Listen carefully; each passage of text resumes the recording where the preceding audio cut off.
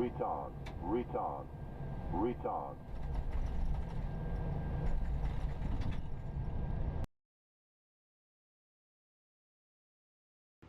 So, welcome, welcome, welcome. Oh, that intro goes by quickly.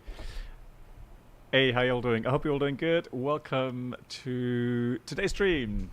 And I just found out a couple of seconds prior to the stream that Fly Tampa has actually brought out... Welcome aboard the Captain hey, Blackbox has Bridge brought Tower out subscriber Corfu. experience.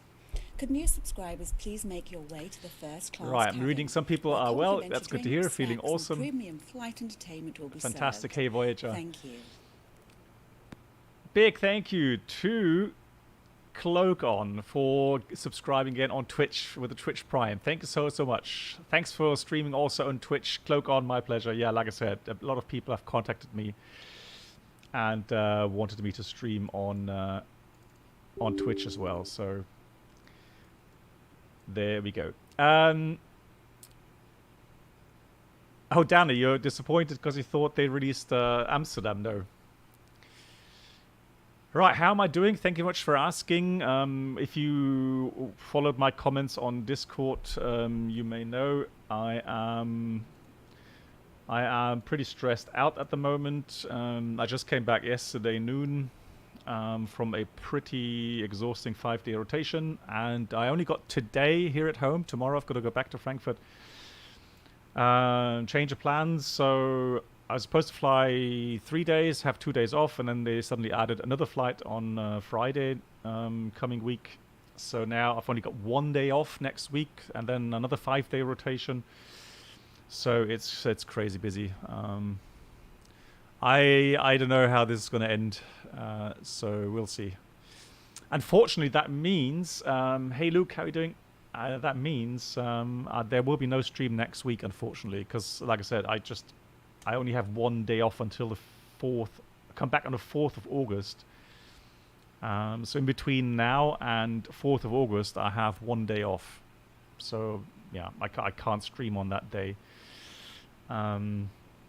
Right, for my moderators, I'm not sure if you did see the message. So the Ask bot is not working, and it looks like the complete bot is dead. So our overlay regarding the aircraft type is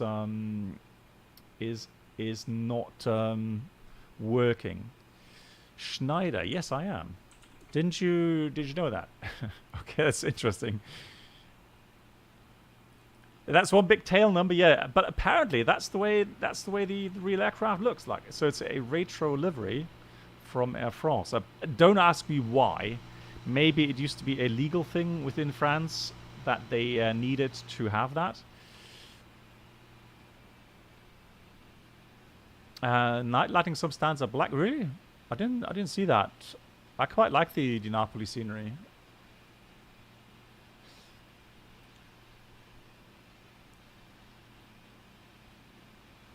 Okay, it's just like, so in real life, Mark says it is exactly like that. Fantastic. So, welcome everyone. So this is actually a new scenery as well. So this is Digital Design Lyon. And I've been to Lyon many times. Long way back in the 737. I remember being here literally, I don't know, 5 times a month. So I know the airport, the old part. Oh, hello. Nice. 777. Beauty. So I know the airport, especially the old part, very well. That's the train station there. And then they added a new terminal building about 3 years ago, 4 years ago, 5 years maybe. So this part, and so this is nice and modern. They did model first layer of interior. Nothing too crazy regarding modeling, but hey, I mean, still looks nice. So, yeah, guys, if you have questions, just highlight it by pinging me directly here. The Ask bot today is not working, it seems. What the hell was that? Jeez. Okay, someone's need to change the frequency here. But yeah, the train station is partly modeled, so that's nice.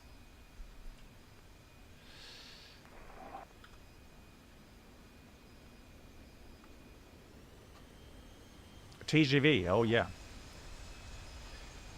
Yeah, I am excited about today's flight. So I am really, really, really hyped to go from here, Lyon, to Corfu. New, just released scenery from Flight Tempo. We already know the one for P3D and for X-Plane was absolutely spectacular. So I am hyped to see what it looks like here in Microsoft. So there we go.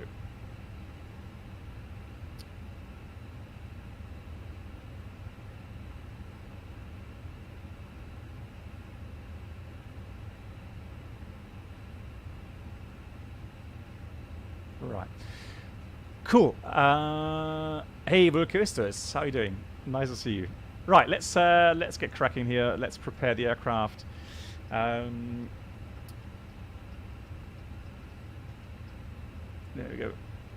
So we're gonna go ahead and do the init here.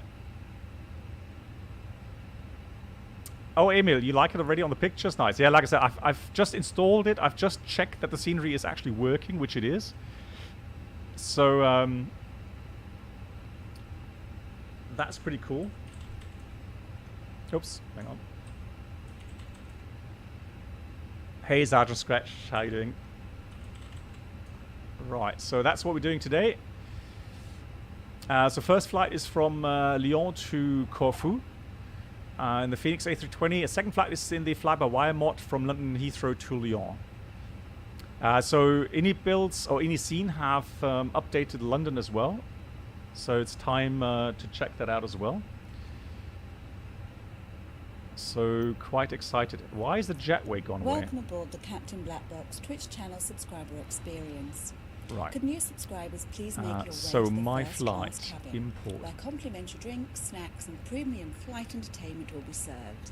So we're starting at early morning, 6 in the morning. So we're going to do 6:30 departure. 06. Big thank you to Vulcaristos subscribing here on Twitch. Thank you so much. That's really, really kind. Yeah, long-term supporter. Thank you so much. There we go. So 30 minutes. That's... Oh, come on. Stop memeing.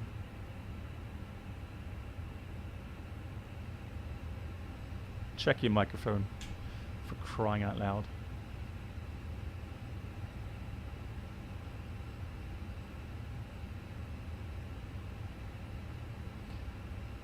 Right, if not, I'm just gonna dial down the sound. Yeah, there we go. All right, so just dial down VATSIM sound. So that's that. What else do we need to do? We need to go here and ground services. Mass and balance, so let's start the loading. Real time, that should be fine, 25 minutes. Lucas, is you doing fine? How are you? Well, again, Andreas, hey, welcome. So the stress at the moment for me is it's margin. Yeah, it's on the right in the margin, I would say, right in the borderline, because what I felt like on my last rotation was that I've not quite come out of COVID 100%. So I still have a feeling that I am just not as energetic yet. So that was kind of a weird experience. So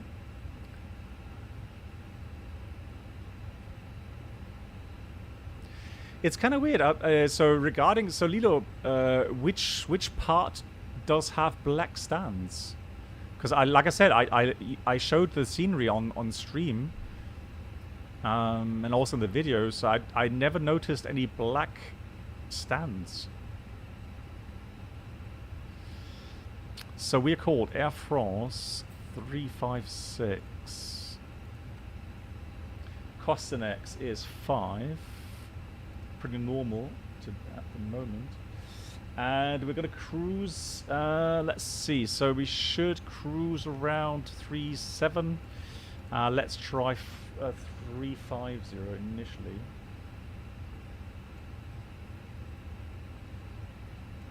So we'll go minus 49.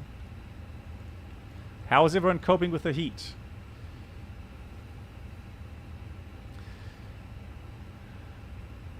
-33 right now, real weather. Yeah, so live weather it is.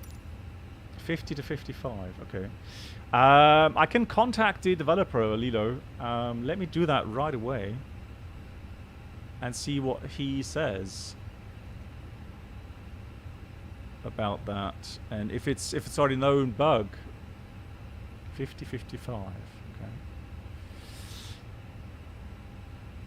So we are expecting 59.2 zero fuel weight, and we're supposed to have, let's check the fuel.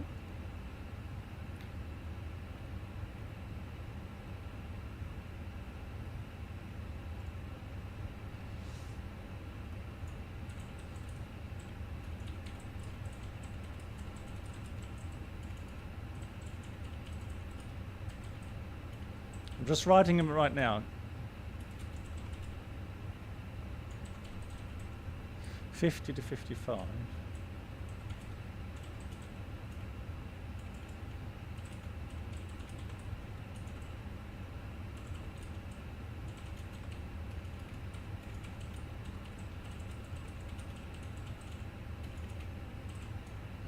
All right, let's see what if I get. So Lilo, if I get a response, I'll let you know. But normally he's really cool. He lets me. He replies very, very quickly. Yeah, so we'll let you know. Cool. So let's check the flight plan here real quickly. That's the routing, and we wanted to have. Hello, black box. Hey Lee, wie geht's dir? Holidays finally, right?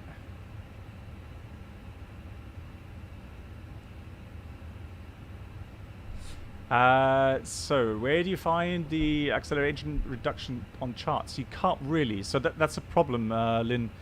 That's the problem with getting the infos from the charts. Quite often you won't find them. So that's why I've made a website. Or well, let's put it this way: Senshai, our good friend, he made the website, and on that. You can find these infos, but I'm sure you already know that. So, for example, Lyon, you'll find the NADP procedure here. If you're wondering where you can find that, here's the link.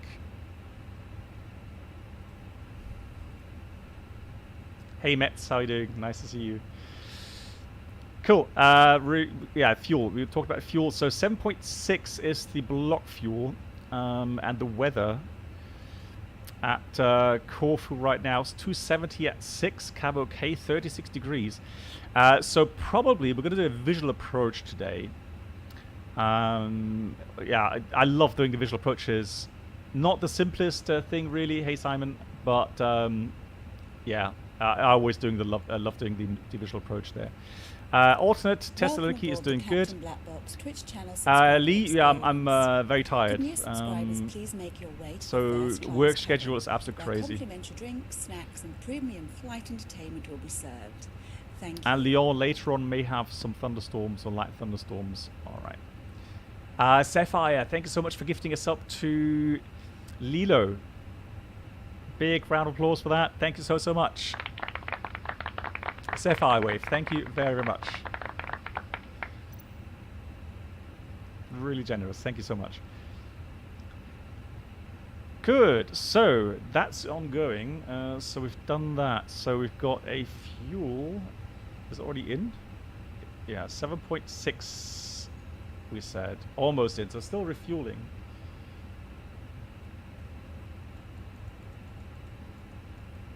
Yeah, 7.6 it is.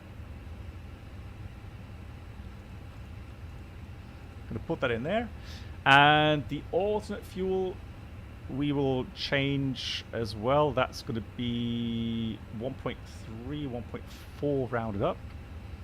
So we should have about 600 kilograms extra fuel in in Corfu. Departure out of Lyon. We don't have control here, but the weather at the moment speaks for runway 35. So let me just check the weather. Hey Yoda, wie geht's? How are you doing?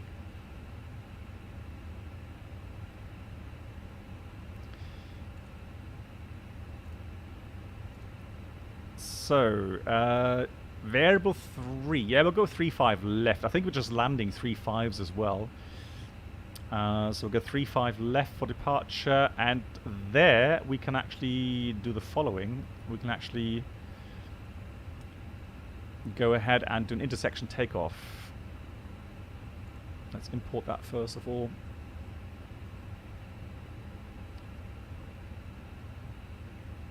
Volcano in Japan erupted.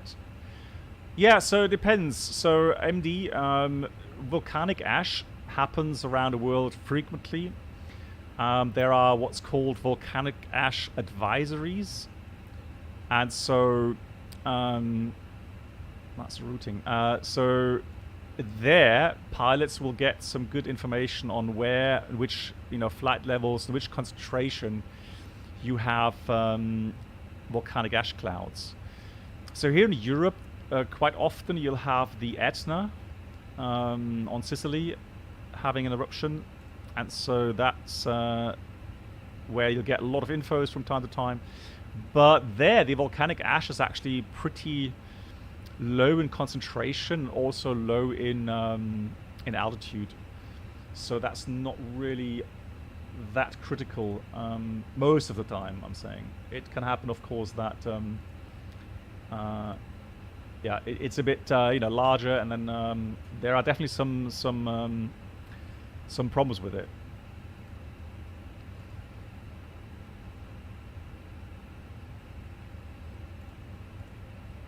So I was just going to have a look at the resort to November departure. It is. What's happening now, guys? Lee, what are you? Comfy chair, Marco. Oh, Mark. Oh, yeah, Mark's there. Oh. Right. Departure. Resort.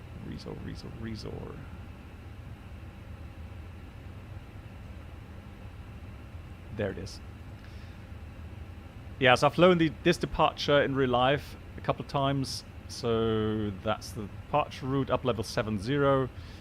And climb 354 track to 3.4 Lima Sierra Echo, and intercept 352 to 4.2. Turn right, intercept La Tour de Pont.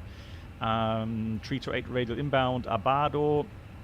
And then intercept Lyon 121 to Pena, and then we'll take the La Tour de Pont 081 again to Resor.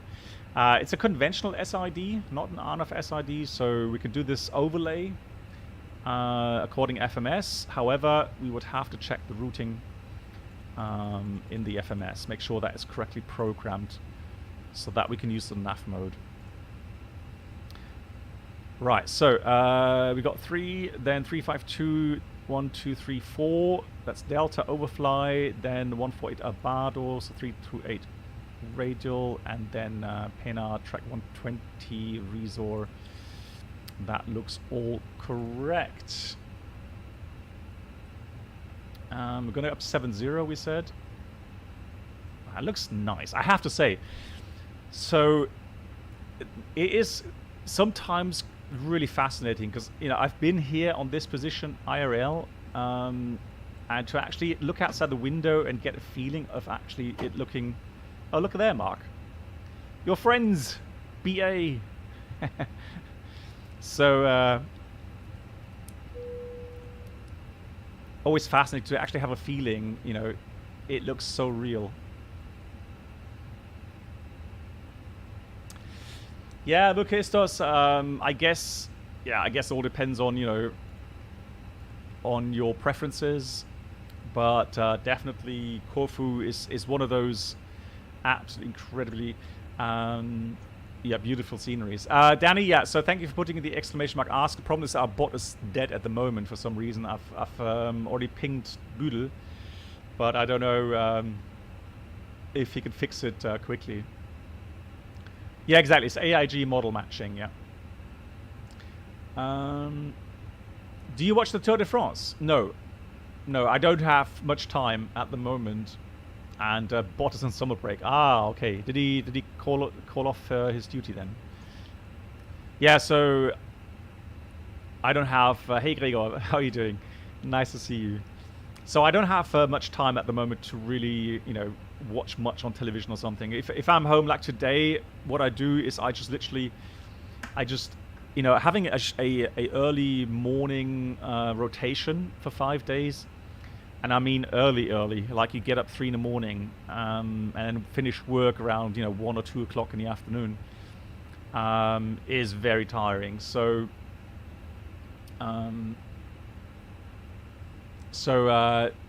hey Vezak and see hi. So yeah, when I'm home, I literally just have a lie-in like today, and then I went cycling to finally do some sports.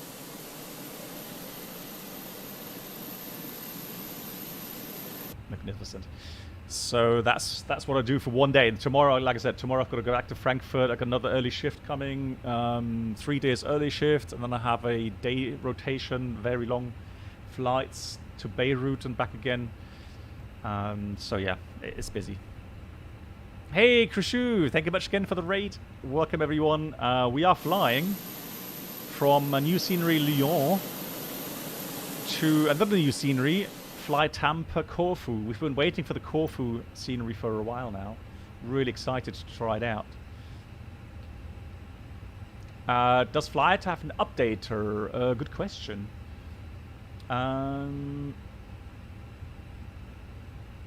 That's a really good question. Guys, does anybody know, on Microsoft Flight Sim, is there an updater?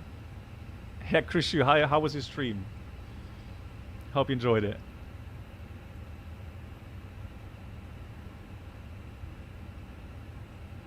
Oh, you're flying to Naples. Nice. From Lyon. It is. Is it FPS consuming? Okay, I'm limiting to 30, so I haven't really noticed. But yeah. It is definitely very, very highly detailed in its model, yeah, that's for sure. Where was I? Oh yeah, the approach into Corfu. So what I plan to do in Corfu is the following. Let me first get the airport infos here. So what I'm planning to do is do an overfly of the airport and then do a visual circling. And it's always interesting for people to kind of, see how it's actually, you can do an overfly of the airport followed then by a visual approach. And it's not too complicated. It just takes a bit of practice, that's all. Sierra 2 Papa. Where on earth is the 2 Papa arrival? Pitas. Where's Pitas 2 Papa? Yeah. So normally that would be our arrival route, Pitas. Then we're going to fly towards Wemat, and we're planning to overfly the airport and then join a circling pattern. I'm sure I've got a file somewhere to show you how it's done. So the timing to get into a downwind. So nice visual downwind for the approach here. Right, so I'll take that one. And otherwise, I mean, if you go and fly an RNP approach or VUR approach, there's some approaches available. So this one, for example, also a nice approach. You could do that one, or you could do a conventional VUR approach from different initial approach fixes. Yeah, so you could do that as well. But like I said, the visual approach is actually, yeah, nice and yeah, challenging as well. So that's what we'll do. I'm just gonna go and store the VUR approach just so I have a reference regarding MSA and so on. Cool. Hey 777, how you doing?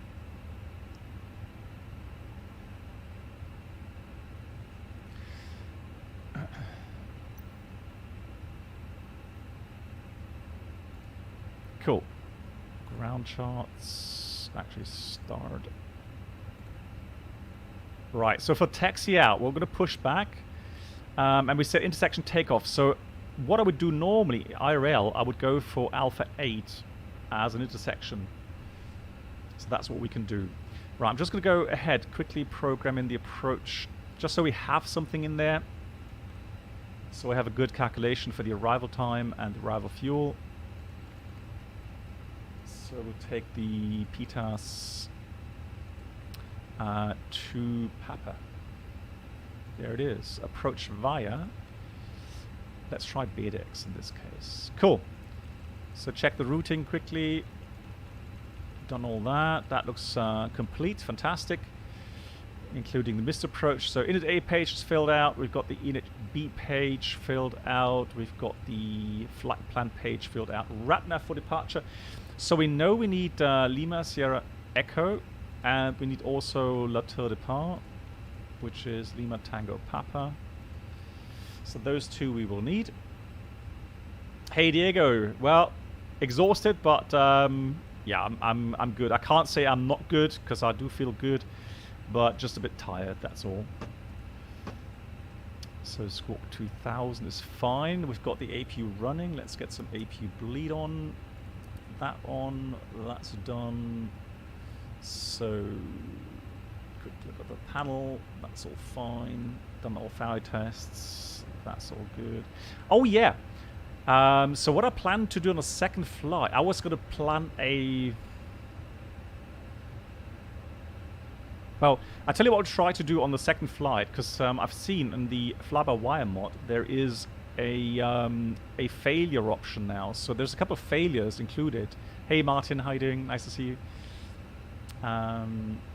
Yeah, see, exactly. So yeah, great news regarding the Corfu scenery. I was looking forward to that for a long time. RATNAV is set, diff rips. So performance. Let's do the calculation for performance here. And we did say we're on intersection takeoff Alpha 8, right runway 35 left, intersection Alpha 8, 3000. What? Right, let's do 34. I don't think it's going to heat up anymore, but who knows. QNH will take 1013. There we go. And Alpha 8 we select it. Fantastic. 6 cm shift. And so preliminarily, actually let's do PAX on. It is pretty hot. So let's calculate that again. Flaps 1. Shift is in. Flex 60. That's all good. And 67.5 is our estimated... Let's have a look. Yeah, we're not quite finished yet.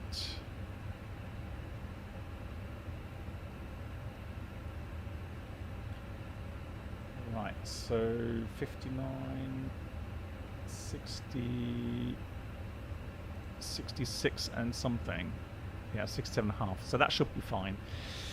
Good. Preliminarily, we're going to insert that not just yet. We're going to wait until we get the final load sheet. Should be there any moment. And so secondary flight plan copy active. We'll do a quick return to Lyon if anything happens. And then we'll do the engine out procedure as well. So ILS 35 right is a shorter runway, but it's still good. 2,600 meters. No star, no via. And the engine out procedure says we've got NDP 1 first of all, 2330, 3830. We'll enter that in a second. And the engine out procedure acceleration 2,400, and it's just straight ahead to RBOP to hold.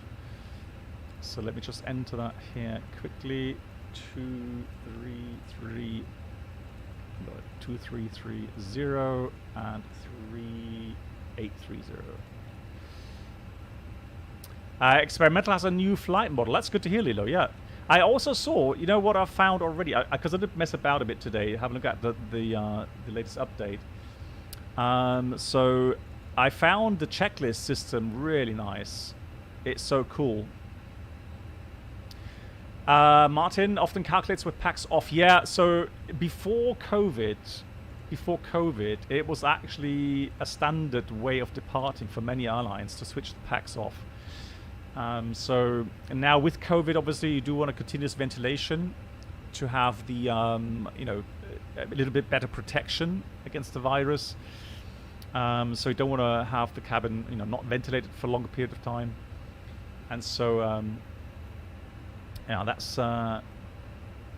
that's why nowadays you do packs on takeoff as much as you can. Oh, hey, that's interesting. Why is pack 2 fault? Hold on. Ah, who put that to shut? Test. Right, someone's messing about with my aircraft again. So that should now open up. There we go. So in case you didn't know, if you're using APU bleed air, right, that will normally open. So you have the cross bleed valve open, so you have both packs supplied by the APU bleed air. That's in the auto mode. If you want to have that disabled, you would have to manually put that cross bleed valve to shut, and that way you have a separation of the bleed air system. So the right hand side, so the right pack then would show a fault because it's not supplied by bleed air. But like I said, normally you would have that in the auto position. Diego, how you doing? I'm all right. I'm complaining because I'm working too much, but hey. Right, sync final load sheet. So that's now 66.4. I'm just going to add a little bit, 66.7. And let's recalculate that. There shouldn't be many changes. Oh, actually 61. So 61, trim 0, and we got 151, 151, 152. Lol, hang on. Has the bot working now? No, it's not working. I don't know. It says question queued. How would you configure that when using an air unit? Right, so normally when you have an external air conditioning unit, you would then not have the APU running, would you? So the conditioned air is actually fed right into that distribution line. So, or distribution chamber. So it's not bleed air. Yeah, so it's not bleed air from the outside. The bleed air, the ground connection here for the bleed air is only for engine start. That is not to be used for air conditioning because that air can be contaminated with oil and fumes and so on. So again, that ground connection, that's for high pressure bleed air from the outside. So it's like an external APU, think of it that way. That feeds in the required pressured air for engine start. But if you're only using air condition units from the outside, so be it from the jetway or an external, let's say lorry that brings in the air conditioning unit, then that's fed into the distribution duct directly. And so again, you cannot change the temperature of an external air conditioning unit in the aircraft. You can only do that externally. Also very important to know. Good, so we got 151. Duct, yeah, so distribution duct, yeah, that's the word I was looking for. Cool. Transition 5000 is correct. And the trim was up 0. So, last thing to do is just to put a line in here for our engine out. And then we're ready to go, right? Yeah, good to go. 3-5 left. And the track is 354 degrees. And we're going to Arbop. Alpha Romeo Papa Oscar Bravo. So our engine out looks exactly like this. So in case of engine failure after V1, straight out, gear up, maybe consider Toga power. Follow that blue dashed line straight ahead, 354 degrees, and at Arbop we would enter a holding pattern. Hey Aviator, good evening, how are you doing? Mixing duct. Yeah, mixing duct. I like mixing duct. Yeah. I mean, normally, quite often Airbus would have a different wording for that. But I think mixing duct sounds good. Good. That means we've pretty much finished everything. Let's check the doors. We can actually get rid of the jetway. And then close the door. So...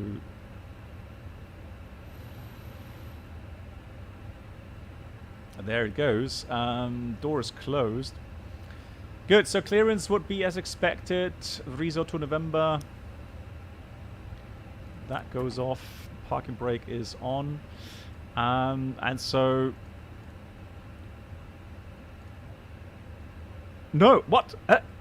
Confirm evacuation? Excuse me?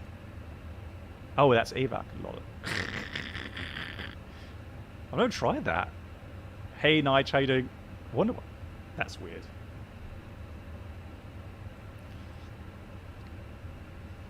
Right, when did it... I've never seen that before. Good.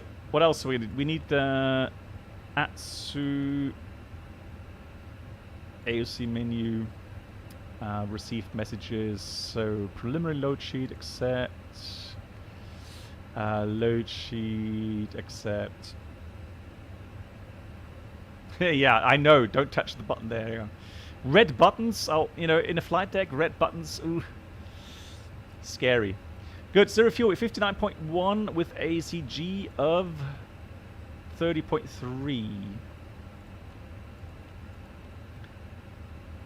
Right. So 59.1. 30.3. Good. Our wind data's missing. Yeah, so people... oh yeah, we want to try out. So you could put an average wind. And so today we would have... if you're wondering on a flight plan, you have normally an average wind data somewhere. And here on the Lufthansa format, you have it up here. Average wind component plus 14. So plus means tailwind. If it was minus, it would be headwind. So that would be tailwind. And so for the format, you can actually put in just... normally I'll put in TL, but you can put T. That works. But also people telling me you can put in minus as well. I never saw that before. Oh, but that would be tailwind would be plus, obviously. It helps. So plus... yeah, there we go. So that would be also a format you can try out. Cool. But we want to get the wind data.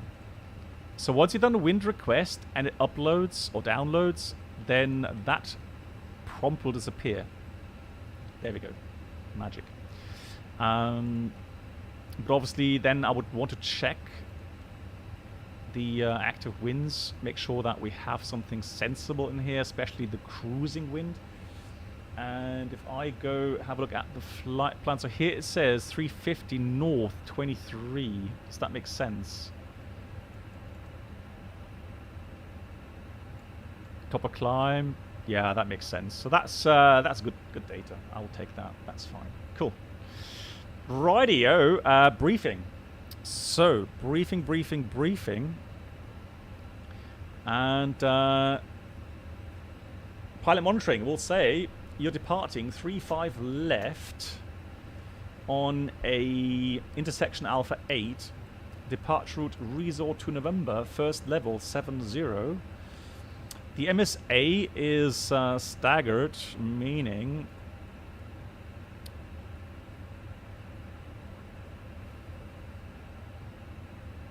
if you click it again now, requesting, it gives you another option. So if you update, yeah, so that's the update, Danny. So if you update the wind, you have to manually then press insert again.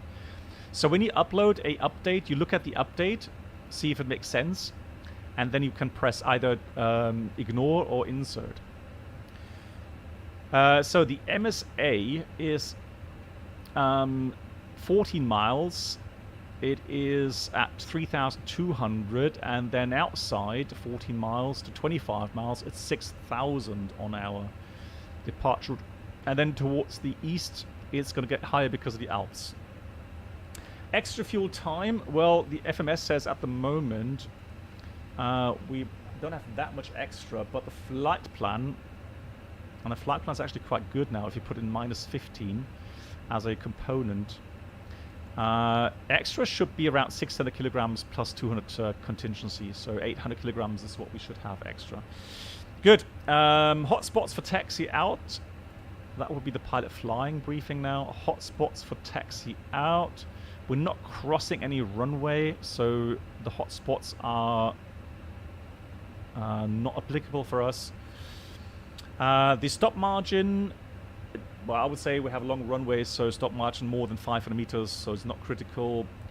The engine out SID was briefed straight ahead 354 to the fix called ARPOP, and then once we've cleaned up the aircraft, done the securing of the engine, we'll climb to 4,000 feet, radar vectors for an ILS approach 35 right. Be slightly above max landing weight, so we'll have to look into the overweight landing. But things to consider are APU on, use bleed air from the APU for the air conditioning. Use config full if you can, regarding performance for the climb out, single engine. And we'll use max reverse, and after landing we'll make sure that we put the brake fans on. Good. Anything else? We've got everything standard operation, so there's nothing non-standard today. Threats, well, high terrain to the east, apart from that, high temperatures, but nothing else really that I would see as a threat. Cool. Then cockpit preparation checklist. Gear pins covers removed. Fuel quantity 7,500 kilograms balanced. Yep. Seat belts on. ADIRS.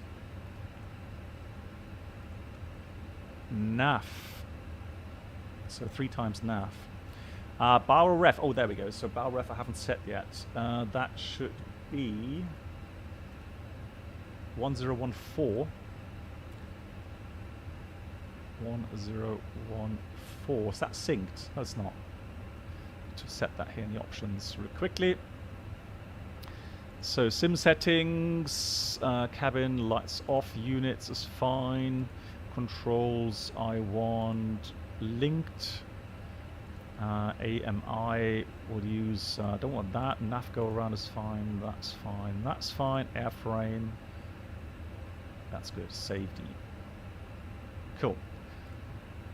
Nice. So the altimeter, QNH 1014. Set. And that's the cockpit preparation checklist completed.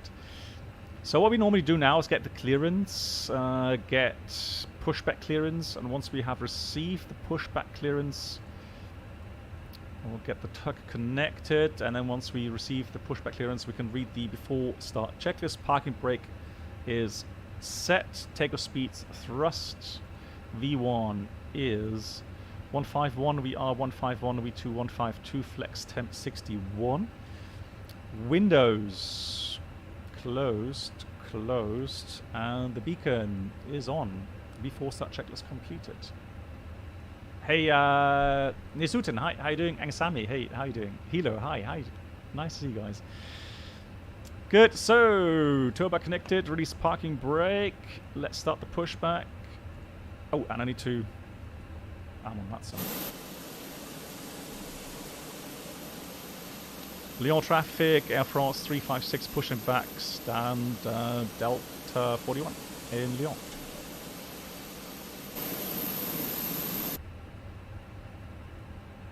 There's no one here anymore. Blimey.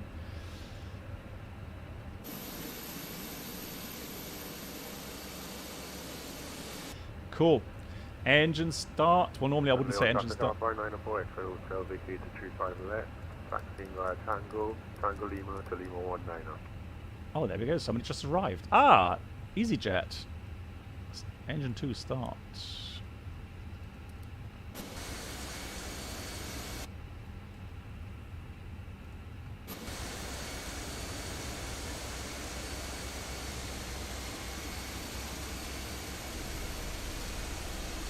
Oh, even has the pushback truck from Air France. Look at that. That's nice. Yeah, it's a retro livery. Lovely, isn't it?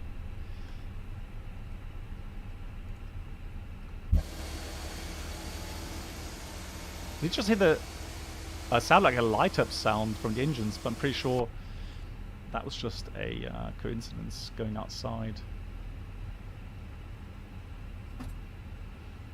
Right, good engine start. Start valve closed. Engine 1 start.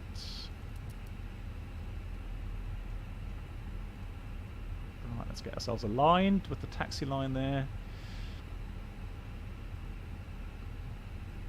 Cool, cool scenery. Really like it. Right, let's stop here. Set parking brake. Parking brake set. Clear to disconnect. Give a hand signal.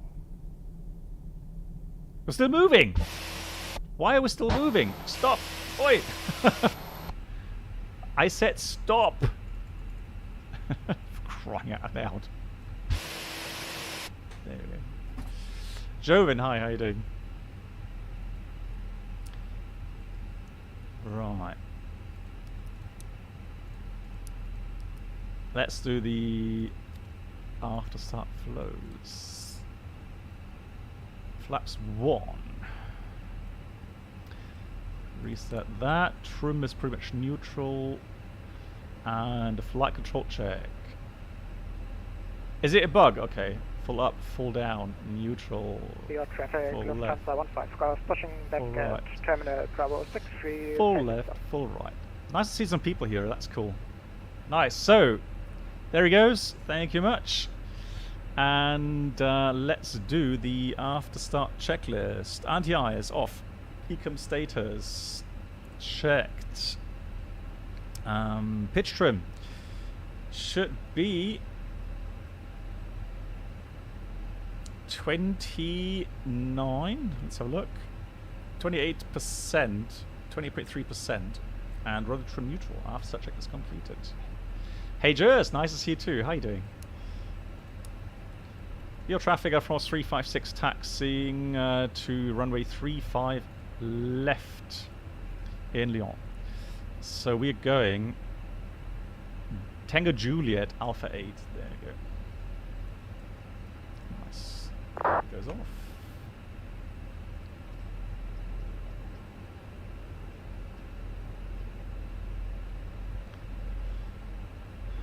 Clear left side, clear right side, and one brake check. Brakes are working. How about you? Yeah, just a bit stressed out, really. But nothing else. I'm well. I'm just bitching about my schedule, that's all. Which is a bit tight.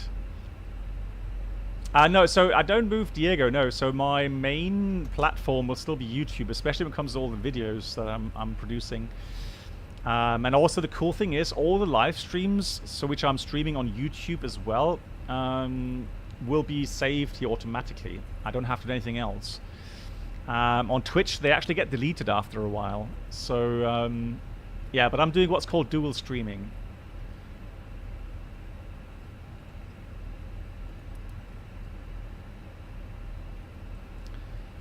Cool. That radar doesn't work, so not bothering with that.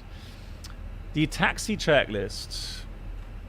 Flight controls checked. Flap setting. Config 1 plus F.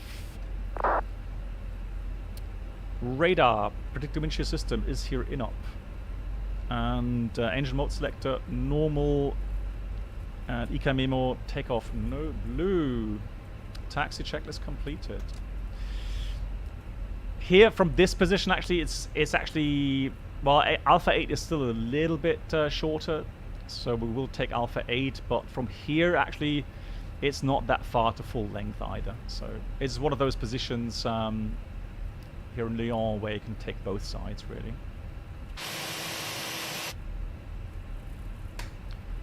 Make sure we're not hitting anyone. Lovely. Cool. I'm going to put on TCAS already so that we can see any aircraft on the final here. Looks fine. Lyon traffic, Air France 356 lining up 35 left via Alpha 8, departing to the east in Lyon. Strobes on, like that. TCAS on, cabin crew prepare for departure. Packs remain on, so lineup checklist. Takeoff runway, 35 left, Alpha 8. As calculated, shift is confirmed. TCAS, TARA, and the packs are on. Lyon traffic, Lufthansa 15 Golf, taxiing to Holding Quiet Hotel, 35 left. So let's Lyon make traffic. sure there's no traffic on Welcome final. aboard the Captain Exactly. Black Hey Box Ralph, Twitch how you channel doing? subscriber And that's a tier 2 experience. as well. Could new subscribers please make your way to the first class cabin, where complimentary drinks, snacks, and premium flight entertainment will be served. Thank you. Ralph, thank you so much for the tier 2 here on Twitch. That's really, really generous. Ralph, thank you so much. I hope you're doing well. Yeah, there's a new scenery for Flight Hamper Corfu. I'm really, really looking forward to it. Right, sight sticks on. We are ready for departure. Let's reset this clock. Have that on. Everything's on. Takeoff.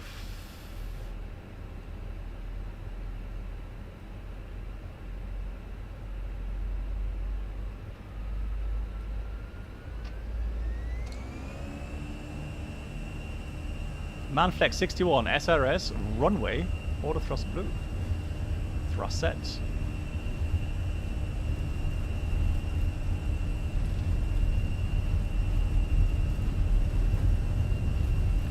.100 knots.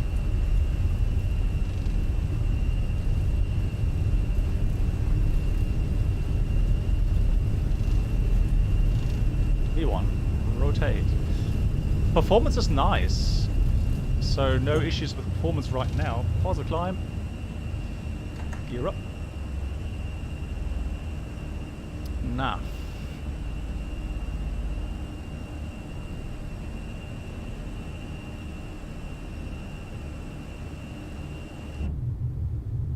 Oh, lovely, that shadow. Nice.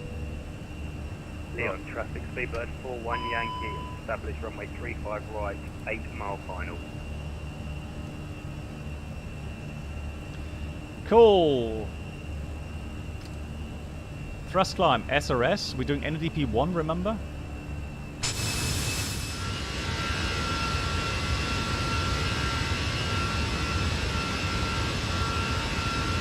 So the city is here, this end. There's the city. Beautiful city. There we go. Thrust, climb, climb, out blue. Why Twitch? Why? Because dual streaming to make everyone happy, exactly. And look, guys, there's just no denying. Right now, we've got 100 viewers on YouTube. Thank you very much for that. And we have 225 viewers almost. No, 235 now viewers on Twitch. So that really does show you that Twitch just has more viewers. And the food is very good, it's FI, absolutely. Here comes S-speed, flap 0, speed is checked, flap 0, ground spoilers. just slipped on the... I just slipped on the gear lever there on my... Oh my god, right, autopilot off. Things are happening. There we go, panic. So, let's continue climb. Oh, and by the way, guys, did you see the trees? I fixed the trees. So I had to delete Accu Seasons again and reinstall Accu Seasons. And now I've got nice summertime trees, finally.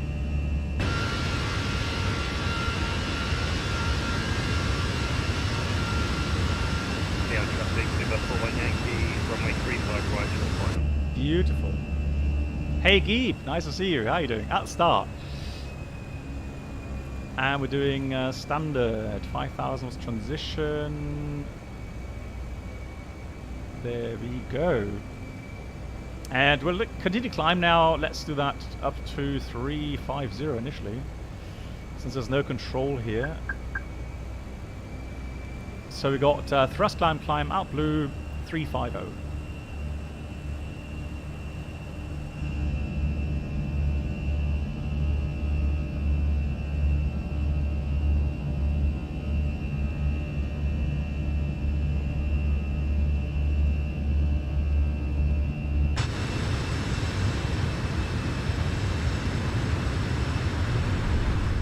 And there towards the east you have the Alps. So it's always a really nice departure route.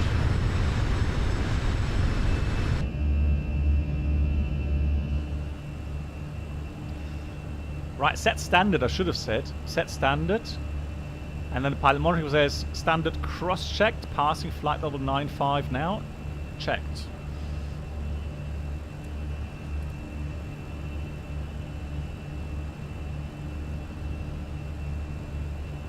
Here comes 10,000 feet. But it should have been off anyways. It's nice and smooth there, so let's go seatbelts off.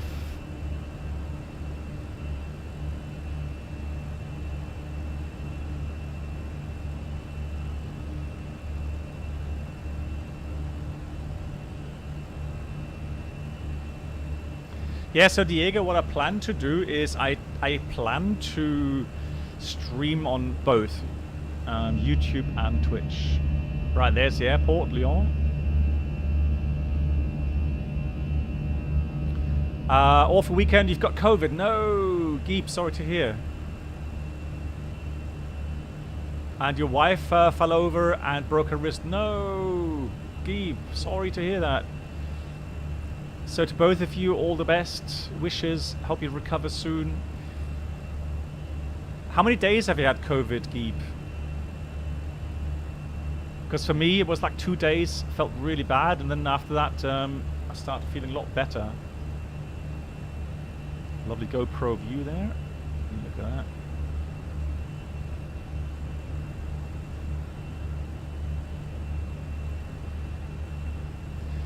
Yeah, so again, this is this departure route is beautiful, especially with weather like this. Incredibly beautiful. So there's the Mont Blanc. So when you have good visibility, you can actually make that out quite early on.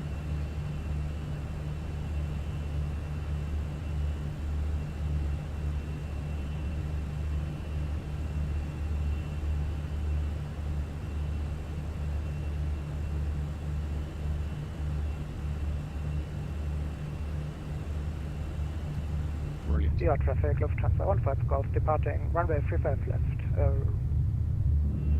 DR traffic.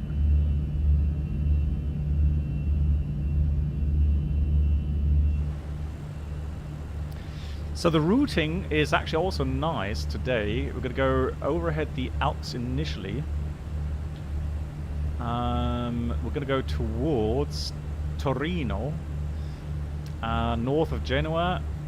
Then over to, well, it's going to be north of Firenze. Then we should see the coast of Croatia. And then we go fly the approach towards Corfu. Exciting.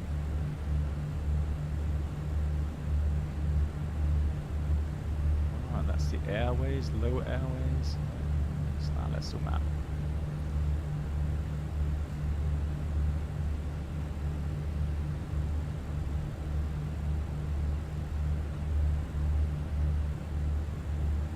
Yeah, I love that view. That's pretty cool.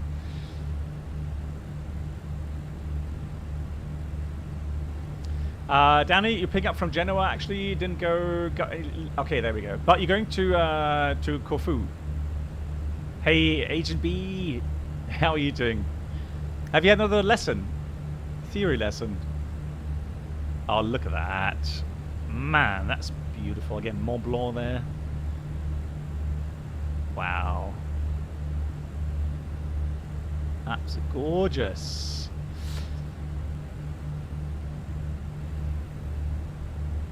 Tomorrow's the second one. Excellent. Yeah, keep me posted, please. Always happy to hear what you're reporting there. Cassiopeia, hey. yeah, so Geeb, I'm not sure if you're still listening. Yeah, I hope you recover quickly. But like I said, assuming that you've had the vaccinations, recovery should be fast. Hi. Oh yeah, this is just absolutely gorgeous. Look at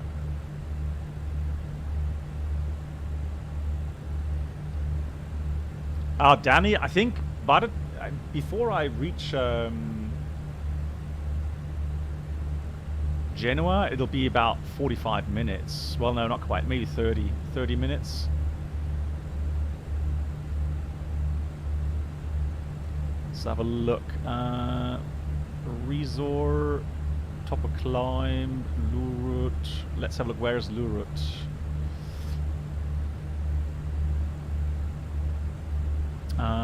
High Airways. Does it still show the fixes? Welcome aboard the Captain Blackbox Twitch. Oh, that's actually pretty neat. I like that. Look at that. You can have very good grid altitudes. Please make your way to the first class cabin, where complimentary drinks. Oh, we got this. snacks, and Oh, there we got the flight entertainment will be served. That's Thank Aztec. you. There's Genoa. Right. There we go. I like that. So here we got nice grid altitudes now. So 13.8, 18.2. Really nice. Hey, Turn. Thank you so much for your Twitch Prime. Let me give you a round of applause for that. Welcome to the community. So everyone that's subscribing on Twitch, it doesn't matter if you subscribe on YouTube or so if you become a member on YouTube or you subscribe on Twitch. We've integrated both now on my Discord server, so you should see the subscriber channels as well.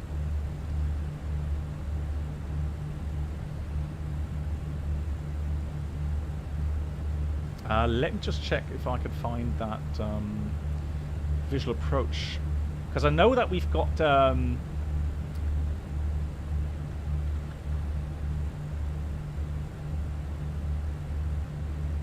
the standard visual approach we have, but we also got I'm pretty sure I had that file. Let me just get my Discord open here. Sapphire, you just had COVID for the second time. Really? Yeah, my older daughter is maybe also having the second time of COVID, but not confirmed yet. Oh, Lilo, are you still here? Lilo, I got a reply from RD Presets. So he hasn't heard of that one.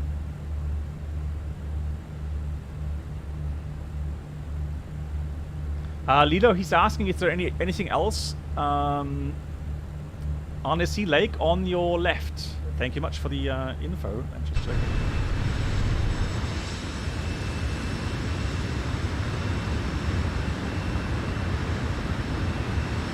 Oh, back here. Ah, there we go. Yeah. Roger, roger. Yeah, so the lake there on the left. Annecy, thank you much. So Lido, if you got any other issues with the scenery, let me know, please. Because again, I can put that straight to the developer. And yeah, he's not heard of that issue before. He'll look into it. Hey, Bassman from Hell, nice to see you. You were the EasyJet, nice. Yeah, so I saw you taxiing in. Hope you had a good flight. Have you seen the Throttle Quadrant? Yes, I have. V1 Simulations, awesome guy. I love how he presents everything. And for me, I'm not going to get it because it's about $1,200 with shipping. It'll be 1,400 euros in that region. And it's only really for the 320. At least immersion wise, so it's too expensive. I just see that as well, just for the purpose of having, you know, the thrust levers. But if you literally only fly the A320 and in the sim, and you know, you want to have that extra immersion, then yeah, if it's good quality, which I can't comment on, I'm gonna have to take V1 Simulation's word on that. If it's good quality, then yeah, you know, you might as well consider getting it. But again, for me, yeah, I've got the throttle quadrant or the Bravo quadrant, which actually I should put on right there, which I am happy with. So I can use, you know, different different add-ons. So I can use different thrust levers, etc., etc. So that's more, you know, more for me. Right, so Agent B7, already know for sure I had COVID twice. Okay, first time in Moscow, I tested like a week, felt basically like a cold, yeah. And the second time in Istanbul, like 3 days with cold symptoms, but it caused some... Oh, no. Really? Man, you know, these things are something I do worry about. You know, lung COVID or complications. Just the night lights. Okay, Lilo. All right, I'll post that to him.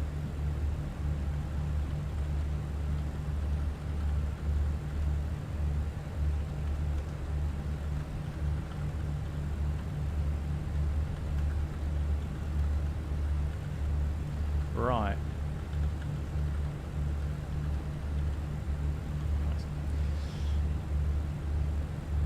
All right, so Lilo, yeah, the developer is now aware of it, and I do trust he'll look into that and you know, see if he can fix that.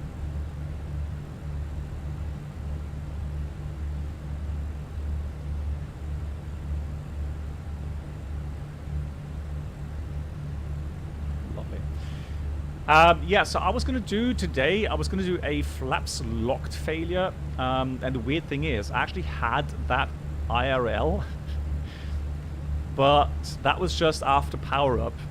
So after power up the aircraft, it went bing, the amber box there, so the flaps and slats were up, but we got amber box there, and it said flight control, flaps locked, wingtip brake on.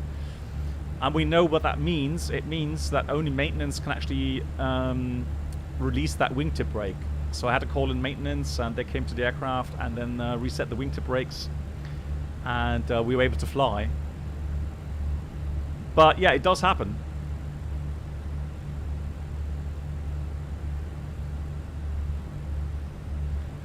Yeah, so Lucas, I will do so, yeah.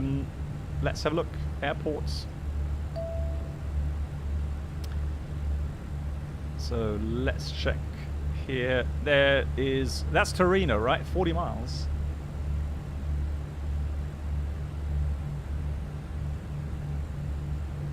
Yep, there we go. Coming up to Torino. Well, have a look. Oh, okay, Yoda, take care, yeah? All the best. Hope it's not too hot in Amsterdam. Yeah, so this side of the Alps, you cross that really quickly, actually. But you can see the Alps running around the corner there, and if you got good view, you will see the Alps all the way across to Austria. Well, not today, it's a bit hazy today, but yeah, normally you have a huge view. It's like a dry air mass, really nice. Ta-ra. Right, there we go. The issue with having a city close to mountains that kind of swing around like that is that if you got thunderstorms, they actually tend to stay fairly stationary. Oh, we got some scenery issue. Look at that. Lol. So I can confirm that is wrong. Right, those things do not exist at IRL. Can you share your camera presets? If you tell me how, Lilo, I would do so. Let me know, Lilo, on Discord, please, where I find them. Right, got traffic climbing as well. How many miles is that? 10 miles. Yeah, he's going this way, so he shouldn't be a factor for me. He's still climbing as well, and we're leveling 350.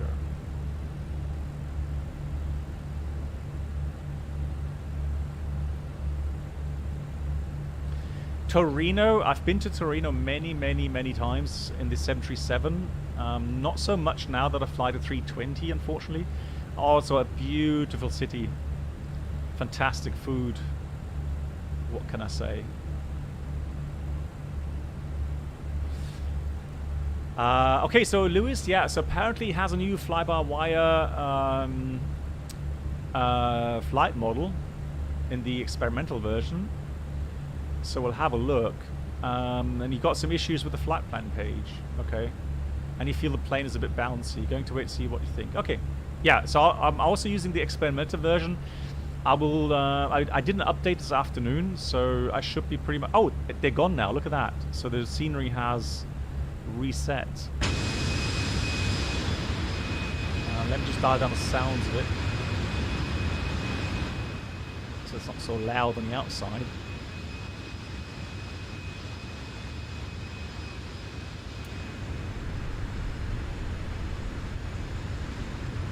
So what we're looking for, Torino, Mole Antonella. What's Mole Antonella? What we're looking for here? Hey, what's that? How you doing?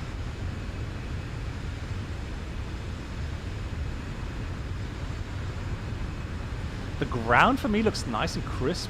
I like it. So not so blurry. That's nice. I know there's a monastery, I think here, and the airport is right there. New subscribers, please make your way to the first class cabin, where complimentary drinks, snacks, and premium flight entertainment will be served. Thank you. Absolutely gorgeous. So thank you so much for the 39 months on Twitch. Thank you so much. Thanks for the support.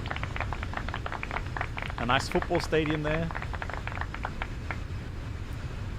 Oh, yeah, the tall tower in the center. I'm not sure if I can, I can't zoom in. Welcome Is it here? Captain Blackbox Twitch channel subscriber experience. Could new subscribers please make your way to the first class cabin, where complimentary drinks, snacks, and premium flight entertainment It doesn't will look be visible. served. Okay. Thank you.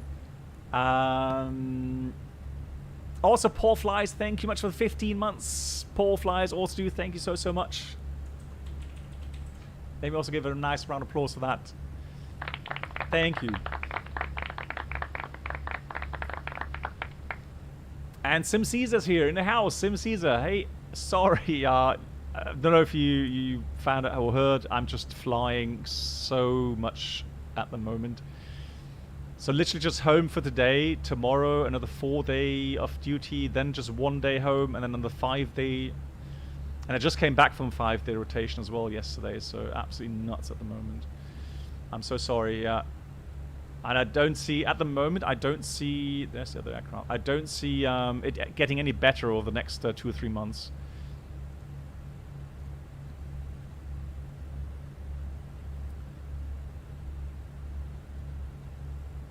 Beautiful. Right. I was going to look for the file. What happened to my Discord? Where is it now? Oh, I'll close it again. Tis. Let me just open it. There we go.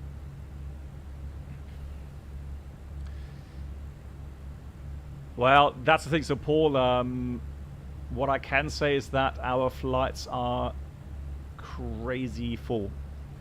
And I've actually been flying a lot of 321s as well. And so...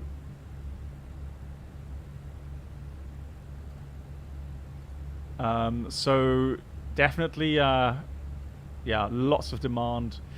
And now we got the three large counties in Germany. Just starting summer holidays. Yeah, so Kasia Paya today, because I did announce it last week, so I did want to stream today. And I mean, I'm happy that I'm streaming today because of that beautiful Lyon scenery and the Corfu scenery that I'm going to see in a minute. Well, an hour. So definitely looking forward to that. Let me look at the subscriber files. There we go. So let me just save that.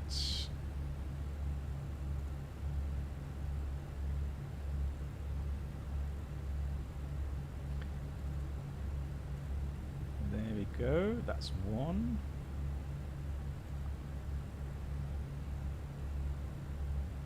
Right. That's good.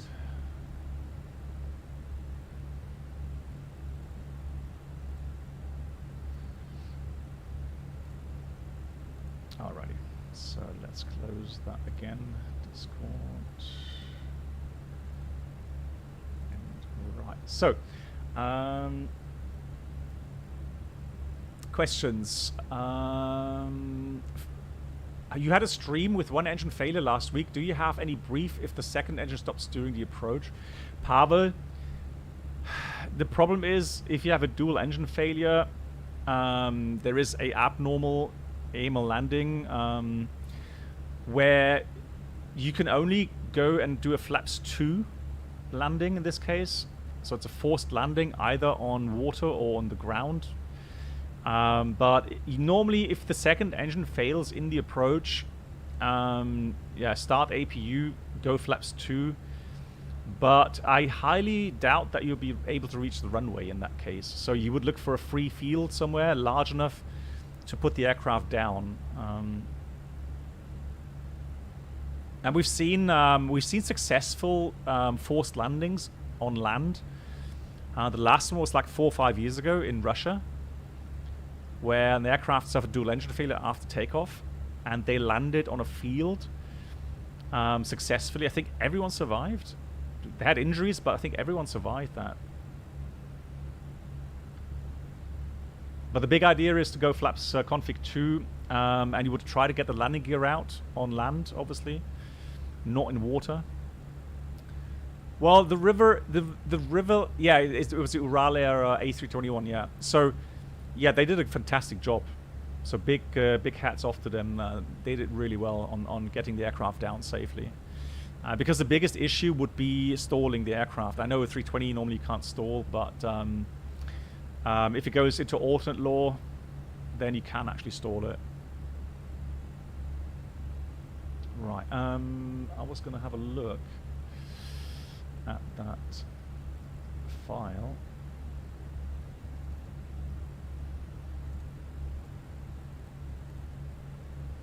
So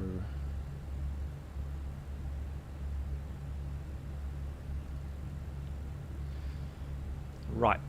I'm sure that those of you who have been following me for a while have seen this picture before. So when we do our approach into Corfu and we do a visual approach pattern, we try to get the aircraft on our standard visual approach pattern.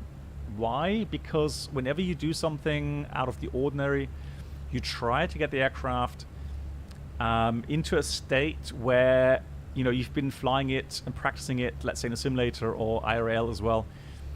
So the standard would be 1,500 feet above threshold, and then you want to fly outbound 3 seconds per 100 feet, minus the tailwind component in knots.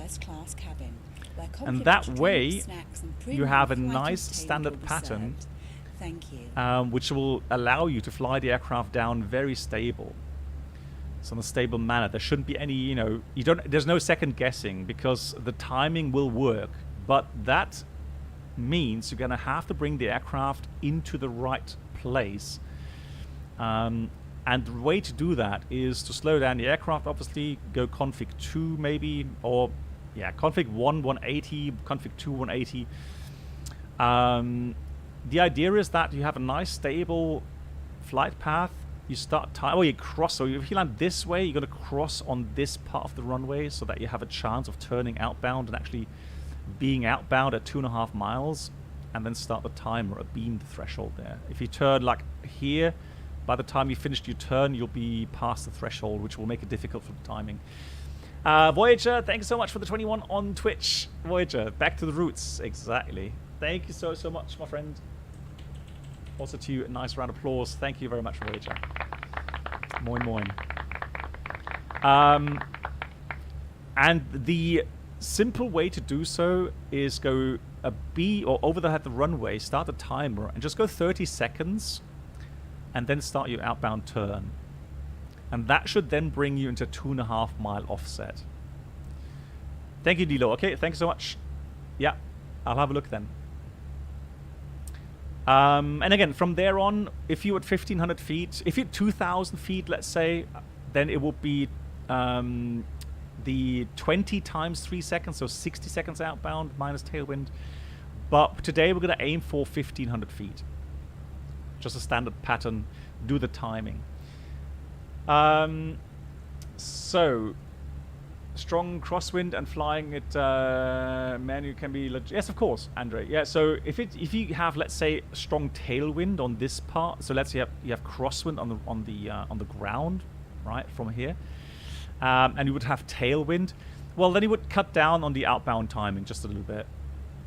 Again, don't make it into rocket science. These are just kind of rule of thumb values.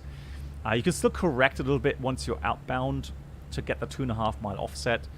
But again, it's a visual pattern. You're gonna have to improvise. If it's really windy, you're gonna have to improvise a little bit.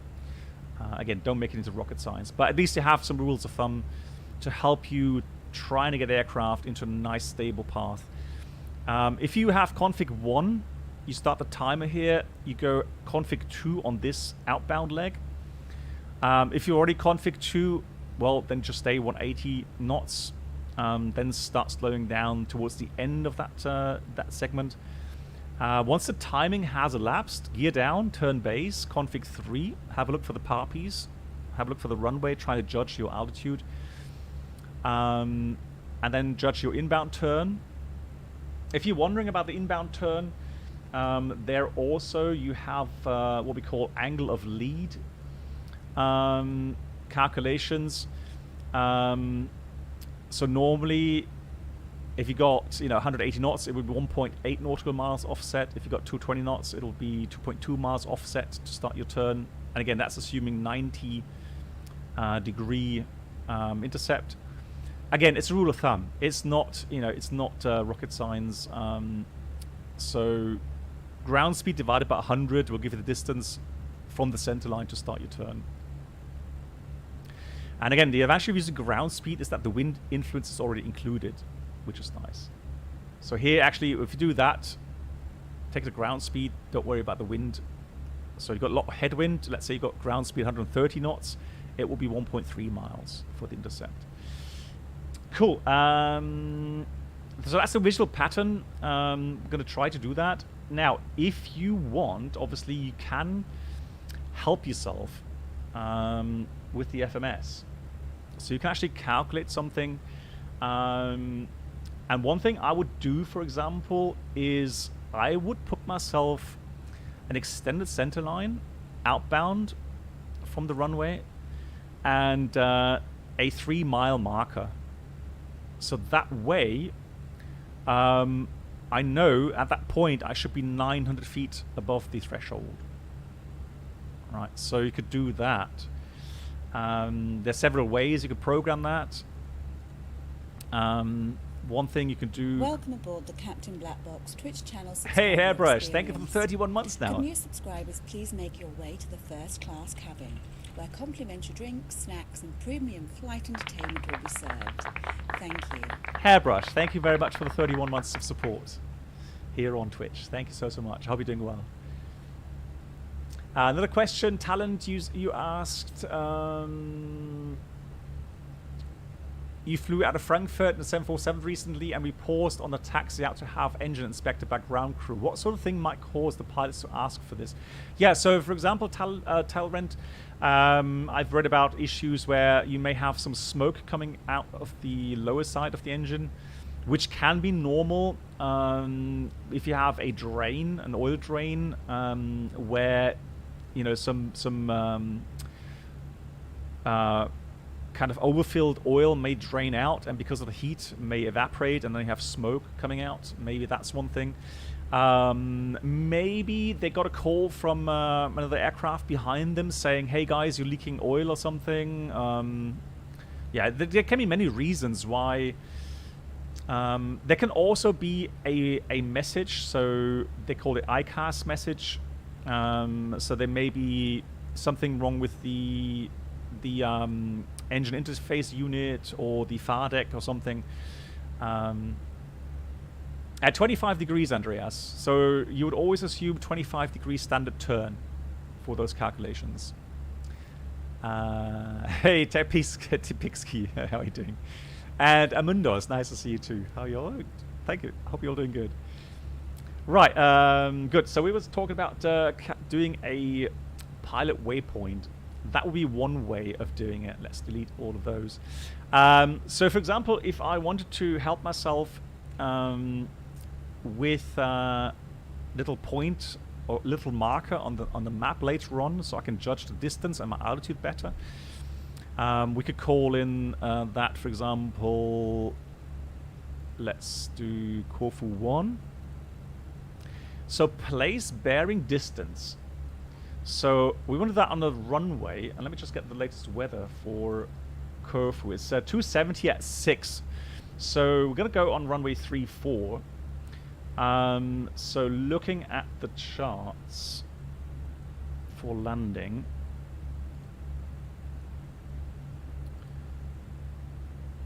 so let's look at the runway track. That's the most important thing. So that would be 345, opposite obviously 165. So we just type in Lima Fox, Lima Golf Kilo Romeo. That's Corfu. Then we go bearing. Actually, no, let's put the runway 34. Bearing is we set 165, correct? My memory. Just make sure we have the right values. Yeah, 165.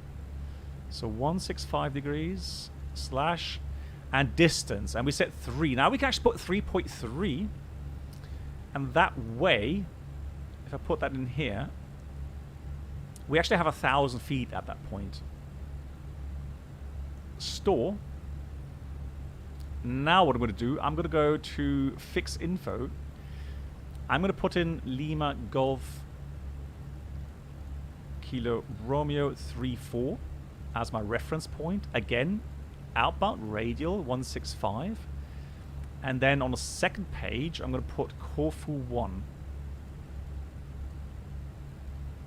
And if I didn't mess up the programming, we should now see a beautiful line on the plan page,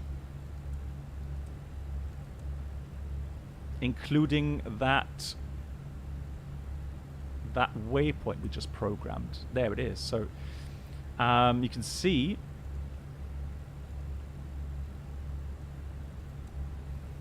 here. So that point there, Corfu 1, that is my visual reference now. So when we do the pattern, we come over the airfield, the north side, turn downwind, 2.5 mile offset, outbound with the timing. And then I want to go and aim for that Corfu 1 point at 1,000 feet above the threshold. So it should be pretty much level, sea level. Yeah, 5 feet. So that makes it easy. So we should literally have 1,000 feet at that point there.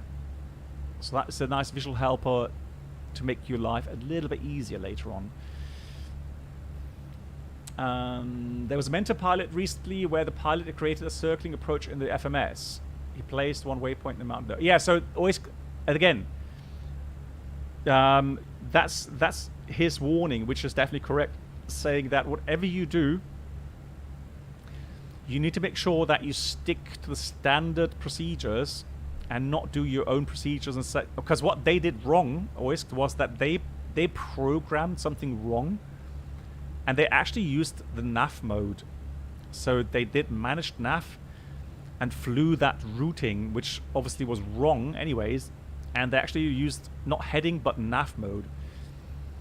And so that's something yeah, you have to be aware of, right? This is still a visual pattern. So again, this is master. Right? So whatever you do with the timings, that is master, not this.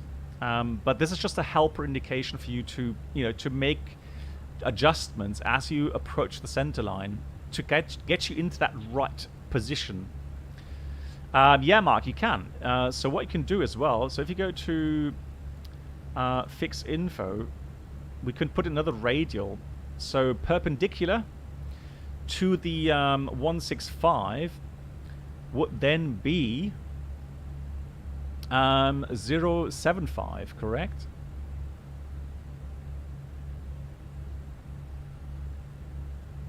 So if we put 075, you should get, yeah, that perpendicular line, so you can start your timing. That's actually a good idea, Mark. Yeah, I like it. Yeah. Oggy, it's digital design. Digital design, Lyon. Yeah. Lovely scenery.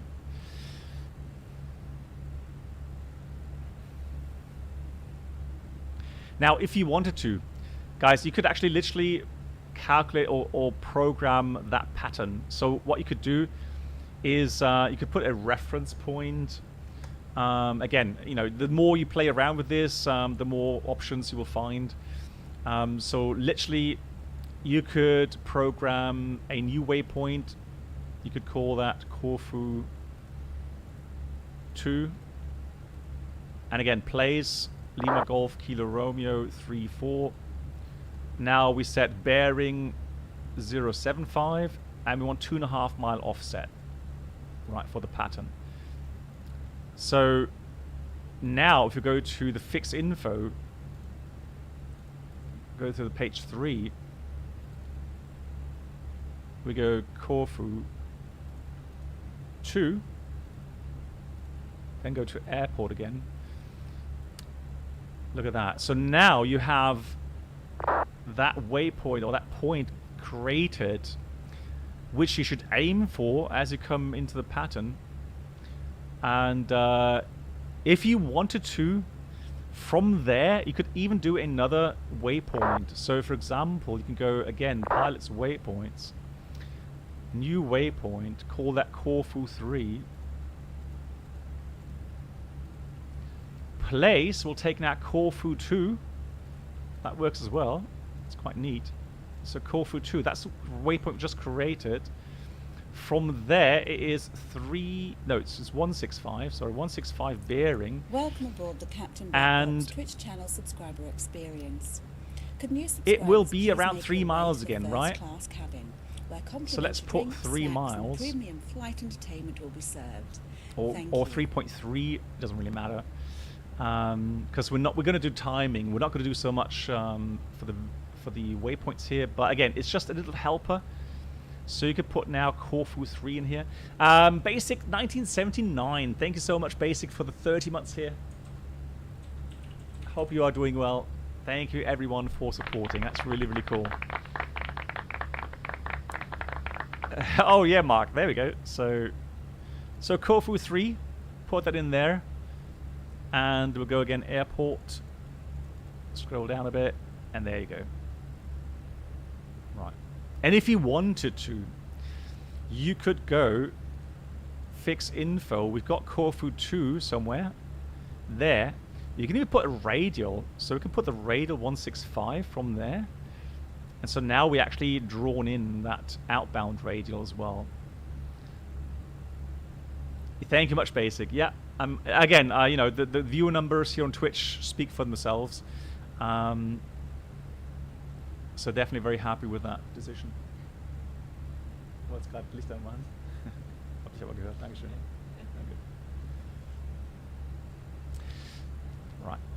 Again, don't take this as a navigational means where you would start programming the waypoints into the flight plan page. Don't do that, because it is still a visual approach, right? So you don't have to, you know, go all the way with that programming. So you still need to look out. You still need to look for visual cues. Make sure you don't hit anything. And yeah, but again, these kind of things help you a little bit to stay on the right path. MCU Atsu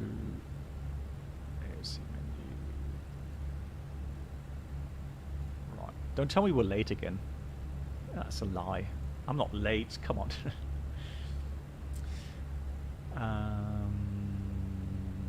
Good. I think we answered all the questions, haven't we?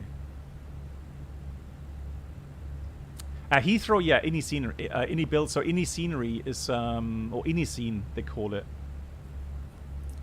Welcome aboard the Captain Black Right, we Box Quick should subscriber experience. have Could new Venice subscribers please make your way to the somewhere. first class cabin, where complimentary drinks, snacks, and premium It's a bit far flight out, so we're entertainment will not be going to see served. it. Thank you. And Mark, thank you so much for gifting us up to 777 Driver. Thank you so much, Mark, for that. Give you a round of applause for that as well. Thank you very, very much. Cool. What I find exciting about these approaches, and the visual approaches, you can't really do that much these days with visual approach. There's not many places where you could do visual approaches, sort of standard visual approaches. But sometimes you can do that, and my last visual approaches were actually in Sofia. The exciting thing is that you're going to start out from a point which is completely non-standard. But again, you are aiming for the standard values at some point, because if you don't have, the 1,500 feet above the aerodrome at this point, so it's still a bit high, you're going to have, higher descent rates, maybe higher airspeeds. So it's going to mess up your timing a bit. So you've got to improvise. And whenever you need to improvise, it may go well, but it just increases the likelihood of messing up something. So again, the exciting thing is being cleared for visual approach. The tower really doesn't care that much what you do from that point onwards. It's, there may be some airports like Dresden, for example, that will say, you're not allowed to be closer than 5 miles, and you should not be lower than 2,200 feet or something. I don't know exact values there, but you have some airports where actually restrict you in your visual approach pattern. But otherwise, if there's no restriction, you can. Normal jet pattern isn't 1,500 feet, yes, but I mean, I've seen some crazy approaches in my lifetime. From other airlines, and welcome aboard the Captain Black Box again, it's a visual approach. Subscriber experience. Could new subscribers please make your way to the first class cabin, where complimentary Oh, nice! You were there in 2000 premium partying. flight entertainment will be Nice. served. Thank you. And Jack, thank you so much. Jack MLB coming in with a tier 1 on the channel. Thank you so much for your support. Welcome. Thank you everyone for your support. That's really, really kind. And again, I do apologize for not being able to stream that much at the moment. And the reason being is that my airline is having the same issues as many airlines at the moment, where we're just not having enough pilots. So those that are not sick, they have to fly, maximum hours, and that's what's happening to me at the moment. I'm flying on the max level of duty time I can do.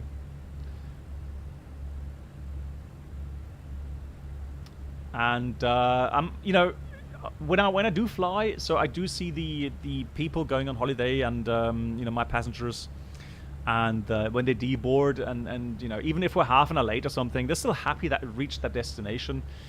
They're thankful, and so that's always a good feeling, no doubt. And the more I fly, the more people will get to the destinations, because on the other side, strictly speaking, if I call in sick, it's pretty much assured that some flights will be cancelled, which is a crazy thing. I've never had the situation where if someone calls in sick, there's no one else to pick up that flight, so the flight would have to be cancelled.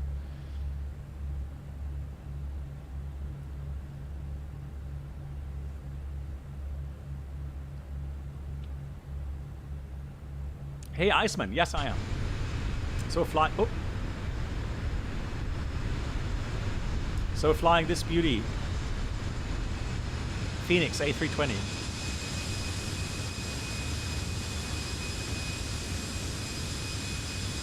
Ha! The bags, yeah, that's another big meme, isn't it? Luggage. We've got friends. They went with British Airways to New York, And on the website, it said they would be allowed to take 23 kilograms of hand luggage each. But when they started to check in, they had to check in all of their bags, including the hand luggage. And now you can guess what happened. When they arrived in New York, 0 pieces made it. So there's no hand luggage and no normal luggage actually made it, because they had to connect through London. So they flew Hamburg, London, and then London, New York, and none of their luggage made the connection. Can you imagine that? And then they thought they could take, hand luggage, and they put everything in their hand luggage, right? Because it could have said on the website they can take 23 kilograms each. But then they had to check it in. They weren't allowed to take it on board. Oh yeah, they definitely went shopping on BA's expenses, yeah. Yeah, always, the thing is, so here's the deal, guys. So when you come on board an aircraft and the crew or the clerk at the check-in says you have to have that piece of luggage put into the cargo hold, you need to take out certain things like your laptop, anything that has a battery in it. So power banks, for example, you have to take out as well.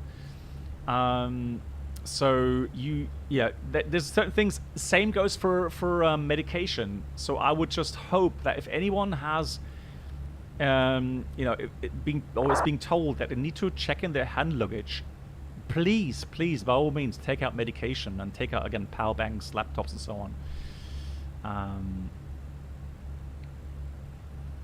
Yeah, hand luggage is made of battery. You have to take it on board. Well, there we go. Problem solved. Do I work for BA? No, I don't.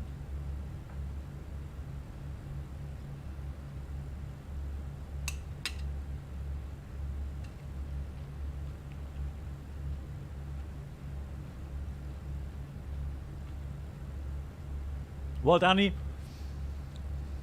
the thing is, Danny, I will be honest with you. If I'm sick, I'm sick. I have no problem calling in sick. And, having the social pressure of thinking that maybe some of my flights will be cancelled in the end. That's just the way it is. However, let's say at some point, I would say I'm feeling fatigued. That's, I think, where most pilots will then maybe have an issue saying, you know what, it's not that bad, come on. Before something gets cancelled, I'll fly even though I feel fatigued. And the problem with feeling fatigued is, so fatigue is not being tired in the sense of, you didn't sleep well for one night. Fatigue is something that adds itself over time. So let's say you're working a lot, you're under a lot of stress, and then the fatigue level will slowly increase. And fatigue is a nasty thing. Fatigue can mean that you're unable to concentrate as well, so your energy level goes down. But the problem is to find the point where you would say, I'm so fatigued now, it's unsafe to continue flying. That's the tough part. And again, fatigue doesn't mean you're sick. Right? Yeah, so fatigue means at some point you're likely to make mistakes because you are so tired, so fatigued. I wrote it on Discord today. The CAA, so the Civil Aviation Authority in the UK, they actually brought out a safety alert. And when they bring out a safety alert, you've got to listen. So they actually brought out a safety alert. Let me just see the title. Which I found quite astonishing, because I'm pretty sure in Germany there are safety alerts for certain things with aircraft systems, or let's say MCAS on a 737, right? You get these things maybe, but to have a Civil Aviation Authority come out and bring out a safety alert, or safety notice they call it. So safety notice number 2022-005, it says commercial, organizational, and client pressure in flight operations. And so they go on in writing some problems they are seeing. Let me just find one of those sentences.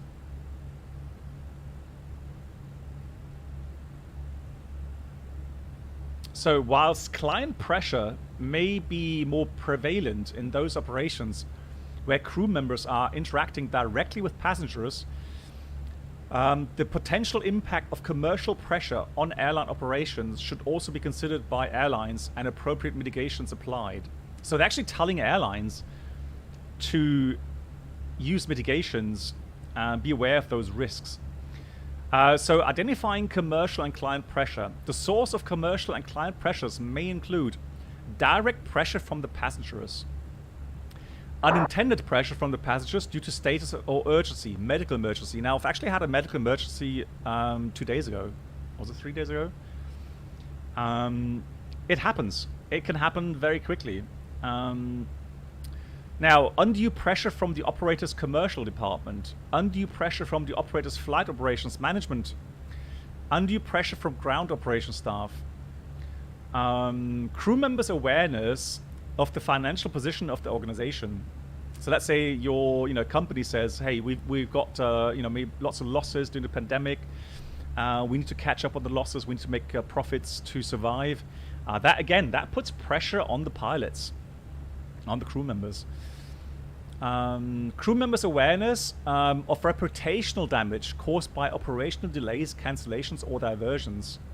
Again, they see that as a safety issue. The pressures may lead to various outcomes, including operations personnel accept a flight to an aerodrome or landing site that has marginal limits, such as performance criteria or restricted operating times. Flight crew initiate or continue a flight despite weather conditions below the applicable minimum for the operator. Flight crews continue an unstable approach or rushed approach. Again, because of the operational pressures, right? Hey Jack, how you doing?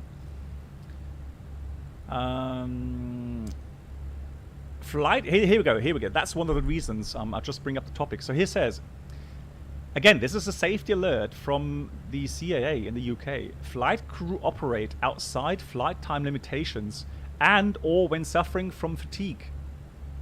Right? They see that as a risk. Flight crew depart with unserviceable equipment and their aircraft defects outside the scope of the MEL, minimum equipment list. Now, I can't go into details regarding these issues. They are kind of secret. But that's a point that we pilots need to be aware of. So it's not just us that's are on pressure. All areas, operational, technical, so maintenance. Everyone's feeling the pressure at the moment. Everyone's under high kind of load and something to be aware of. Poor decision making and deterioration in crew resource management also a factor. Or crew members do not report an incident or potential safety hazard that may cause a delay to the flight. Again, that's something really critical.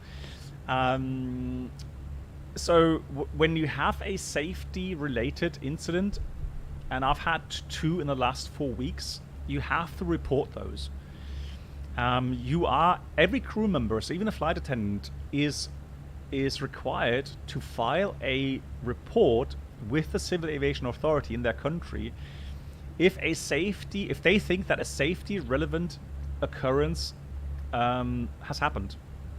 So they need to put that in writing, not to the company, well, also the company, but primarily to the Civil Aviation Authority. If you don't do that, you run into risk of being fined. And the reason again is the authorities need to know about these incidents, because then they can collect these reports and then put pressure on the airlines to do something about it. So again, when I read these things coming from official sources, so the Civil Aviation Authority, for example, they bring out in a safety notice, man, some things behind the scenes, which is causing concern.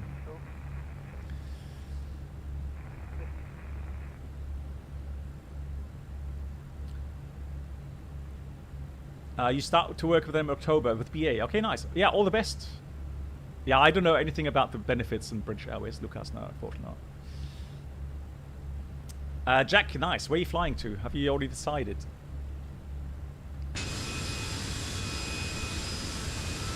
Right, we can also see the that looks very much like Croatia on the left there. Oh yeah. Just flew past here, just a little bit east of this line in real life, not so long ago.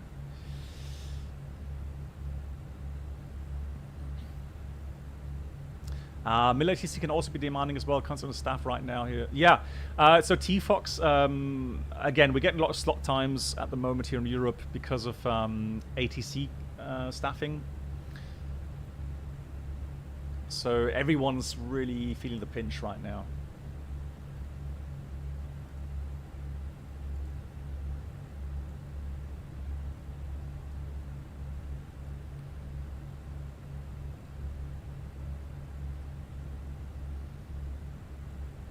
Yeah, that's a gorgeous coastline. Always love flying along here.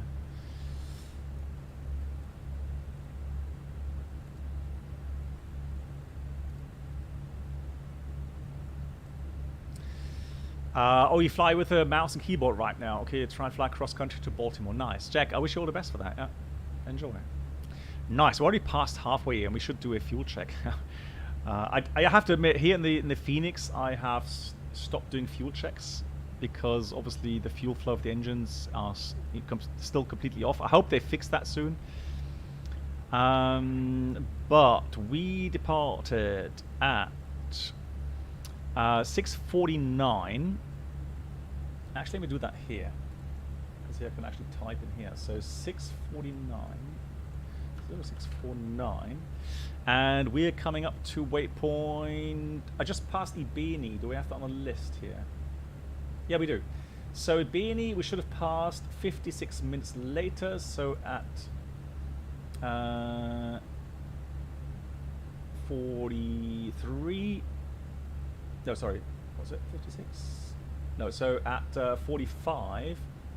So 7:45 is where we should have crossed Ibini, and we should have had 3.9 plus reserves 800, so 4.7. Let's have a look. So we crossed at 46, so 1 minute later. So we're just 1 minute behind. And the fuel is 4.7, so right on the fuel value. So the minus 15 on the fuel calculations, the sim brief are actually really good. So the fuel check actually is very good. What is that? SW? Papalima? Hey, good. What do you mean SW? A software. Oh, sorry, the software. That is called Sim Toolkit Pro. It's a freeware. Absolutely fantastic. So, Sim Toolkit Pro. So that's the add-on. Yeah, and SimBrief is obviously just for the flight planning itself. But the whole tool here that you see, so everything that comes with it, you know, you can insert your own web links. You get frequencies, weather, taxi routings for the airport, etc., etc. So all of that it comes with Sim Toolkit Pro. That's true. Yeah, Volanta is also good. Yeah, but Volanta does it offer same things with import of flight plans and so on?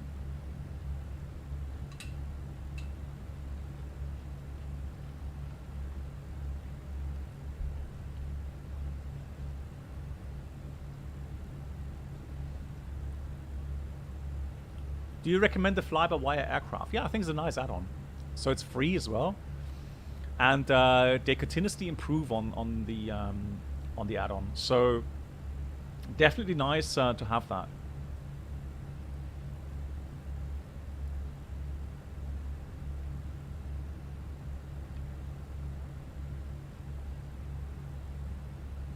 Okay, Papalima. So you can insert the flight plan, however, you cannot take notes on the OFP. Okay. And Volanta is a little more polished. Okay. Well, I know that Sim Toolkit Pro will get an update very soon.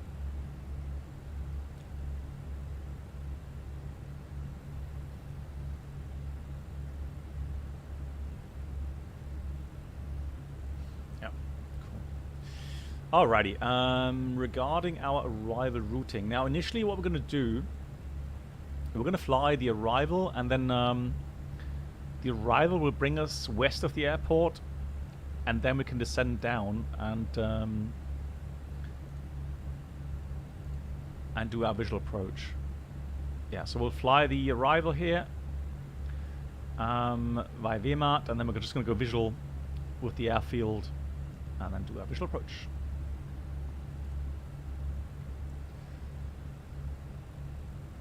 Okay, so how was COVID for you, Papa Lima? Did you suffer much, or because I just heard from another friend here who's actually feeling really bad with COVID, or he's suffering quite badly.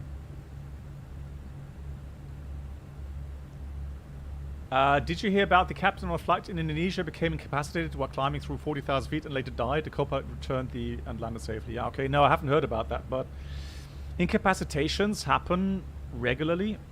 You know, pilot, so captain side or co-pilot side, Kai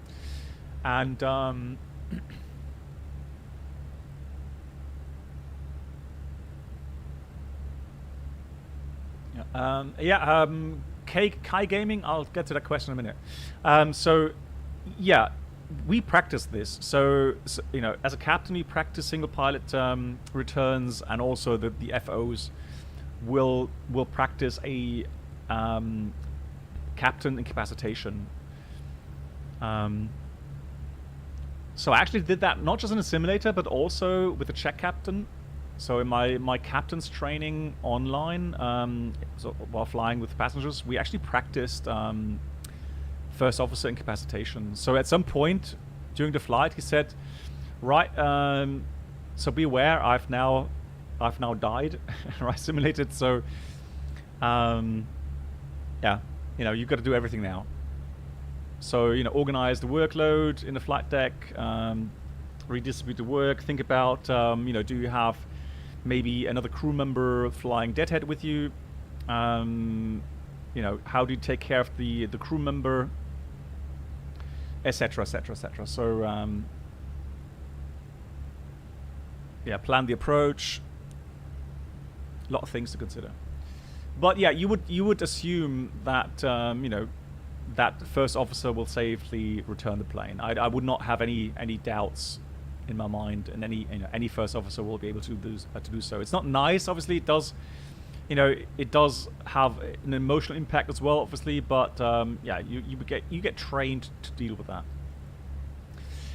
Have a question. How do you make your voice out? Okay, so Kai, I have an external audio mixer. You can get some inexpensive ones, you know, and you have separate channels for microphone, game input, and so on. Otherwise, obviously, what you can do under microphone settings, let me just call that up.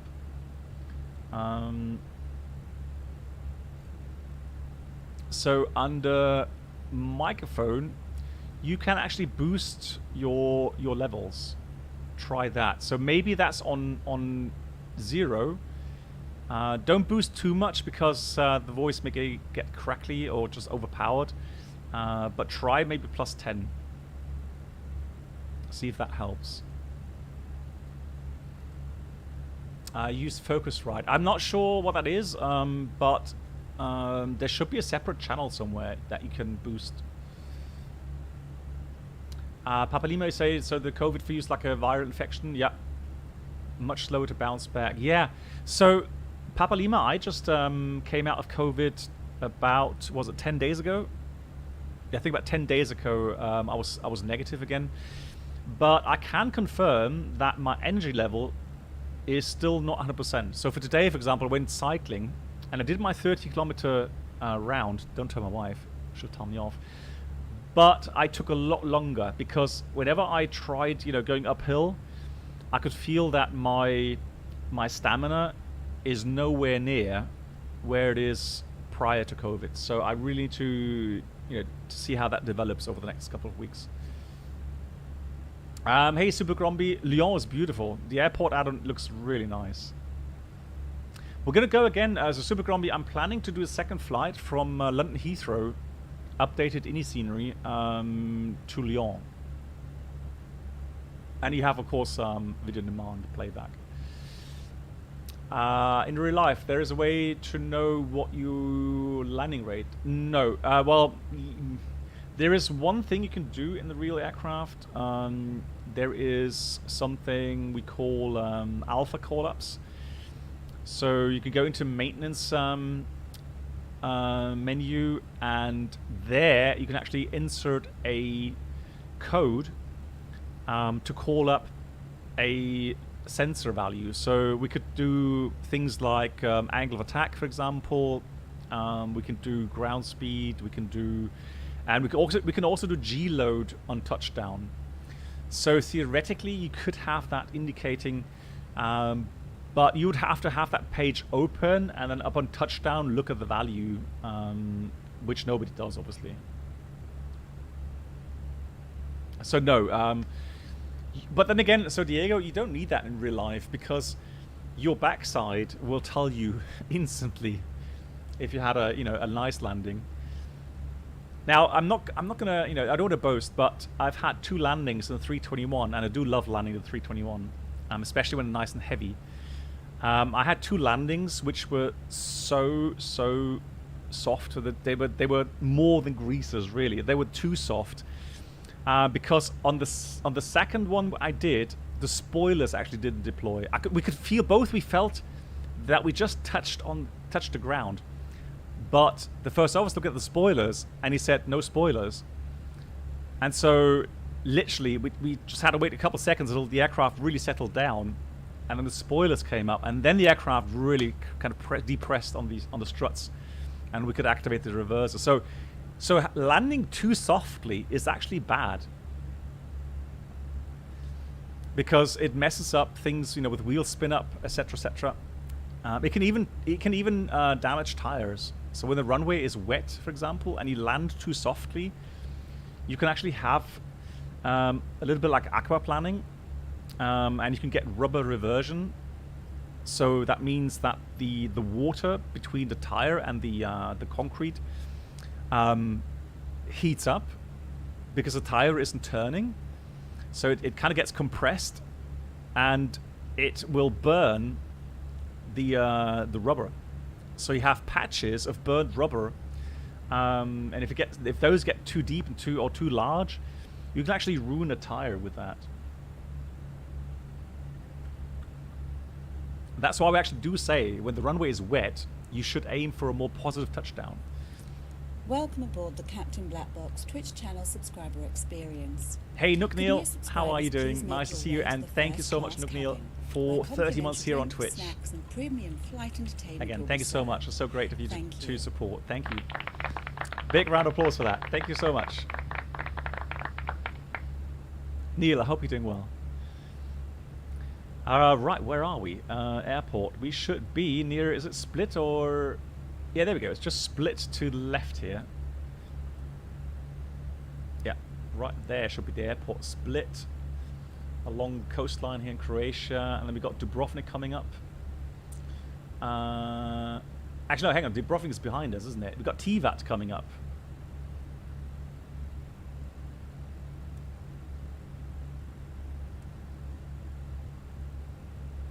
No, where's Dubrovnik? There it is. I was just going to say, Dubrovnik is ahead of us. There's Dubrovnik and there's Tivat coming up. I was getting confused here. Hey, Kivo, which approach? Is there any competition between pilots in doing this and that in a special way, like soft landing? Well, no. I mean, we will, of course, we'll take the, we will have a little chuckle if someone makes a hard landing or something, or messes up the landing a little bit. But we try not to make fun of each other, no. But no, there isn't competition in that sense. The main priority always is a safe landing. So a safe landing is an adequate landing, looking at your runway condition, looking at the aircraft weight, looking at the available landing distance, and make sure that you stay within the touchdown zone, so not flare for too long. So safe landing, always top priority. And if you make a safe landing within the touchdown zone, and it's a nice smooth landing, then fine, you know. But greasing it is not the top priority. Hey Luca, nice to see you. How are you doing?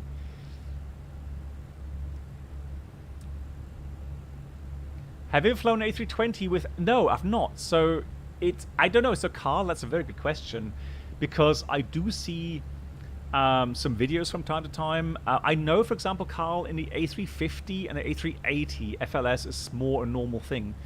But of course, you're asking about the A320, and so on the A320, I've not been using it, and I've not seen any of the European airlines like Air France or British Airways or EasyJet or something using it. Mark, that's a good question as well. When you do a greaser, do you smile or is it like a Hasselhoff? I would go with a Hasselhoff cool look. Yeah, definitely. Definitely.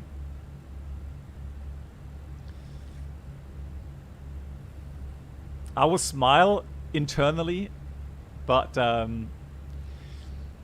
what is the FMS landing system? Hang on, I made a nice... I know the TOLIS in X-Plane has it, for example. Oh, and actually, we have it here as well. We have it in the FENIX. Maybe that's why you're asking, right? Because there's an option here in the sim settings where in the AMI you can actually activate the FLS.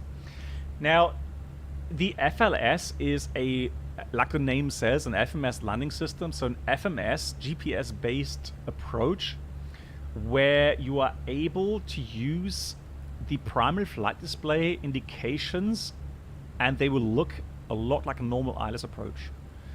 The only difference is that you have a double diamond indication for the localizer and that theoretical glide slope. So those, it's not a physical localizer like a normal ILS approach. It's a calculated one in the FMS. But the indications and the use of the approach button here, that looks pretty much the same as normal ILS approach. That's a big advantage, or one of the advantages. Another advantage of the FLS approach is the fact that you can program any descent angle. So it's not a fixed 3 degrees. You can program anything within certain limitations, obviously. And you can have an anchor point from which that theoretical beam guides the aircraft in. You can put that anchor point anywhere in the approach. So not just the threshold at 50 feet, for example, which would be the standard way of doing it. You can actually do that offset as well. And that will give you a lot more options. To give an example for today, in Corfu, the approaches are a little bit offset, if I remember correctly. Yeah, so 343 versus 345 for the runway track. So it's a 2-degree offset. And you can see here, for example, you have obstacles. Could new subscribers Oh, please Luca, make your way to thank the you so first much. class cabin, That's where really kind. complimentary Hang on. drinks, snacks, and premium flight entertainment will be served. Thank you. Luca, that's really kind. Gifting 3 subs on my channel. Those that just been gifted, Haley Pilot, Lovis, and Chrisley. Can you say a big thank you to Luca? That's really, really kind. Thank you. And again, I hope you're doing well. Yeah, so what you could do, you could put an anchor point somewhere here, for example, and from there lead in offset. And again, you could put on that line, you could fly this with the approach mode, having a localizer and glide slope indication, which will guide you then onto a point on center Welcome line. aboard the Captain Black Box Twitch channel subscriber experience. Let me just, Could new I know I subscribers made a please file make for your way this. to the first class cabin, where complimentary drinks, snacks, and premium flight entertainment will be served. Thank you. So there we go. I actually made a file for the TOLIS, and you can see here.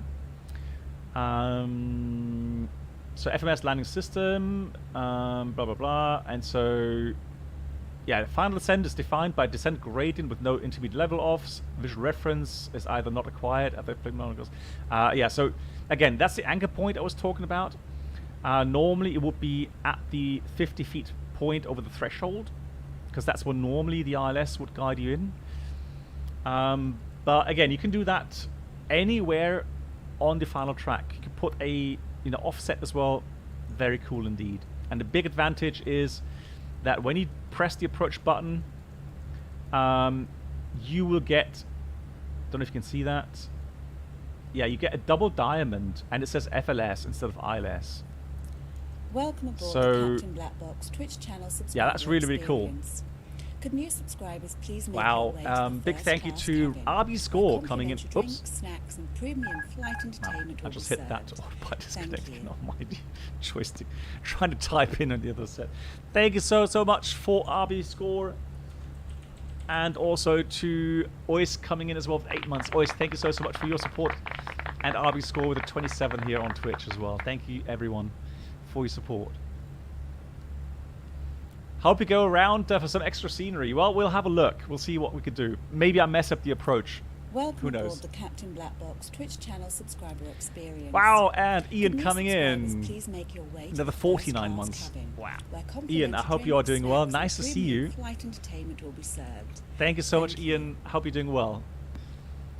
You're flying. You're doing your PPL, right, Ian? Or you already done it, haven't you? I think last time we spoke, you went solo, and then how far are you along with the PPL? David, yeah, pleasure. My pleasure.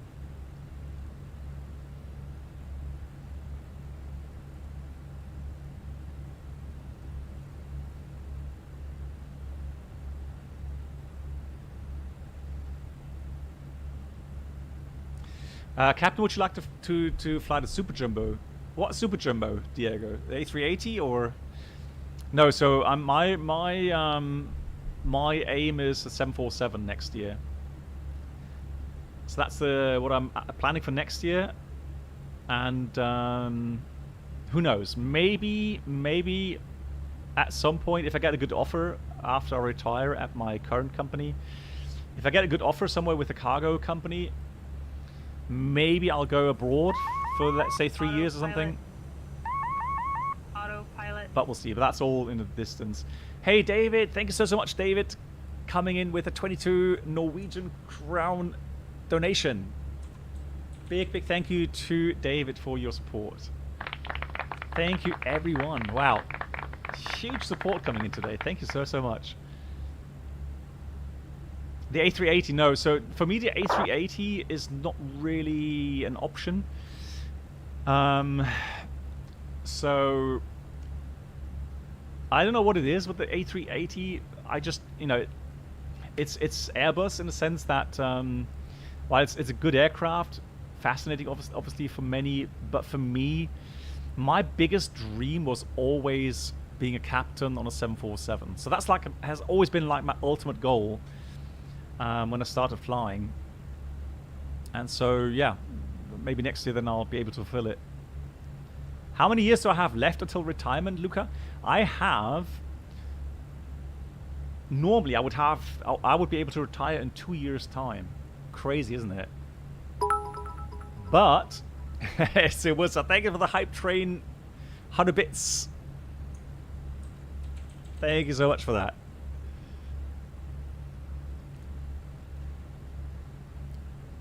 So what's that? Thank you very much. And Sim Caesar coming in as well with 500 bits. Good lord.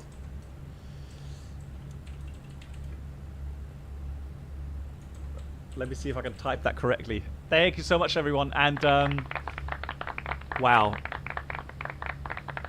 Thank you. And a big shout out to Sim Caesar, guys. I'm sure you all know him. If not, make sure to check out his channel here on Twitch. He streams several times a week. And we still have a date with the shared flight.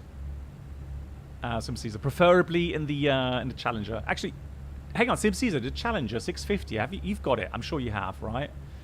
I know you're not really happy with the 320 just yet, or 319, but Welcome aboard the Captain Black Box Twitch channel subscriber experience. For Could the new Challenger, subscribers that would be please great. make your way to the first class cabin, where complimentary drinks, snacks, and premium flight entertainment will be served. Thank you. Sim Caesar and gifting a sub to Kavo Zenji. Kavo, say a big thank you to Sim Caesar for gifting you that sub. Thank you, Sim Caesar. And again, big shout out. Wow, no, you don't. Oh, no. We'll get it, Sim Caesar. We'll get it. And then we'll do that together. The Challenger, we'll do that together. No big deal. Or the 319, obviously. But yeah, we have a deal though, Sim. Definitely. Hey, MAN, welcome. Doing well. How are you doing? And once again, big thank you to everyone. We're almost reaching a level 3 hype train here. Nice, there you go. Where was I? Oh yeah, somebody asked regarding retirement. So, now this may sound a bit harsh. I hope it doesn't sound arrogant, but at the current time, I have an issue with my airline, meaning with the management of my airline. And you know, they have their views, which I have to let them have. So, you know, they have their views on the future of the company and how it should be run. And they will make decisions which I don't have to like, but those are the decisions that they're making. And of course, they are, you know, surely making these decisions to put the airline into a good position for the future. I understand all that. However, there's a big difference in how I perceive that strategy, and I've come to a point where I absolutely dislike it. I don't like how management is treating their employees. And again, it's just my view. All right. So, in normal terms, if you work for a company and you are not, you know, you don't like the way you're being treated, you're always free to go somewhere else, right? So, in the normal kind of business world, it's a normal thing to quit your job in one company, and you've applied to another company, and you've been offered a job there, and you leave one company and go to the next. I think for many people that is a normal kind of deal, isn't it? Now, for airline pilots, it's a little bit more complicated, and the reason that is because we have what's called a seniority system, right? Most big airlines have a seniority system, which is a good thing because you will get promoted when it's your time, right? When you have applied and your seniority is high enough to then be promoted as a captain or promoted to different aircraft type. There is no, you know, there's no other way of getting an upgrade or, you know, change in the aircraft type, you know, unless it's according to that seniority system. Now, if you don't have that seniority system, what will happen? There will be something we call in Germany Vetternwirtschaft. So there's something where you try to, you know, to put yourself in a favorable position. I'm trying to choose careful words here. So, you know, the seniority system also makes changing companies, airlines, very difficult for many pilots. Because when you change your company, you will very likely lose all of your seniority and you start back at the beginning. So let's say the airline then runs into trouble, financial trouble, and starts sacking people. The last ones in will be the first ones out. Thank you so much for that level 2 hype train, everyone. Thank you so much. Toot, exactly. Thank you.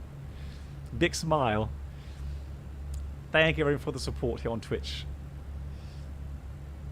Yeah, so for me, you know, saying I'm not happy with the way I'm being treated by my company, by my management, I could go somewhere else, right? Now, I am very close to retirement, so I will just stick with the company until I retire, the earliest possible moment I can go. However, I'm still free to work afterwards for a different company. Now, if I do so, I will lose my retirement income for the time of retiring early until I go into normal state retirement. So that's something I have to then, you know, take into calculation. But theoretically, I could work for another airline for however long I want to, until I'm, what, 65, most countries. I could do that, but that will be on a calculation depending on the offers that you get. So we'll see. We'll see what comes after my retirement. So maybe I'm happy with the way it is. I'm just doing some PPL flying. But let's say there's a huge demand in 2 years' time somewhere, which will bring a huge kind of contract. Who knows? Then daily streams, yeah, no brainer. There we go. Start a career as a full-time streamer. Yeah, that option is also on the table. Absolutely. Who knows? No, Lee. Definitely planning to go next year. So actually, I've applied. So I'm just waiting now for my upgrade onto 747. I just have to wait until my number gets called. And it's a bit volatile at the moment, depending on the amount of vacancies available on the new fleet. But at the moment, it looks like February. That's the latest estimate that I got, February. What's the average number of flight hours do medium-range aircraft pilots do a day? Okay, so Alexander, it all depends on the season or seasonality. So summertime is a lot busier than wintertime, obviously, for many pilots. Daily flight hours. So flight hours is different to duty hours. So to give an example on short range, if I do 4 flights, on average, let's say an hour 30 long, right? That's 6 hours, 6 flight hours. However, briefing prior to the first flight, then the transits on the ground, which will take about an hour. So preparations every time for the new flight. All that is then the flight duty time. Now, the flight duty time can be, on average 10, sometimes 12 hours. So I would say the average 8 to 12 hours will be normal short-range daily duty time, which again will bring you a different amount of flight hours depending on which routings you do. But yeah, day 8 to 10, anywhere between 8 to 12 hours. Now, sometimes if the weather is bad and you have delays, it may be boosted up to 14 hours. It can happen, but that's not the norm. Norm is about, I would say, average 10 hours a day duty time. Hey, Coley boy, how you doing? Thank you so much as well to you for your support. Hope you're having a good evening. I am. Yeah, looking forward to the new scenery here. Flight Tampa, Corfu. Also giving you a nice round of applause here. Thank you so much for your support. Oh, nice. You're going on holiday there. Corfu next week. And you drive towards Corfu. Nice. How long is the drive going to take? A week? Wow. GG. I mean, a week's of driving? Blimey. Yeah, hope all goes well. Hope there will be no issues. How do you like the FENIX A320? I think getting it. So, Turn, I personally like the FENIX. Now, I have to admit, I was involved until about 6 weeks ago when I quit with them regarding development. But it's definitely a very nice add-on. However, the limitations come within the Microsoft Flight Sim kind of basic simulation. So, weather simulation, the aerodynamic simulation, certain things with the fuel values here, for example, engine power. These are still not quite there yet. So, if you're someone that doesn't really mind that, then you'll very much enjoy the add-on. If you kind of get worked up on these little things, well, then maybe you should wait and see, until they fix those things. Oh, nice. Yeah, that's a beautiful. Wow, you're going all the way from Estonia, Sweden, Denmark, Germany, also. Wow, 30 degrees. And then back through Albania, Montenegro, Croatia, Slovenia. Nice. 11,000 kilometers. Whoa. Wow, that's a long trip, but it'll be unforgettable. I'm sure that, lots of great memories. Right, isn't that Tirana somewhere? Yeah, Tirana. Actually, I'm going to Tirana very soon, actually. So this is actually, I've got the add-on Tirana. That's being planned as well on one of the next streams. So there's a VOR approach coming in from this way, which is quite a challenge. I think it's got steeper than normal glide slope, and these mountains can actually cause quite some turbulence. Welcome aboard the Captain Black Box. Hey Harry, nice to see you as well, Harry. Could new subscribers please make your way to the Nice to first see you. class cabin? What about working as a snacks, flight and instructor premium for flight students entertainment will be after served. retirement? Thank you. I could do that as well, yeah. And Mark, thank you very much for gifting us up to Harry. Mark, thank you so much once again. Oh, really? You've been going to Corfu every summer since 1999. Wow. Again, hats off. That's incredible. Welcome aboard the Captain Black Box Twitch channel subscriber experience. Could new subscribers please make your way to the first class cabin, where complimentary drinks, snacks, and premium flight entertainment will be served. Thank you. And also Lee, thank you so much, Lee, 1987. Yeah, I know, 32 months here with the break, obviously, when I switched to YouTube. Lee, thank you so much again for your support. Yeah, so I'm still streaming on YouTube. So it's a dual stream, YouTube and Twitch. But again, I've been contacted by many people asking, you know, if it's possible to do dual streaming so that they can watch on Twitch, because they simply can't, or they don't like watching streams on YouTube. So that's why I'm dual streaming now. Have you tried the fly-by-wire mod? Yes, I have. I've not done it for a while, but we'll do it on the second flight today. So after landing, we'll go into the fly-by-wire mod and fly from London Heathrow to Lyon.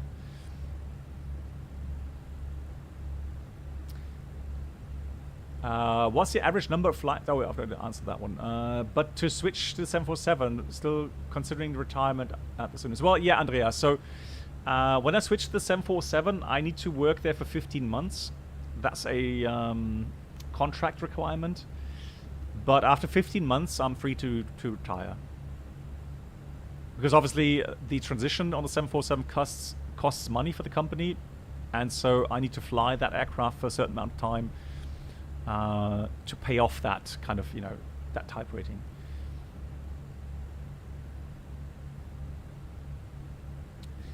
Yeah, so T-Man, that's exactly the thing, really. So, you know, Microsoft is just eye candy, isn't it? It's just, you know, you get these visuals and always amazed by it. But yeah, no doubt, the FS Labs is a much more kind of grown-up add-on. So yeah, a lot more stable kind of, you know, all-round add-on.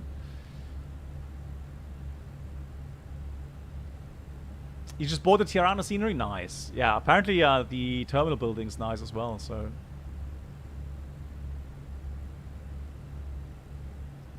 Refined, okay, well there we go. Refined, also a good word. Well, Papa Lima, the thing is, I've already been on the 747 for 8 years, so yeah, you know, I've been to all of these cool destinations already, so that's nothing new for me. Yeah, so what it does have, obviously, direct to, yes, of course. I mean, that's something you would expect. So offsets, yes. Let me just see if I can. Well, we're reaching the top of the descent, so it's not going to work anymore, anyways. But yeah, it does work. Step altitudes. So again, the problem is that right now we're reaching top of descent, but yeah, you can insert that. That works as well. And what we did today is we made pilot waypoints for the approach. But let me just start a descent here. Let's go down to level 200. There's no control. So descent out blue. Oh, we got FLS. That's why. So the thing is this. Because we have FLS selected, we're getting the F app. I don't want that. So I'll do that again. I'll take it out again. And there we go. No, so what we're doing is we're doing a visual approach. So what I plan to do is, I plan to overfly the airport, and then we'll go into right-hand downwind. So we will be coming from the west on the arrival route. Then we're going to fly towards the airport. We're going to cross the airport on the northern side, and then we do that visual pattern. So 30 seconds, go outbound. And for that, we programmed some waypoints, or some points to navigate, or help us navigate along. So if we go to airport, go to plan mode. So there we go. So yeah, we're going to cross the airfield, go into a downwind, 2.5 mile offset, start timer, go outbound, depending on the altitude. So 3 seconds per 100 feet. Normally 1500 feet, meaning 45 seconds outbound. Turn base, final. So here at Corfu 1, I want to aim for, because that's 3.3 miles on the final, I want to be at 1,000 feet right there with final configuration. That's the plan. Oh, look at that. Incredible. If you're coming from BDAS, they would usually...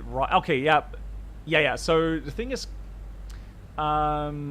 what I try to just do, you know, because people will find that quite easy to go straight into downwind.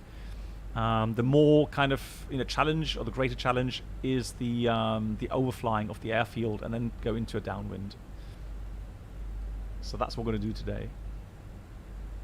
And that way we can actually have a look at the scenery, because I saw that it's not just the airport add-on here from Flight Tampa, Corfu, it's actually the whole island as well.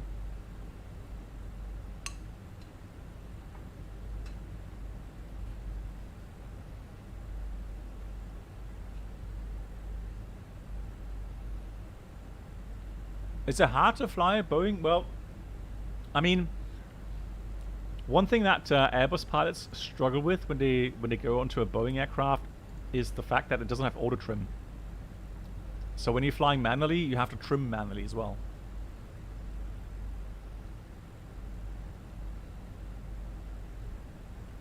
Hey, he was there. Thanks again. Thanks for the support. Hey, Negative, how are you doing? Yeah, weather is real time. I can show you that. So right now, the airport is reporting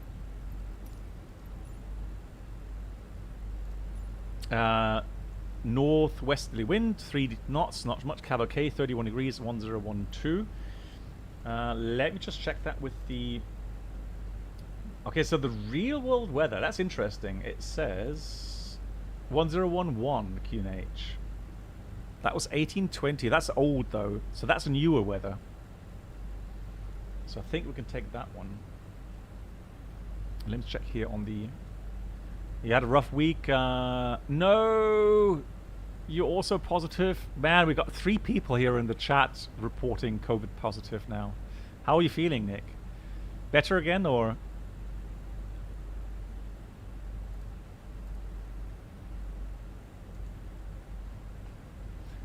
Do you have a video about the trim of the aircraft, like the 737? Well, Captain Danny, what is it? What you would like to know about it?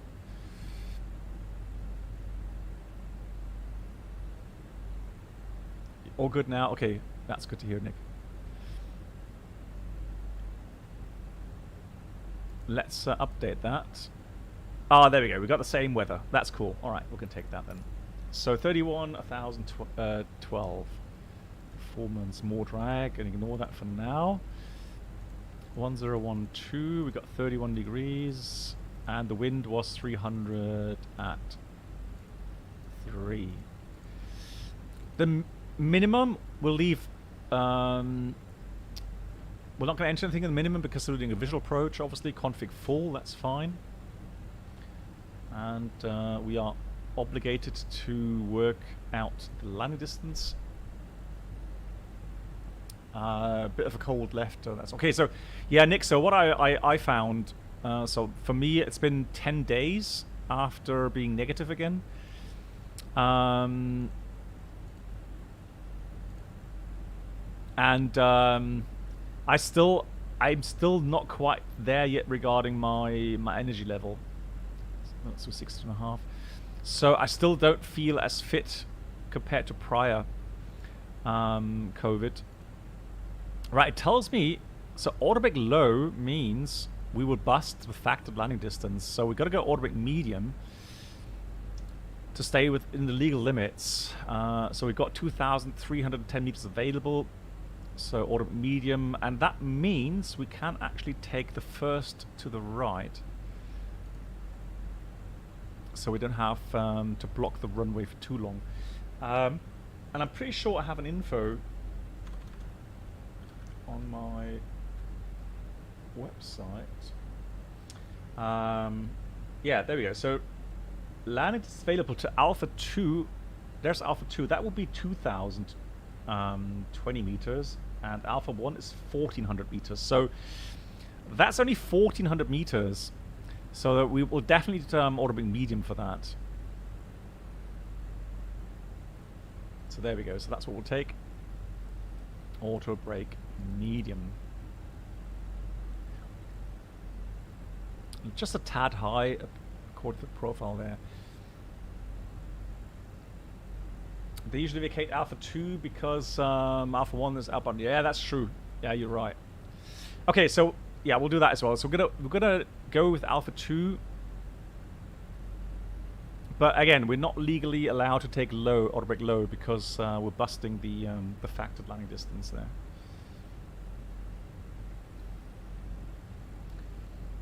So that should be Corfu. Alright, that should be the airport there. It's a bit blurry, still far out. So let me go ahead and descend a bit quicker. Let's do this with open descend. Just add a little bit of speed brakes to get down a bit quicker. Any limitations? 40 approach. 4.5 is the lowest. 4,000 there. 4,000 at VMAT. Right, so 4,000 it is. We got transition at round about 60. So let's descend first of all. Flight level 60. There we go. So speed brakes are out. Hey, Eagle Motion, nice to see you.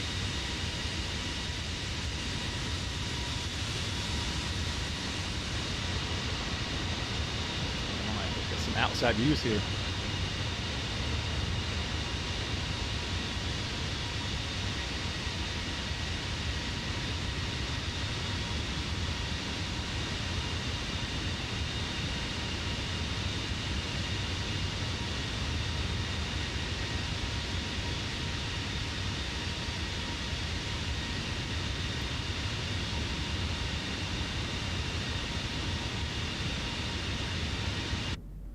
Yeah, it is absolutely amazing. Let me just go and have a look at the outside view here as we go and descend. Yeah, so we're going to do a visual approach. We briefed that pattern altitude 1,500 feet. And in case of missed approach, though, we're going to go and join the VOR missed approach. Right turn, outbound, and then we may do a VOR approach on the second one. If you mess up the visual, we'll go with the VOR approach second time. And we're going to climb to altogether 4,000 feet. And that's the on your left wing is the village of Arcaria and Rhoda. Hang on.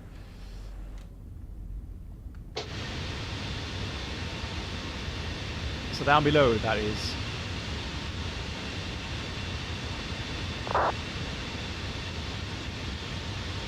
Beautiful. Man, you can imagine how beautiful it is. Now, I know that Mark Lindley has been here as well on holiday.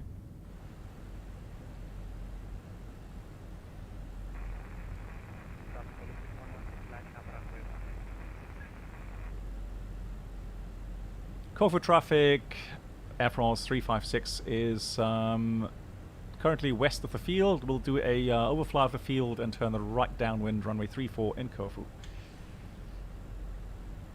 One thing I forgot to do is I want to put in progress Lima Golf Kilo Romeo 34. So I have a distance to the threshold all the time. 17 miles right now. So... Oh, and I want the VOR Corfu. That's going to be Golf Alpha Romeo. So never cleared out those. Golf Alpha Romeo. Put that in there. Fantastic. 17 miles. Cool.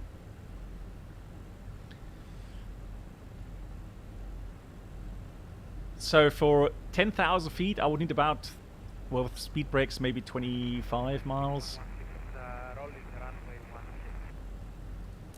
What?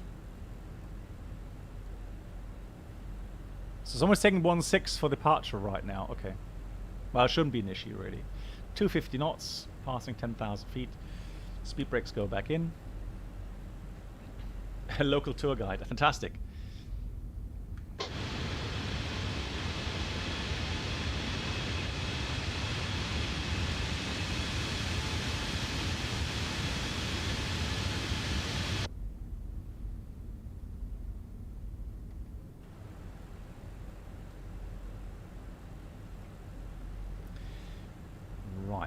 So I'm going to go call Wehrmacht, and then from there we'll go heading towards the airport. We're good on the profile now, so we're not too high. Either power descent will do nicely. Cool. Threats, well, weather is good. I don't see any threats at the moment.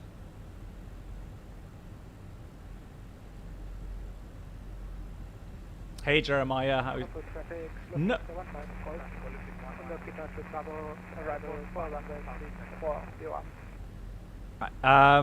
Not flown to Corfu in real life, which is a shame. I would love to.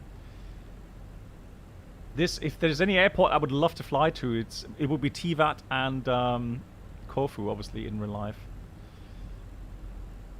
All right, I'm gonna go start heading to the airport. I know the airport is around about 160. Sorry, 1080, 070, somewhere in that region, because the VOR points right to it. Oh, a bit of lag. There we go. Yeah, let's level off 60. Currently 17 miles from the field.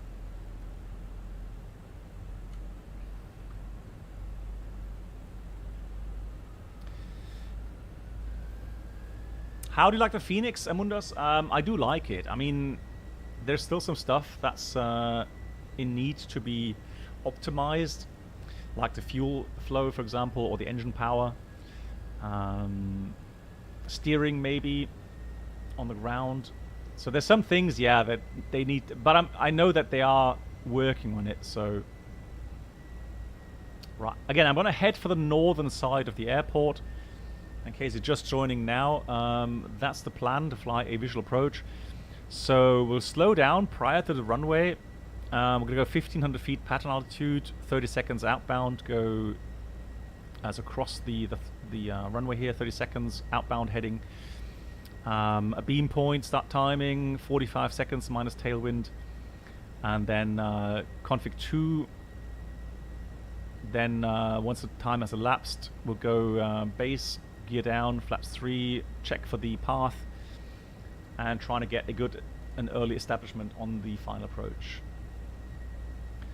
Corfu traffic, Air France 356 is approaching the airfield from the west. We'll join a right-hand downwind runway 34 in Corfu. Good, so we will descend down to 1,500 feet now. QNH is 10. Let's activate approach phase 1012. So set QNH. QNH cross-check passing right. 5,800 feet now. What? Yeah, Barrow. Yeah. So 15 feet Barrow, yeah. Good, we got 8 miles. Now I need to now I'm a bit high. Been talking too much. So let's continue our descent here. Speed brakes out. Flaps 1. Speed is checked. Flaps 1.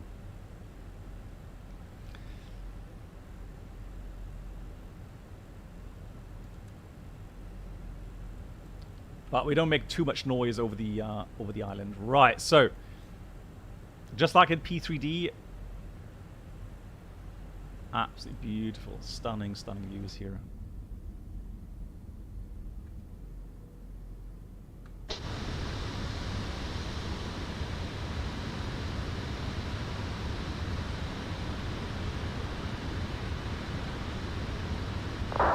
The Ropa Valley on the left.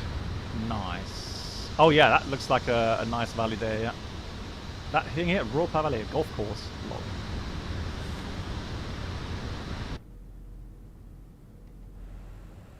It is, yeah, it is actually very, very green, yeah, you're right. Good, I'm going to go flaps 2 here, just to add a little bit of drag. I'm going to select the speed, 180.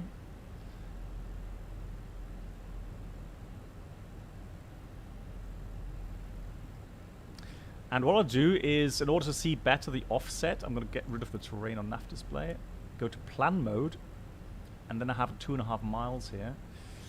Actually, no, not plan, the nav mode. Here, let's go, leave that there, the terrain. So there's the airport, absolutely gorgeous, downtown Corfu. Now, when I checked out the scenery, there was a ship lying there, and it's actually moving. How cool is that? Right, let's get ready for the stopwatch. Speed brakes in. So reaching 2,500 feet. 30 seconds, then we turn. It does move around, yeah.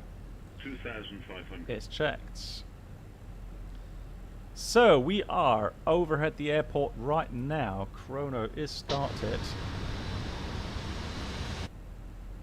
180 knots, reaching 1,500 feet. Out star. Let's level off. I'm also going to get the speed brakes, get all the lights on. Oh. Good, so 30 seconds, no, 23 seconds.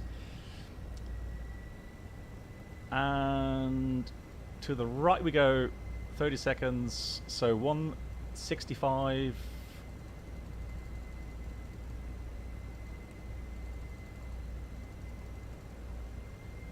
There we go. So 2.5 mile offset is what we're aiming for. Maybe it's just a tad more, maybe, but we're not doing badly at all. And we see the line there that defines our beam point to start the stopwatch again. So let me reset that. So looking at the field, there we go. Chrono started. We are already at flaps 2. There's the airfield, the beam. We have a little bit of tailwind, 8 knots. So I'll aim for round about 38, yeah, let's say 38 seconds. Maybe 37. I am going to put this to manage speed. So I can do a little bit of a track correction if I wanted to. So the 30 seconds took me out just a little bit more than wanted to, but not too bad. Right, let's do this. Manual thrust.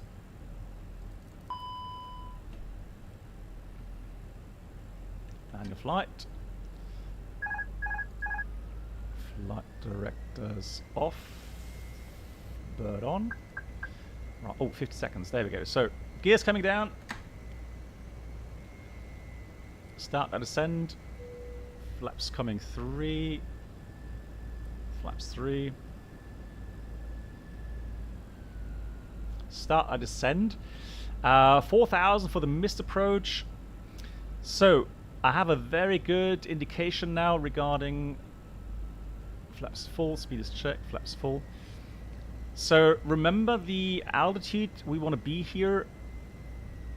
We said 1,000 feet at that waypoint there. So that's how I know how I'm going to be on the right profile there as we approach the coastline there. Look at that. Right, down we go. On speed, landing checklist, EKM landing no blue. We should have read the approach checklist as well. Completely forgot that.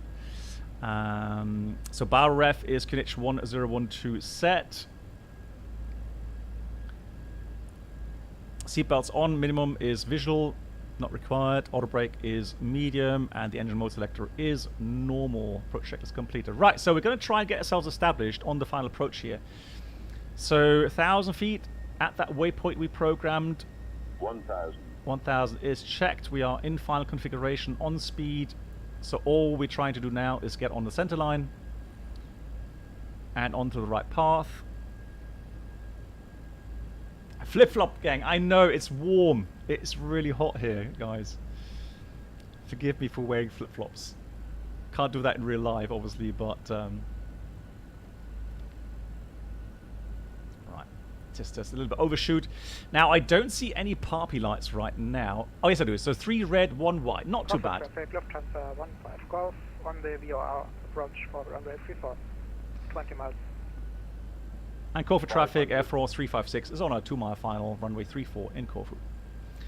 Right, so again, we try to get ourselves established on the right path. Still just a tad low, maybe, but look at the scenery. God, it's beautiful. On path now, clear to land. Runway is clear.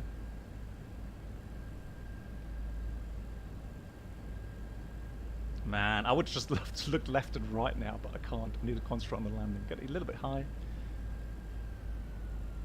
Careful with the descent rate though, not too much. There we go, on path. 100. 50. 40. 30. 20. Retard. 5. Come on. Nice. We've got spoilers, reverse green decel. Good deceleration. We're gonna go manual brakes here, idle reverse or close the reverse, and then we go alpha 1.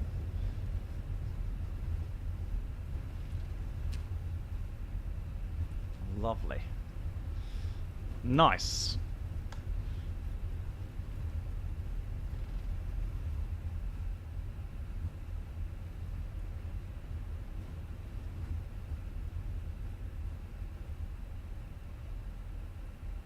That's interesting. It says Alpha 2. Wasn't that supposed to be Alpha 1? No, Alpha 2. No, it's all correct. Disregard, disregard. No, it's correct. Good. Let's clean up the aircraft. Start the APU. Yeah, we want to take Alpha 2 because Alpha 1 would be take for backtracking aircraft departing, yeah. Good. TCAS. Radar. So after landing checklist, radar, predicted wind shear system off. I call for traffic, Air France 356, runway is clear in Corfu. Do you have it completely set up with the FENIX? Fresno J, hey, what do you mean? What have I set up completely with the FENIX? Professionally done. Well, I'm just a little bit unhappy again with the final turn. Getting my established on the final, a little bit overshoot. But I think you can see the idea behind this concept. Even though it wasn't perfect, 2.5 mile offset, but in principle, we managed to get the aircraft on a nice, stable profile. Meaning there was no big, corrections required. So all in all, nice, relaxed approach. No, not all the buttons. No, but the problem is that a lot are not yet working regarding the autopilot system, etc. But flaps, gear, thrust levers, reverse, yeah, that's all mapped correctly on the Bravo throttle. Yeah.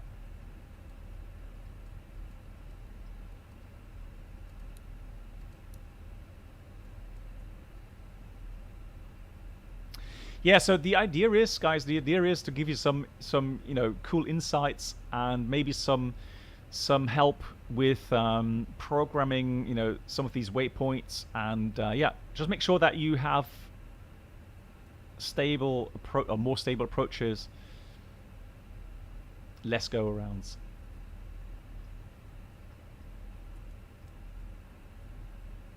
Right, let's stop here. Corfu traffic, Lufthansa 15 Golf, turning onto a 5 mile final for runway 34. Right, we'll watch, I think he flew along from Lyon, so we'll watch the landing. Right, bleed is on 3 minutes normally, so we'll pretend we've got 3 minutes. Turn that off. Wait for the engine to spool down. There we go, looking good. Beacon off, just waiting for the doors to go into park.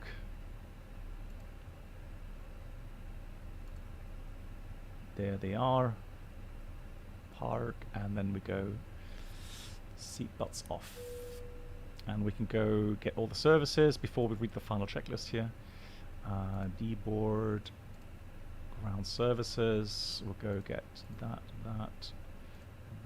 and all of those. Fantastic. Nice.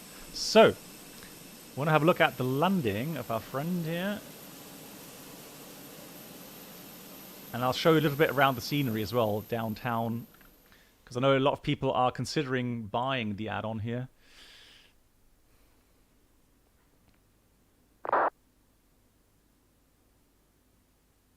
I'm using the normal. I don't have SPAD here for the. No, so I'm not using that yet. Okay, I do have the software SPAD. I know what it is, so maybe I'll look into that. Yeah, thanks for the tip, Fresno J. Welcome aboard the Captain Black Box Twitch channel subscriber experience. Could new subscribers please Actually, make your let's way to the simulate first sitting class here. cabin? Oh, look at that! They A even have a terrace there. Snacks and premium flight Mark, don't tell me entertainment you've been will be here. served. Thank you. Have you been here, Mark? At the terrace?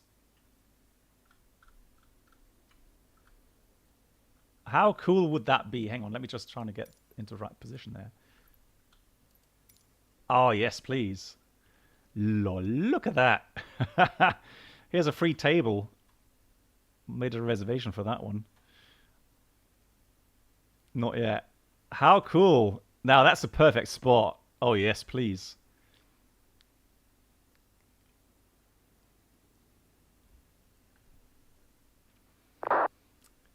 Thank you, Fresno J. Yeah, that's really cool. Yeah, thanks for the help. And Coke Hayes, thank you so much for your subscription. Let me just give a round of applause for that. Thank you, Coke Hayes. Now look at this. Look at the view. How cool is that?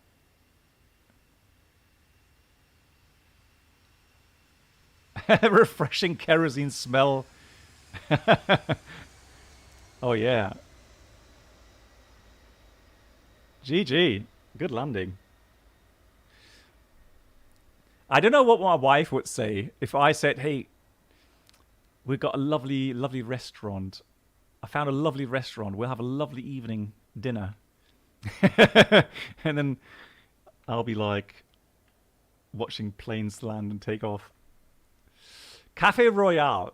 Look at that. It's even a good name to tell my wife. We're going to Cafe Royale.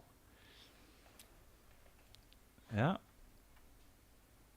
Corfu traffic, Lufthansa 15 Golf. Yeah, exactly. Don't tell her until you get there.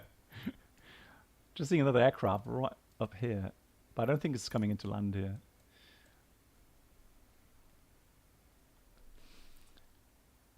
Coke thanks. Thank you for the streams.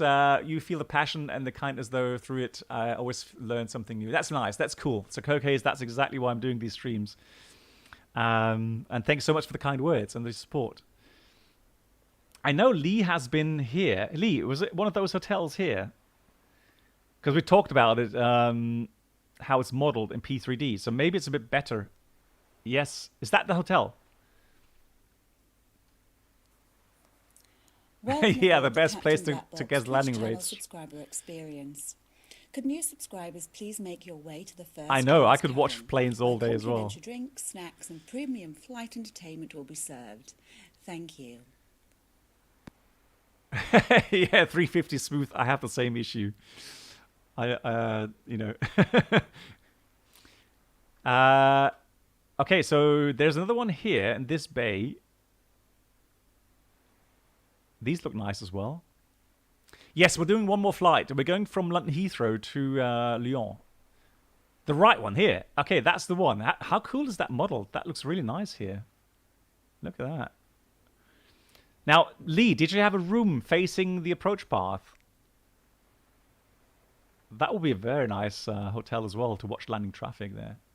Nice, GG. Ragsy 720 again. Thank you so much for the support coming in with a tier 1. Oh, extra Prime actually. Prime subscription. Thank you so much for the Prime, Ragsy. I hope you're doing well.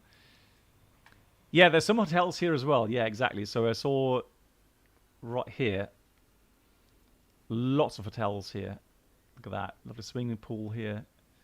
Actually, that's not bad. You know what, Mark? Man. Lol, there's someone swimming.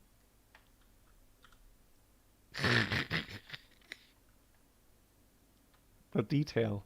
That's crazy. Hey, Nico, how are you doing? That is crazy. Now, I have to say, man, I am... This is epic.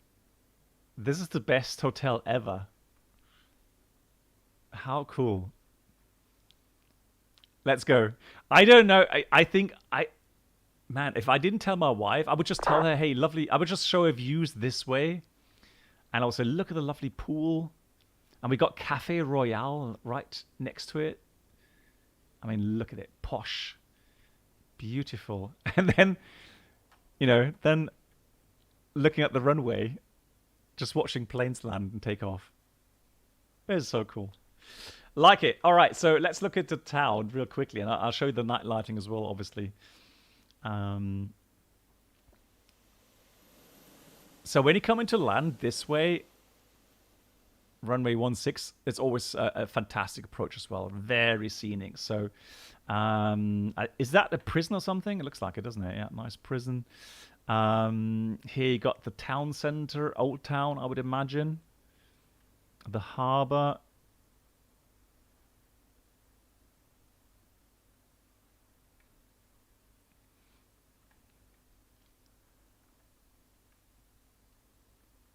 Brilliant. Yeah, they've done the whole island as well. Wow, look at that. Brilliant. The old fortress. But yeah, there's another fortress here, so you've got two fortresses then. There's one here and one here as well. Well, you can imagine that location here will be well defended. Oh, that's one of the ships. Oh, yes, please. Look at that. Kerkira Lines.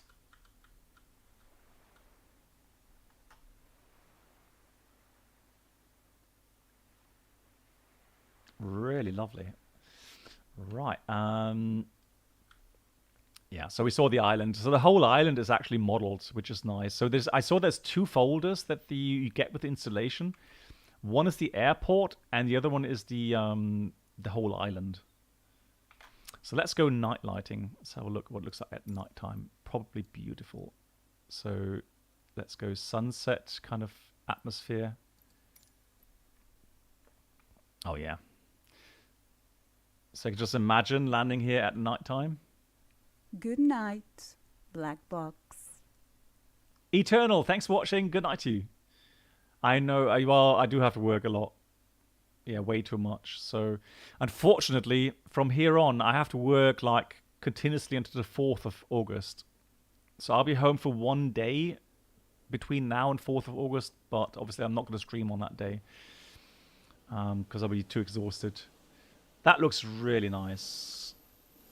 That looks very nice. I like it.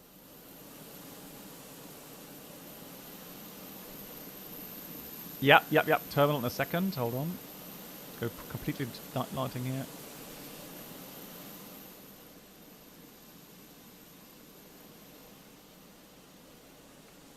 So I can imagine doing the night approach as well.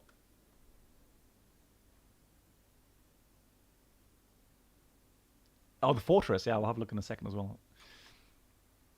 Yeah, look at that. That's really cool. Oh, and the ship is lighted as well.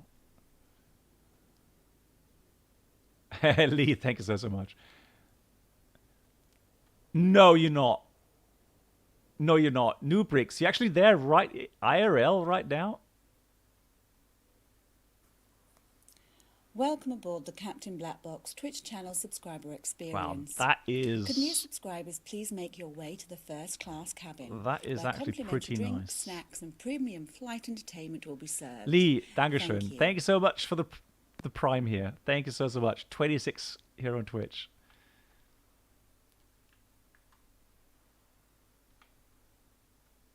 Yeah, so that fortress is lighted. That looks nice as well. Let me just get rid of the top part there.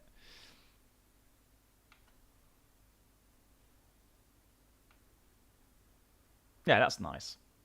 Definitely. So one of those airports that has a great scenery, interesting approaches, lovely and challenging. Oh, you're flying back tomorrow. But I hope you had a nice time. Let's go have a look at the scenery here. So the terminal, just dim down that a bit. There. Hold on. There we go. So, let's have a look if the terminal is simulated. Ah, that's one thing. Hang on, guys. Is there a trick how you can stop that from jumping up? I've had that happen in Lyon as well. So you can't go into the terminal there. Is that like...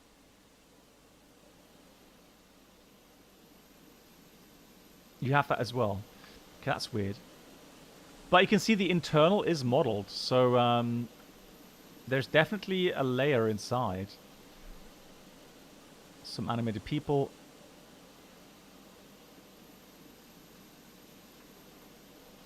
No drones inside the airport. Apparently, no.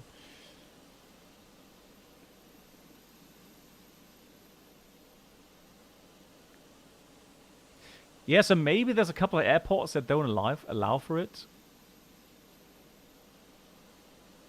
And the rusty guard. Is it really? Okay.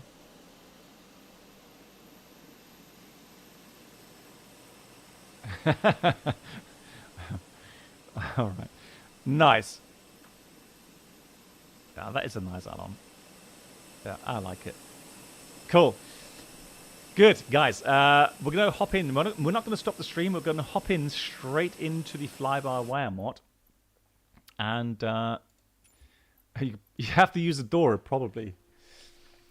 Hey, Aviator. So, yeah, one more flight coming up. We're going to go from London Heathrow to... Because they have an updated scenery there from Iniscene. And apparently the performance is much better now. Oh, that sounds like a crashed Microsoft Flight Sim. At least the music is gone.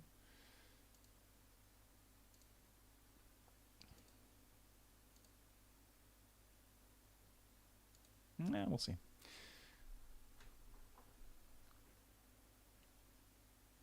Yeah, so that definitely is a very nice, nice add-on. We're flying now. I know that Mark will be thrilled. We're doing a BA flight, British Airways, and I know I have a nice livery as well. Oh, actually, hang on. Oh no, hang on. There's a fly-by-wire mod, isn't it? Ooh, let me see. Let me see.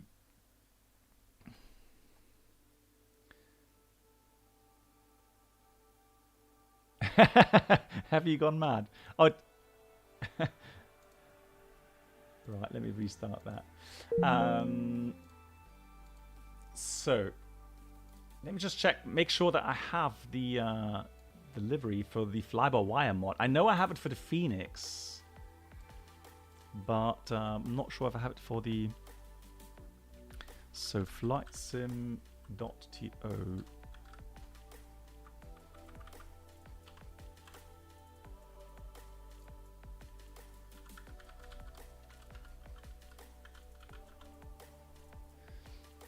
So fly-by-wire mod.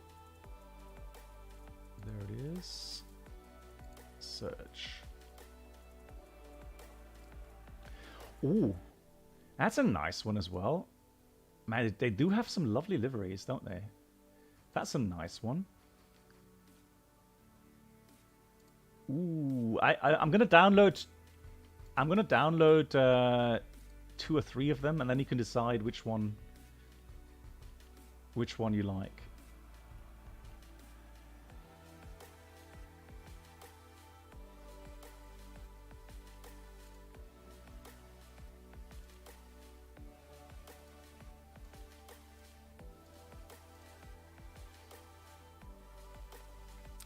So, we're going from London Heathrow, and we're going to go to Lyon, so that you can see the approach there.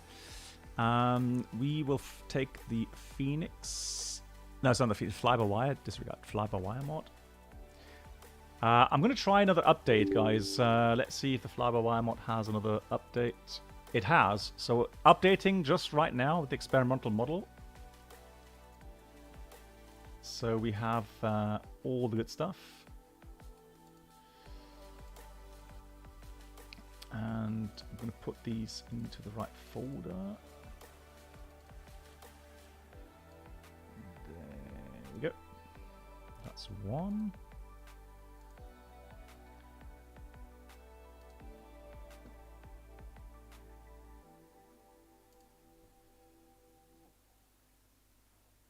Then we'll take that one as well.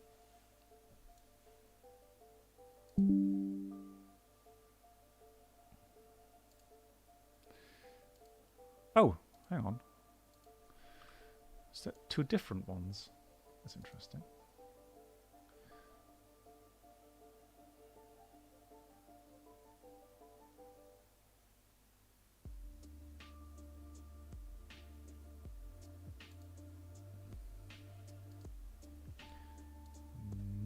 Right, almost finished, guys. Almost ready to go. And that's the last one.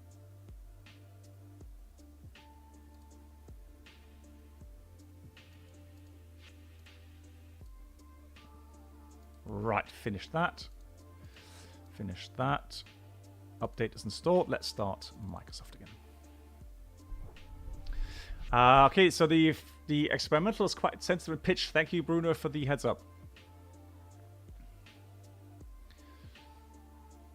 But then again, Bruno, I have dialed down. I'll use my fly-by-wire setting. So the FENIX settings. So I should be dialed down by 30%. Do you ever fly around the US? Yes, I do. Yeah. So actually, I'm using Pilot Edge from time to time. So the American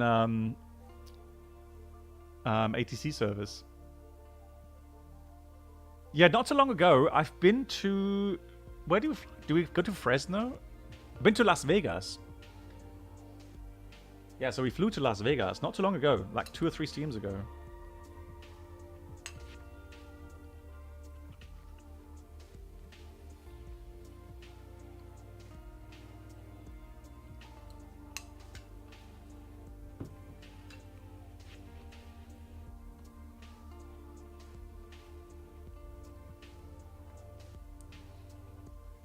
Dankeschön, Lee. Thanks for the title.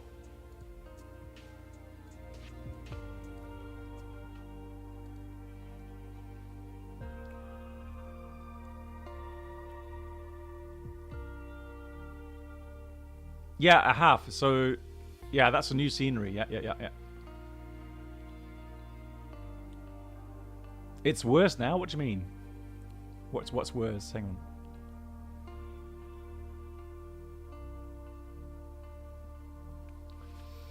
I hope that upcoming flight will go smoothly. News from Big Airport. Okay, so chain reactor, where are you flying from and to? Yeah, so Vilkestos, I don't think they're planning to have that anytime soon. Even the expansion to the eastern part of the US, that still hasn't arrived. So yeah, I don't think that's on the cards.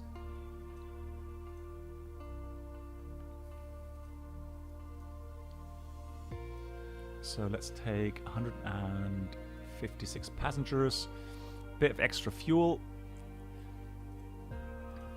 There we go. Train wrecked. Our friends in the sky blue airplanes will bring me to the... Oh no, hello.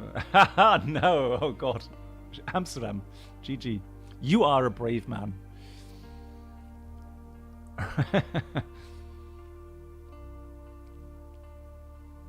Yeah, okay, Bruno, we'll see. We'll see how that goes. Our pilot's not allowed to disclose the airline they're working on. So, Alexander, the problem is more in the region regarding advertising. So you got to be careful on the platforms that you're, if you continuously, let's say, you call out a certain airline that you apparently work for, it could be seen as advertising, and then you have to kind of put a commercial disclaimer somewhere, saying it's advertising, etc., etc. So that's why at least I'm careful with this.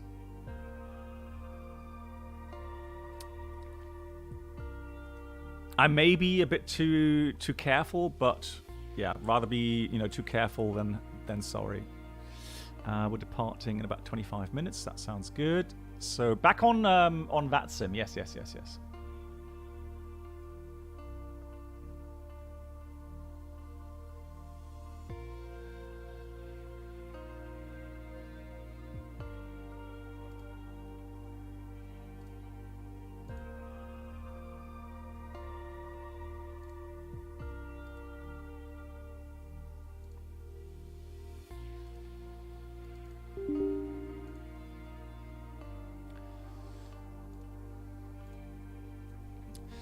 So we filed the flight plan. At least I hope that worked. Sim Toolkit Pro. There you go.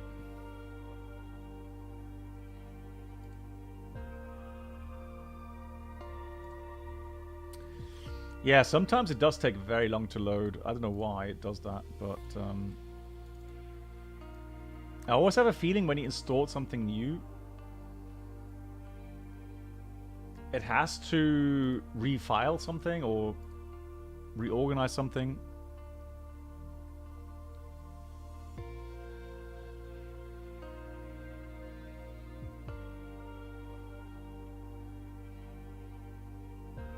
North Rakan, how you doing?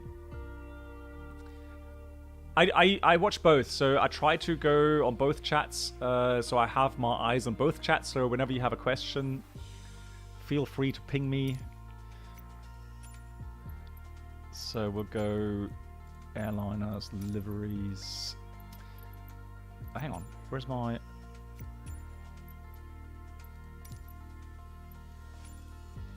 airliners, there we go. So that's the fly-by-wire. And okay, so shall we take this one?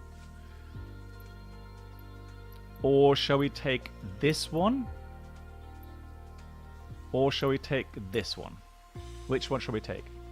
Mark being the biggest BA fan in this community, he has the choice.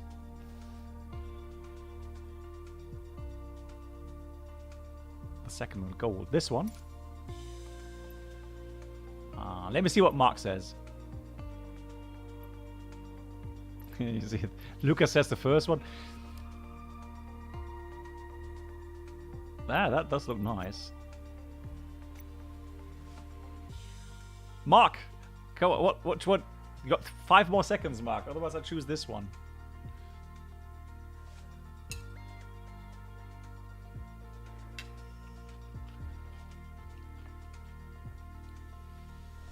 Mark is probably booking the holiday to Corfu right now.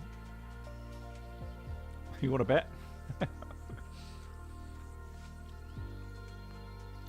Alright, there we go. We'll take this one. None.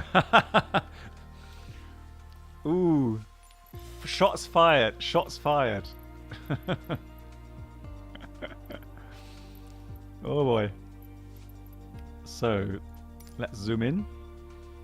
So, let's go there. Obviously, want to be right there, don't we? Marx was a 737. No, he does not. No way.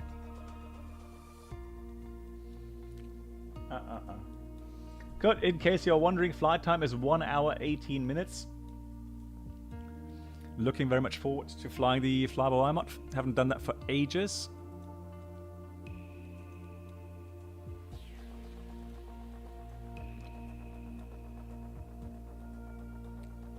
He's walking the dog. No, I'm sure he doesn't have a dog. If anything, he's just booking the holiday to Corfu.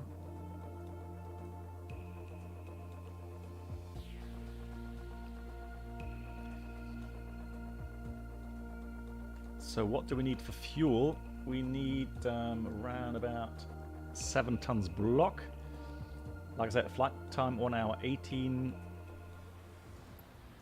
Right, nice. So, welcome to London Heathrow. Uh-oh. Oh, that took long. Live weather. Oh, yeah. Whoops. Is it really that bad in London right now? It's raining. You're kidding me. No, it's not raining in London, is it? Forecast light rain. It is raining. Lol. Okay, well, it's raining. Oh, there we go. Mike Tango Charlie, really? It looks like that in real life. Nice. That is an interesting livery. Our moment to shine. GG. I have to say hats off. I like that livery. No joke. I do like it. Hey Mark, yeah, you're a bit late. So this is. I was going to ask you which livery. So it was the the light blue one, the retro, or this one. And so, unfortunately, you weren't here, so I was going to give you the choice. Now, gentlemen as you are, you're probably going to say you would have chosen this one as well. And I will believe you. WTF, what's that? Oh, God. Lol.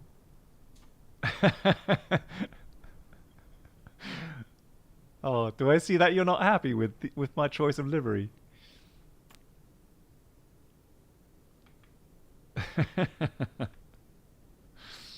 Oh dear. All right, I'm sorry. You got the wrong one. You weren't here. I was asking you, like, you got 10 more seconds and no answer. So tough luck. Now we're stuck with this one. What do you mean? Oh, of course. I was just wondering, why can't I disconnect your thrust? Okay, so BA procedures. Okay, we'll do that. Yeah, remind me though. I may forget.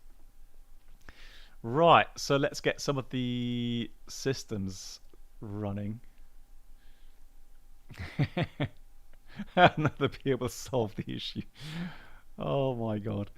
Right, so let's have a look. We want jet bridge, ground power, cargo door, baggage, wheel chocks, and the fuel truck, obviously.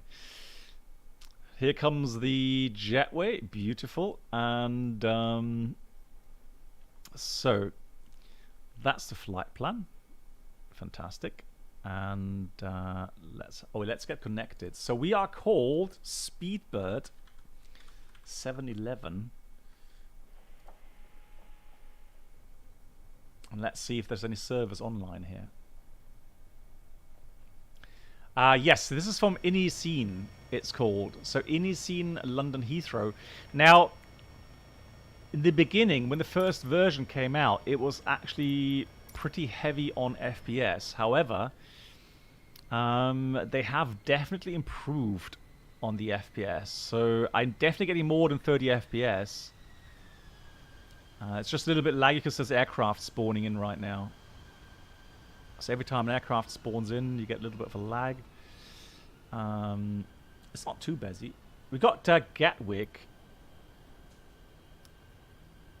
Does anyone know, regarding London Heathrow, if Gatwick approaches online, do we need to call them? Or is it really just for... you have a source, a screenshot of your Microsoft. I don't have a screenshot, but I do vary sometimes. But right now, I'm setting most things on high. Just the pre-caching is ultra. The clouds are ultra. Yeah. So that's pretty much it.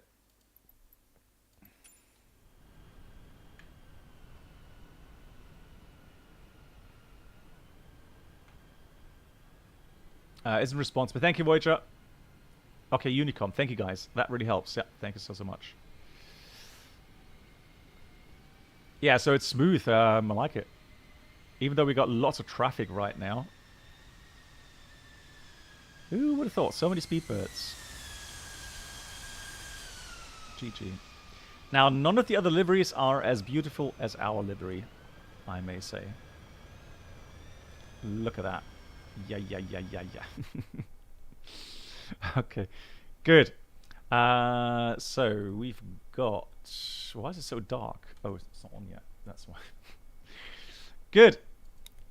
More than 25.5. Batteries on. We'll check Vipers. Why is the lights on?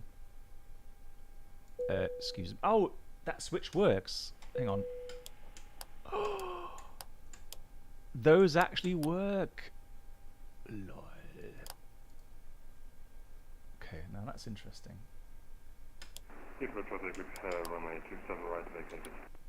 Beacon. I should not model those though. Yeah, guys, I'm sorry. Just gonna have to quickly get rid of these 12 miles out, for traffic.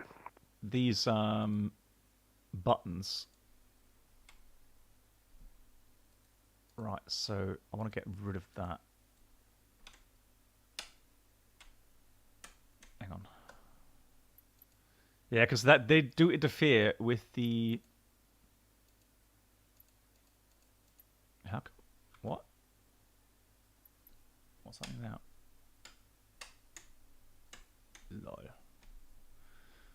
I think I broke it. Can't...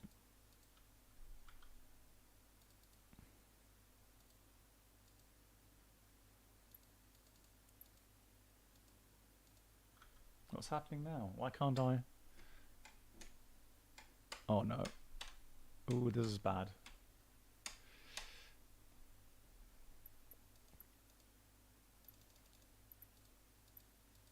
I can't get it out of the menu. It's not taking anything anymore. Escape doesn't work. No. Come on. Ah, there we go. So I found the... Oh, there we go. Thank God for that. So that one, search by input. That, clear. Right, so that's now gone. Fantastic. Right, that one there, clear. So that one, clear. Fantastic. Then I want that one, clear, validate. Yeah, sorry for doing that now, but I need to do that. Otherwise, it's going to interfere with all these switches and buttons. And good. 69137, let's make it. Right, last one. There we go. Right, so there we go. Now we can actually switch off all the lights correctly.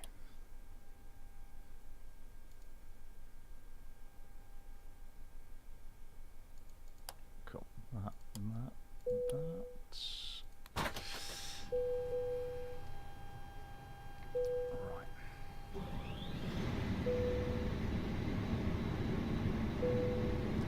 So, quick preparations. Not going to mess about too much with these things. Good database. Menu. Hello, black box. Hello, hello. Brenold, nice to see you. Wie geht's dir? I guess you've been very busy. There we go. Fantastic. That worked. In it. Init request. Uplink in progress. Wonderful. Fantastic. That's really cool. Ground temperature. What's the ground temperature here in Heathrow? So can I go baggage, fuel? So we want to have, how much was it? 7 tons. Heathrow traffic, Speedbird 3 Zulu Lima, short final, 4 miles out, 27 left, Heathrow traffic. There we go. Ready start, instant. Let's do fast refuel. Refueling! Payload. So let's go and download the value. So from SimBrief, it's correct, 156. We'll do fast. So let it board to 0 fuel width of 58.7. Cool. Alrighty. Let's prepare the aircraft.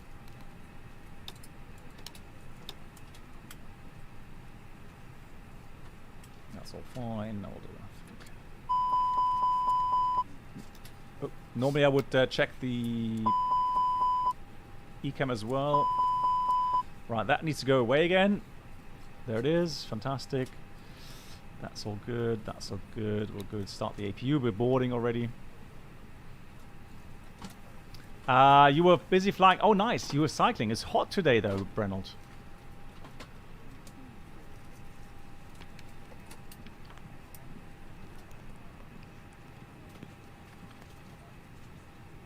Right. Can we get weather info here as well? I'm sure we can.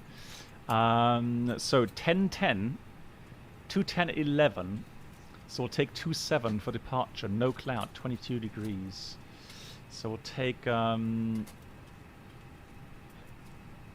27 left for departure. Oh yeah, I already saw, you know what, the checklist. That's actually pretty cool. It actually has the new checklist in here.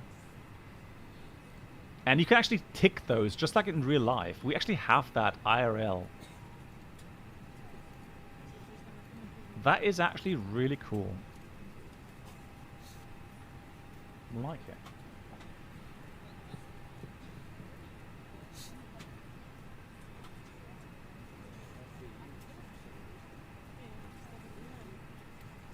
Alright, that's all good. Let's start the APU.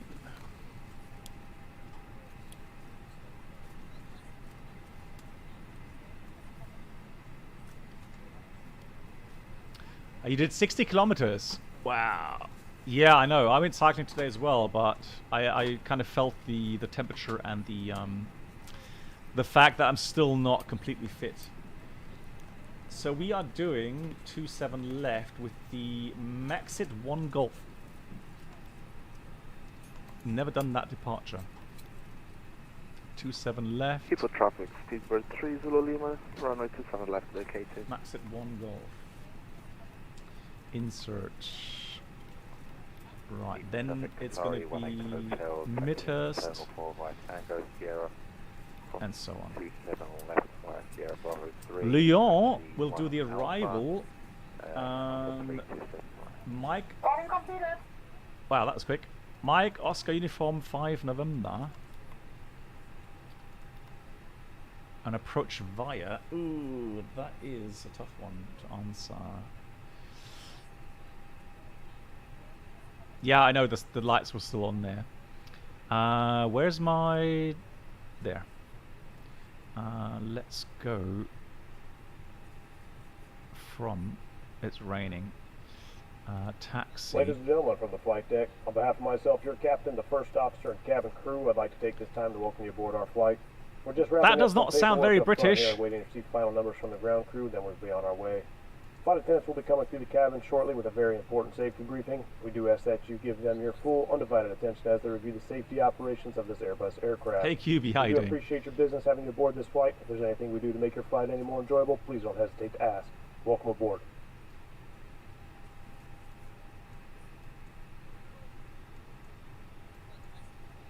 Alright, we're going the, what is it, Maxit?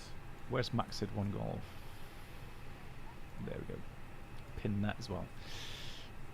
Nice. So that's our departure route. 6,000 as always. Imposter. Is there a way to change that?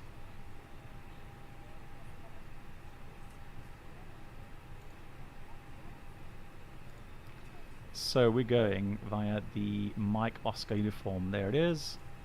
We'll have that one. So we're going via Talar. And the approach then goes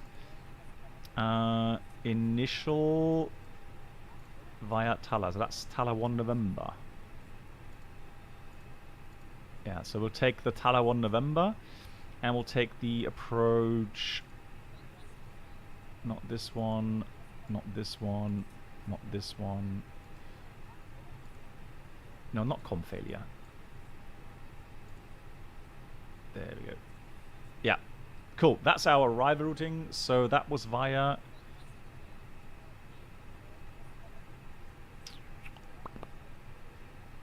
That was via...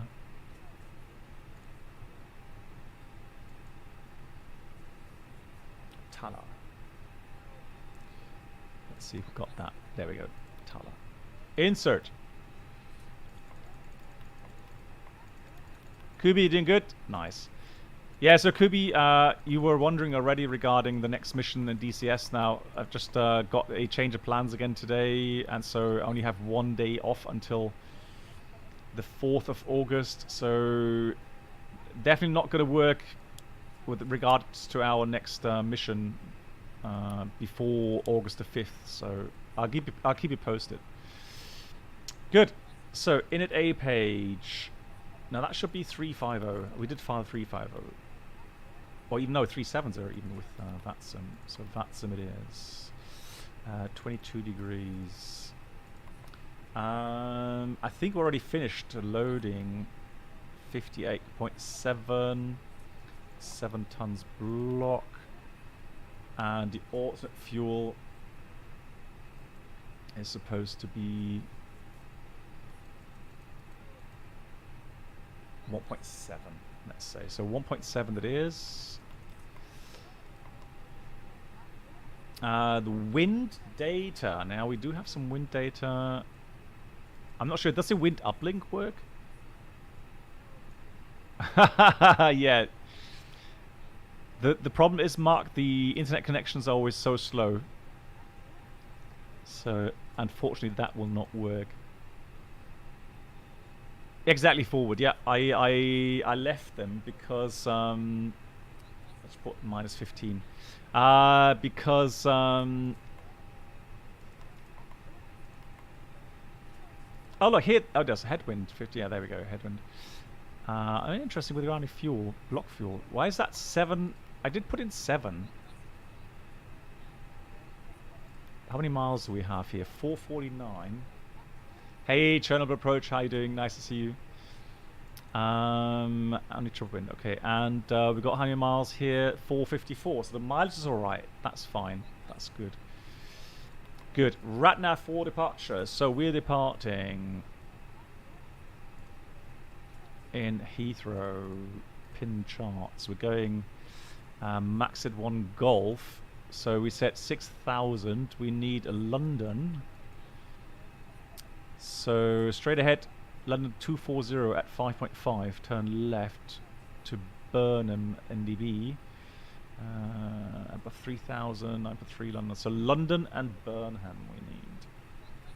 So London in here. That's that one. And Bravo Uniform Romeo. Let's put that in there. 421. That sounds good. Let's do that on here. London it is. Burnham. All good. All good. Guys, nice try. But no. No joy. Right. Secondary doesn't work yet. And performance. I've not done this for ages. Does this have a performance calculator now? No, it only has a landing calculator. So what we'll do, we're simply going to put in the standard value. Now, Neo normally has config 2 for departure. And we've got a trim of... Oh, let me load sheet again.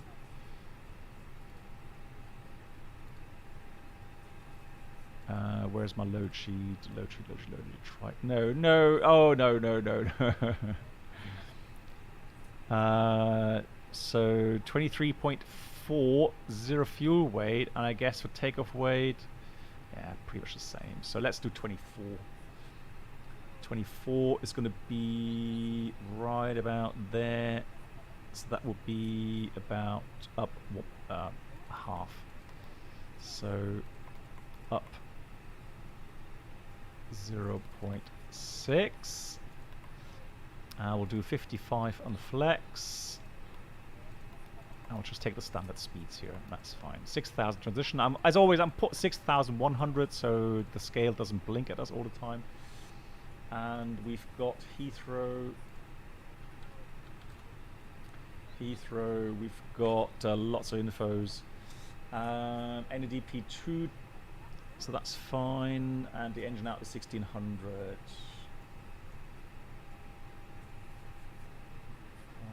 Speed restrictions. Alright, cool. So 1,600 it is. And then 1090.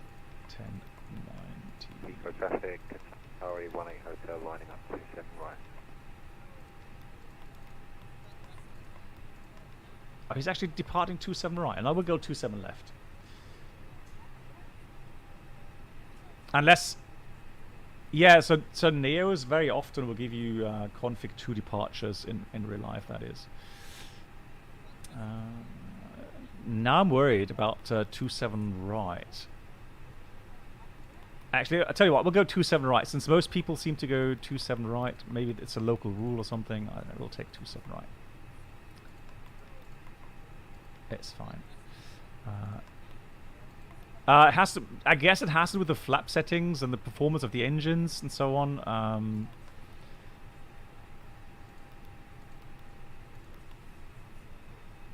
So that's going to be maxed at 1 Foxtrot in this case. Yeah, probably.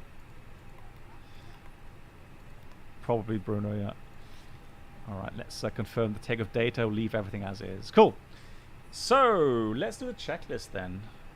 Actually, no, let's close all the doors. Let's close the doors and then we're good to go. Services. Don't need that anymore.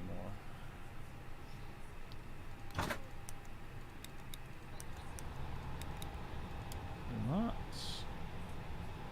Flight attendants, arm doors, and cross-check. Excelente.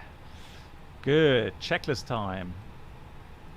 So, let's go. Gear pins covers removed. Fuel quantity 7,040 kilograms. Balanced. Seatbelts on. ADIRs. Once again, we'd like to welcome you on board. Your safety is our top priority. So Nah. we appreciate a few minutes of your attention while we demonstrate the safety features of this aircraft. Barbara Ref, QNH 1010. Traffic, Control 18 Hotel, taking off 27 right, descending to Foxtrot. Checklist complete. Before start, park brake is set. Takeoff speeds and thrusts. We've got V1 125, VR 126, V2 130, Flex 55. Windows closed. Closed. A beacon is on. So before start is complete. Next will be after start. Regarding pushback, I did see that we have the option that can go off. Pushback. So it tells us enable pushback system. Can I pre-plan?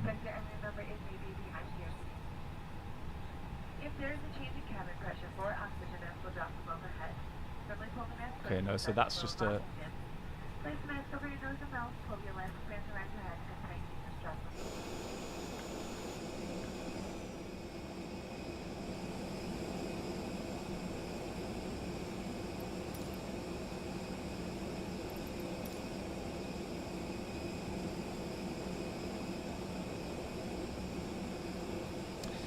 Yeah, Christopher, I hear a lot of people preferring the sounds here in the FENIX, in the Fly-by-Wire mod, yeah, compared to the FENIX.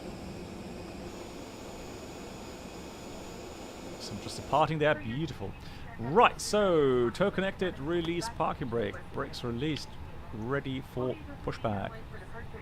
Backwards.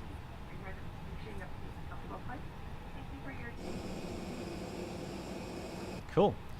So we've done the checklist. Fuel pumps are on. Lol. External power still connected. That's interesting. Haven't they fixed that? To start. Brenold. That was a special request by Mark Brenold. So oh, sorry, that's right. A bit quicker.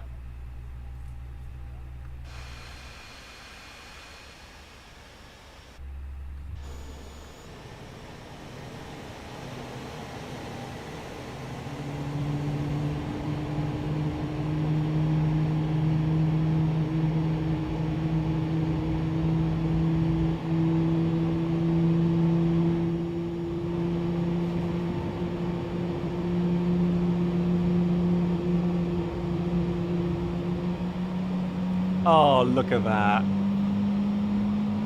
Oh, that's a screenshot worthy, isn't it? With that livery. Oh. Oh. Oh. Hang on. Stop, stop, stop, stop, stop.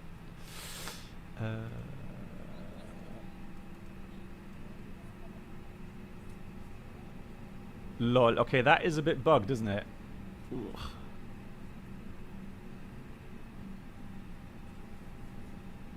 That is a bit bugged, I fear. Right, let's go a little more to the left.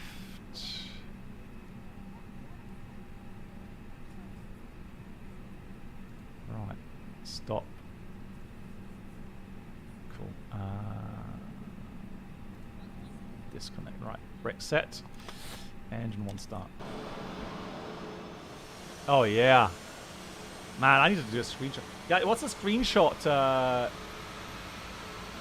key? Anyone know?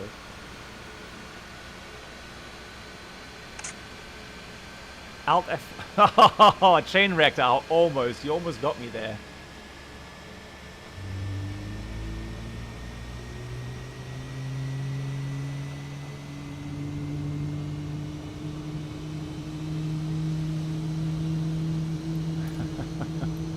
Nice try.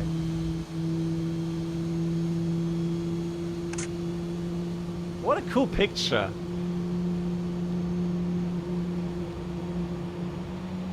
Windows print screen. Okay. Thank you. There we go. All right, got it. Thank you. GG's. Good engine start. There we go. So let's do the flows. That should be locked. Flaps 1. Trim.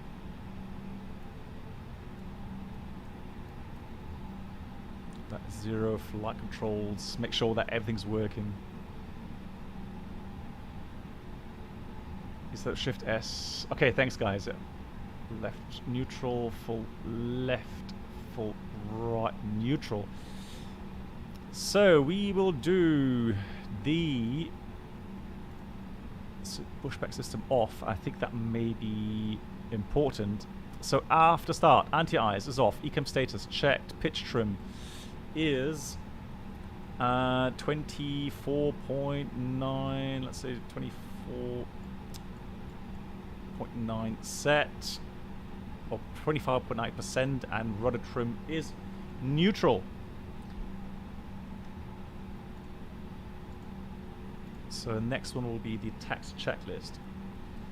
But let's have a look at what our taxi route is going to be. So we'll take taxiing. So we'll take Alpha. Is that Alpha? Hang on. No, that's... Which one's traffic? Yeah, I think it is, right? Alpha. Yeah, we'll take Alpha 27. Right. Heathrow traffic, Speedbird 711 is taxiing 27 right via Alpha. So let's go. Right, interested to see what's the livery. Well, like I said, Mark wanted that livery so badly. I said it looks a bit silly, but Mark wanted it so badly, and I said, well, you know, Mark, how can I deny your wish? Oh, we actually got flaps 2, right, haven't we? Right, brake check. Working. He didn't. Right, nice and smooth, I have to say. It's much, much better now. Really nice.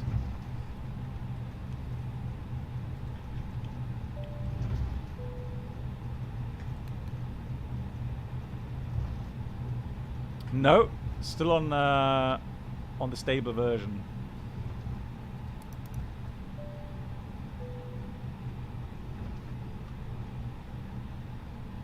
Okay, yeah, I don't do the betas because I'm always worried that in the end something's gonna break.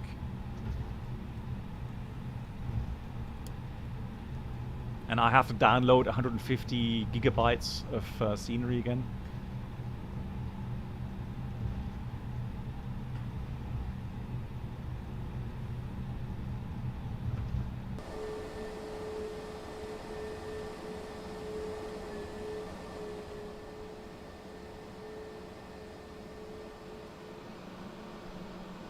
Yeah, so I can't complain. Performance is nice. Like it. Welcome aboard the Captain Black Box. Right, I hope I've not Channel missed any subscriber resubs. experience. Could new subscribers please make your way to 'cause the I've been really first class busy. cabin, where complimentary drinks, snacks, Everything. and premium flight entertainment will be served. So Thank you. yeah, so real time. The problem again, just like Brennell wrote, real time. The issue is at night time. Even though it does look nice, no doubt, but since we are looking at new sceneries, I'd rather go daytime, just so you guys get a better impression. Mark, thank you so much again for gifting another sub to Chain Reactor this time. Mark, thank you so much. We've all been there, you can't deny it. You can't recommend SU-10 if you decide to go back, it's a huge pain. That's what I think as well, T-Man, yeah. Yeah, Brennell, all good. Like I said, that's why you have the option.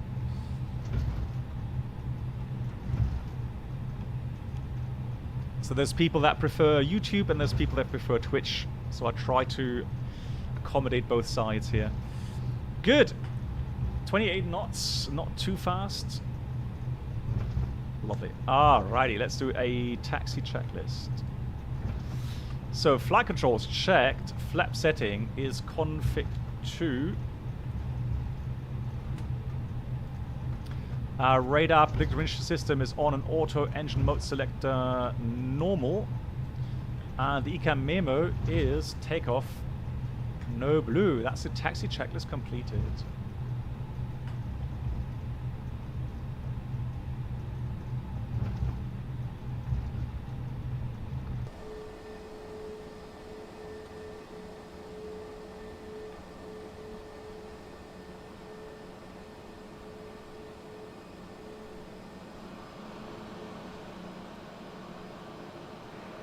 Heathrow traffic, Sleeper 23 Papa Hotel, 5 mile final, 27 left, Heathrow.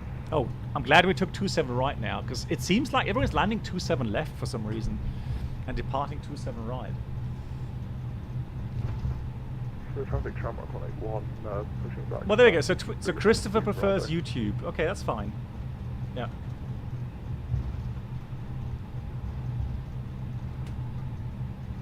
Forward, I hope so. Yeah, like I said, the thing is, so forward. The basic reason is that I absolutely have no time at the moment to do anything in regards to development. So there's no way that I can help them. And so that's actually, for me, it was always kind of giving me a bad feeling. And so I said, you know, they've got enough good people there with the development. They have enough pilots there as well, so. Sim Caesar, that is really cool. Interesting, Sim Caesar. People are saying that, you know, the quality of the video is different as well if you compare Twitch and YouTube. So I can't compare directly at the moment. Good. We are ready to go, so let's line up. So I'm also going to do that. So cabin crew prepare for departure. Heathrow traffic, speedbird 711 lining up, departing 27 right in Heathrow. Line up checklist. Take a runway 27 right, full length, TCAS, TARA, packs 1 and 2 on. Line up checklist completed. Approach sector is clear. Let's start the chronos. And we are ready to go. Slipper cam is ready.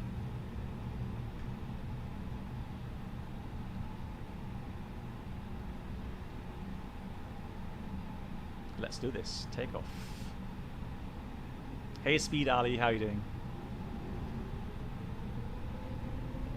Yeah, forward, and of course I do want to have time for streaming, right? Ooh, there we go. Manflex 55, SAS runway, auto thrust blue. 100 knots checked. V1, rotate. Pause the climb. Clear up. Whoop, pitch. Lord. Okay, yeah, I know what you mean, Bruno. That is a lot more sensitive. Good lord. Okay. Ah, the landing will be interesting in this case.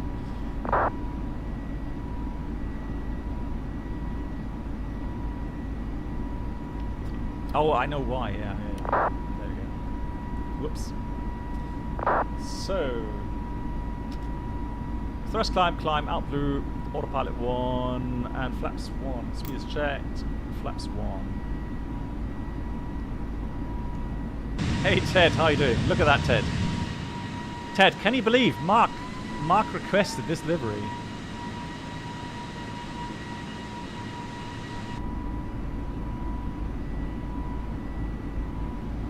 Yeah, they're still tweaking the flight model, yeah. Chrono reset, flap 0, speed is checked, flap 0, ground spoilers reset. Right, lovely.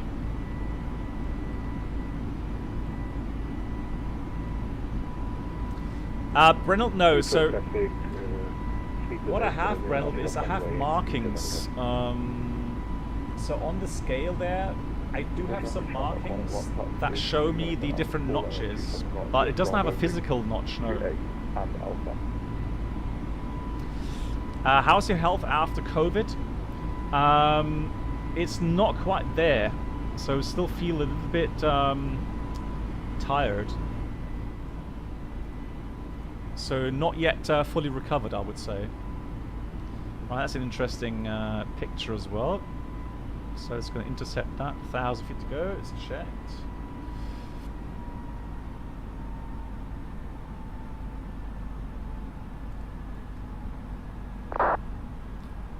Now we do have to stick to that departure route and the altitudes. The reason is there's departures out of Gatwick, and if I don't adhere to the restrictions, that controller who's doing Gatwick may become a little bit upset. So we're going to maintain 6,000 until max it, and then we'll continue climb.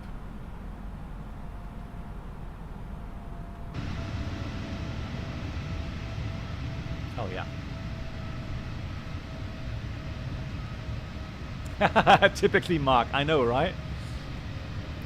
But hey, I mean, you know, his wish, right?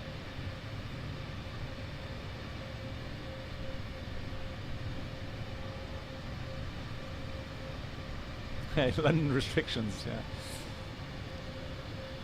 Yeah, so Brennelt, at the moment, the Ask bot is still not working. I pinged Boodle, but he hasn't replied yet. I guess he's busy. I mean, it's Sunday evening. A lovely British countryside. Look at that. Absolutely gorgeous. Really nice. You should get the Airbus mods for the Bravo on Etsy. Okay, Hammer, let me just check. Hang on. What's the Bravo mods then? On Etsy. Do you have a link maybe for that? So now I know the Etsy website. So Bravo throttle.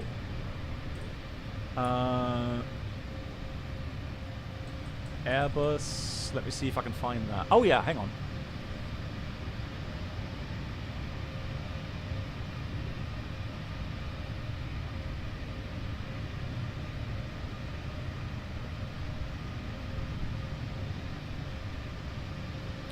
It's got throttle detent for FENIX, fly-by-wire, tow-less, etc.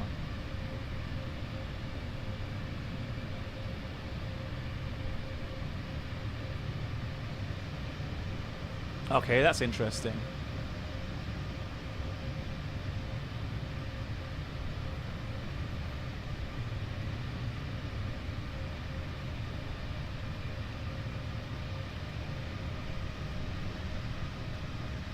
So Airbus. Interesting suggestion, yeah. Hey Ectoras, how you doing? Good, so we're still gonna maintain 6,000 for now. Let me then select 370. And so we've got right now magenta. So if I press alt constraint, nice. Alt constraint, climb blue. Now climb, thrust climb. That's nice. Scale will start blinking once we hit 6,100. Oh, 3D sim mods. Okay, thank you. 3D sim mods. Thank you much, guys.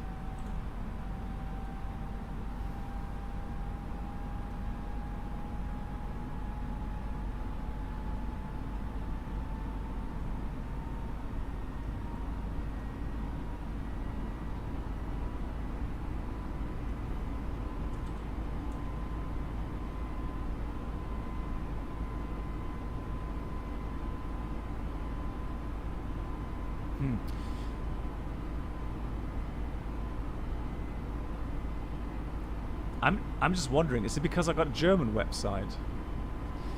Right, let's go standard. So set standard, cross-check passing level 84 now, checked. Hey, rocket, yeah, look at that.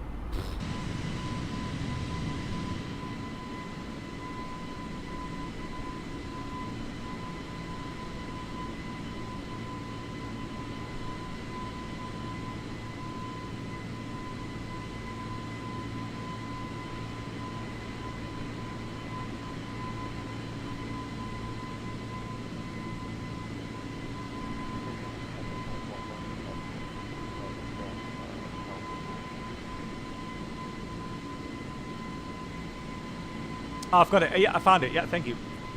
There we go. All right, so that's the one then. Okay, cool.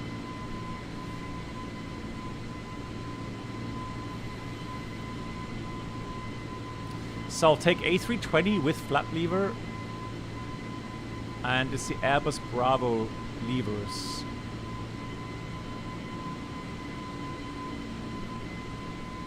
Or is it default Bravo levers? What do I need?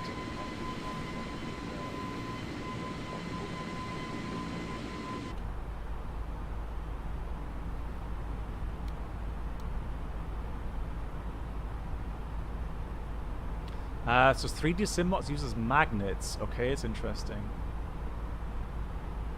So it should be resistant outside the gates. Okay, guys, I know that V1 Simulations uses some special add-ons. Is that the same?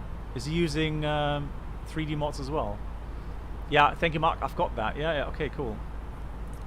Welcome aboard the Captain Black Box Twitch channel subscriber experience. Could new subscribers please make your way to the first class cabin? Where Which app? complimentary drinks, snacks, and premium flight Upper dock in entertainment will be second served. position. Thank you. I am not sure what you mean.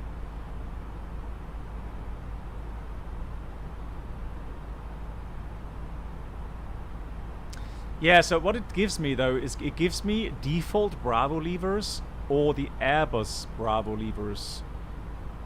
Or both default and Airbus. Throttle tack. Okay.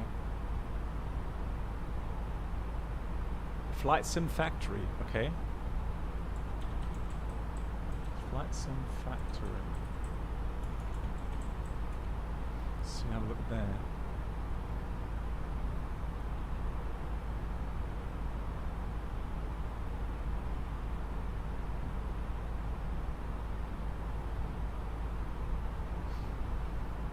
That looks actually pretty good, yeah.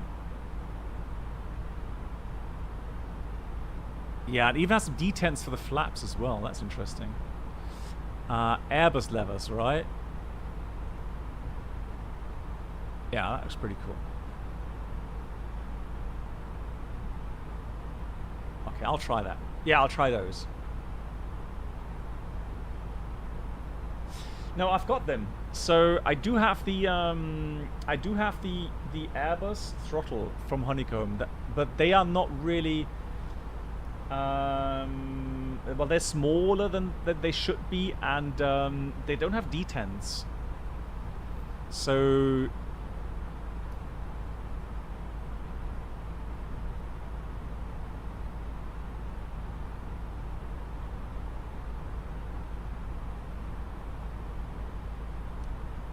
Okay, Big Z, thank you much for that. Oh yeah, okay, so these are... Yeah, so the only thing... Yeah, you're right, you know what? So what I'm seeing is that it has magnets for these gate positions, right? Does anyone know regarding Flight Sim Factory? Do they have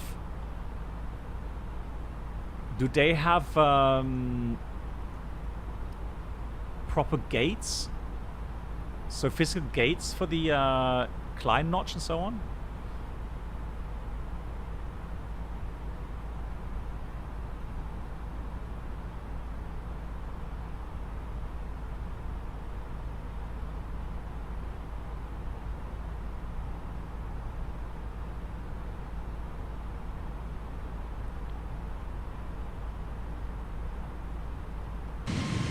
Oh wow, look at that. We're already coming across the coast here.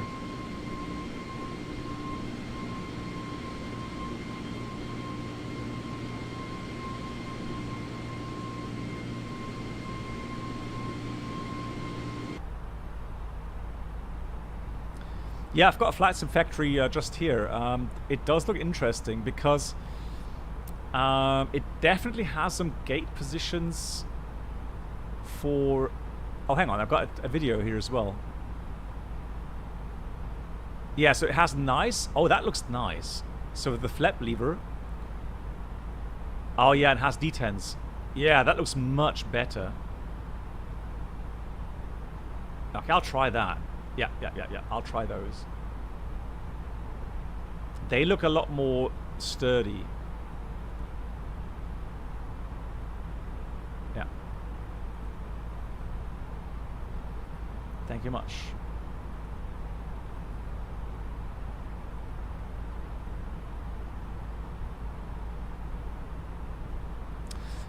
Show us, please. Okay, hang on. Let me just get the website up. I'll show you. Hey Burak, how you doing? Well, thanks for the tip. That's really interesting.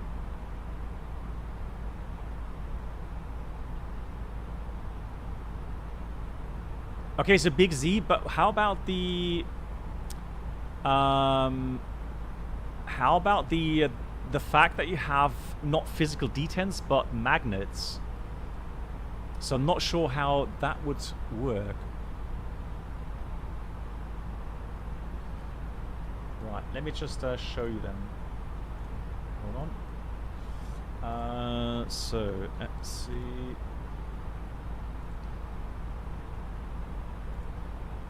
And then it was Flight Sim Factory.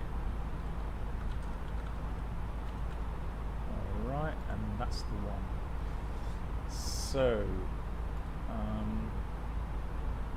hold on. Right, so those are the ones that I've just ordered. So if you watch that video, so it has a nice spring action with the flap lever. That's interesting. I mean, it's not going to be perfect, but it definitely has these notches. Yeah, so that looks interesting.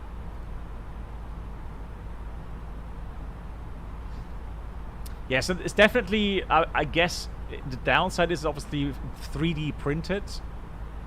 3D printed. It's not going to be perfect, but I mean, if that works all right with the D10s and so on, I'll let you know once I've tried them.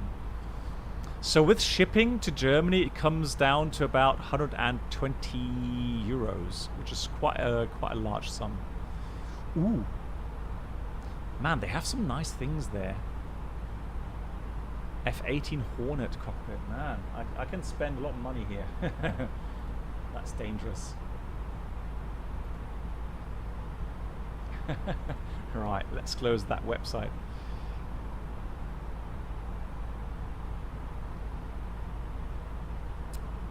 Does the Airbus have? No, it does not have any notches in real life, no.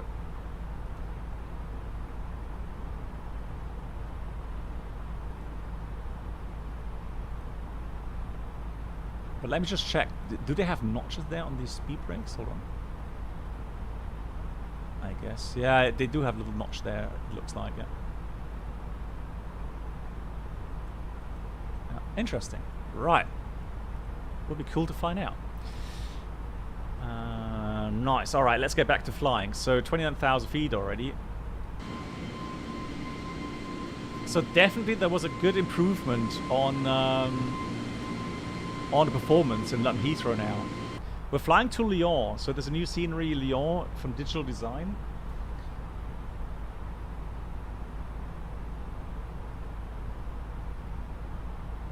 Okay, you also purchased a more realistic setup for the PNG 737 as well. Nice. Okay, I'll have a look first at the 320, and then we'll see.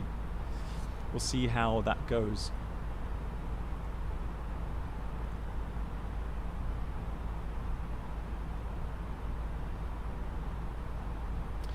ETA is at 18:47 UTC, so about an hour flight time remaining. Right, we've got some stuff to do here. That. Right, cool. RATNAV, clear. Fix info, take that out as well. There we go, cool. Good. Yes, I am type rated on the A320 family.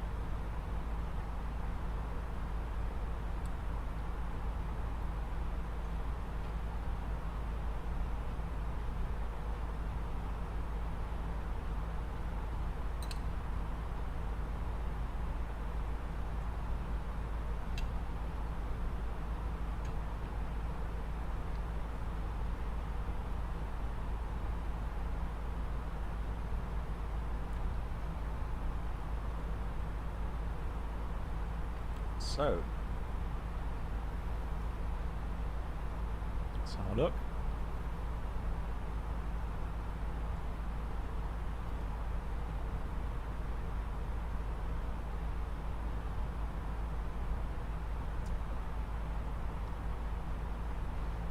Didn't they have a map here as well? Somewhere. Oh, failures. So they've got TR failures, they've got hydraulic, captains or FO prime flight display landing gear. Okay. Or navigation. But they're saying full simulation of the failures below isn't yet guaranteed.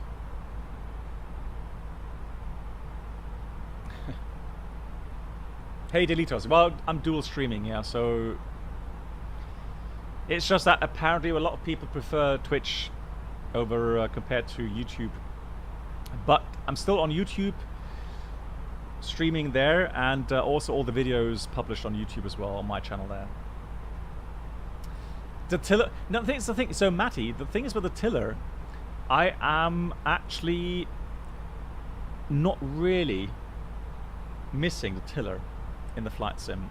I know that apparently you have better control, and I understand people looking for the ultimate immersion, and so they may opt to get that tiller hardware.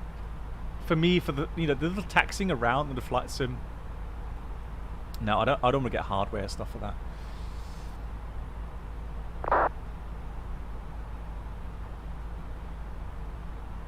Have you thought about starting your own airline? I don't know. I don't know if I would be a successful airline manager. The reason being is that I probably would be too nice to my employees, and then I wouldn't really make profits. So, Voyager, good night to you. Take care. Mach's gut. Bleib gesund.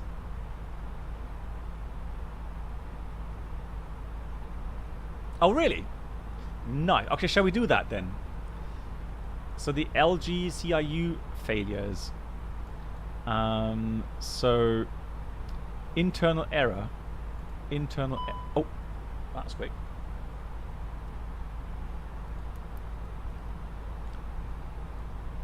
So LGKR 1 and 2 fault. Landing gear gravity extension. GPWS system off. Right. So we can do that right now. That goes off. Right, normally that would disappear now, that action line. Oh, it does. Ah, it just took a while. Nice. Nice. Okay. So, clear landing gear. Status normally would have for sure LGKR 1 and 2 in there. Let me just get my books out, see what it should say. So, yeah. But like I said, it's not complete yet, so... But interesting that they're also going the path on having failures simulated. GG on that.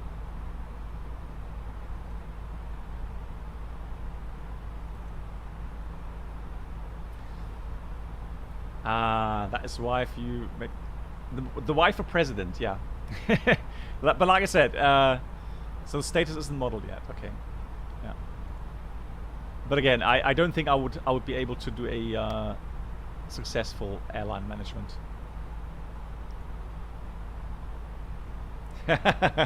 Yeah, well, chain reactor, I would definitely use a different airline name. Yeah, when it comes to airline and flying, people don't like jokes about those things, no.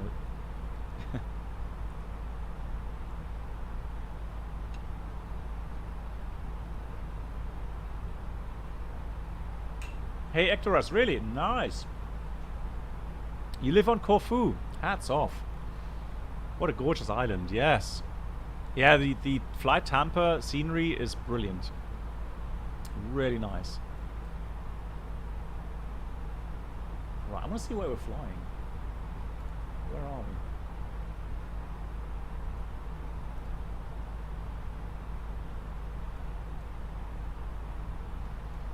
So we're currently south of Le Touquet. So somewhere in France. And we're gonna be... Where are we going? We're gonna be flying past Bouvot. I think it's called Bouvot. Ladies and gentlemen, Sorry for the bad pronunciation. We've just reached our cruise now. Flight as it begins to settle in. I do want to Well, remind it's you right to central keep your seatbelt France. clear from the aisle as the flight attendants will be coming through the cabin with galley carts shortly. Also, one more reminder to please refrain from... Yes, it is, congregating chain in reactor. front of Yeah, aisle the as first flight flight we control did. is located. Thank you. Oh, Brenold, in case you missed it as well, Brenold, yeah, Corfu Flight Tampa scenery is available now. Really, really nice.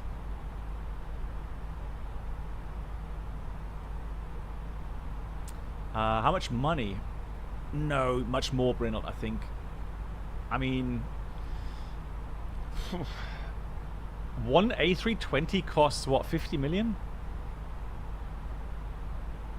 On top of that, insurance, costs for dispatch, scheduling, etc. Man, I mean, the overhead would be so much. I guess you would need like $500 million, so 500 million euros at least.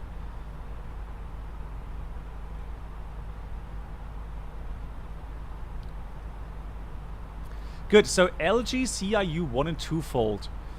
Gravity extension, GPW system off. That's all correct. So why would you have to use GPWS system off? And the reason is, as LGKR 1 is lost, GPWS receives landing gear and up position information even if the landing gear is down. So that way you would have a landing gear warning in the approach. So that's why you switch off GPWS system off, because of LGKR 1 failure. And LGKR 1 also powers the landing gear indication here. So that is done by LGKR 1. However, oh yeah, one thing you should see now on the wheel page is the landing gear down indication later on. They should all be amber, I think. So because they can't receive any info on the landing gear position. Check that later. Too low gear. Yeah, exactly, Ian. And I would pay fair wages, obviously. And I would not tell my staff that they're too expensive.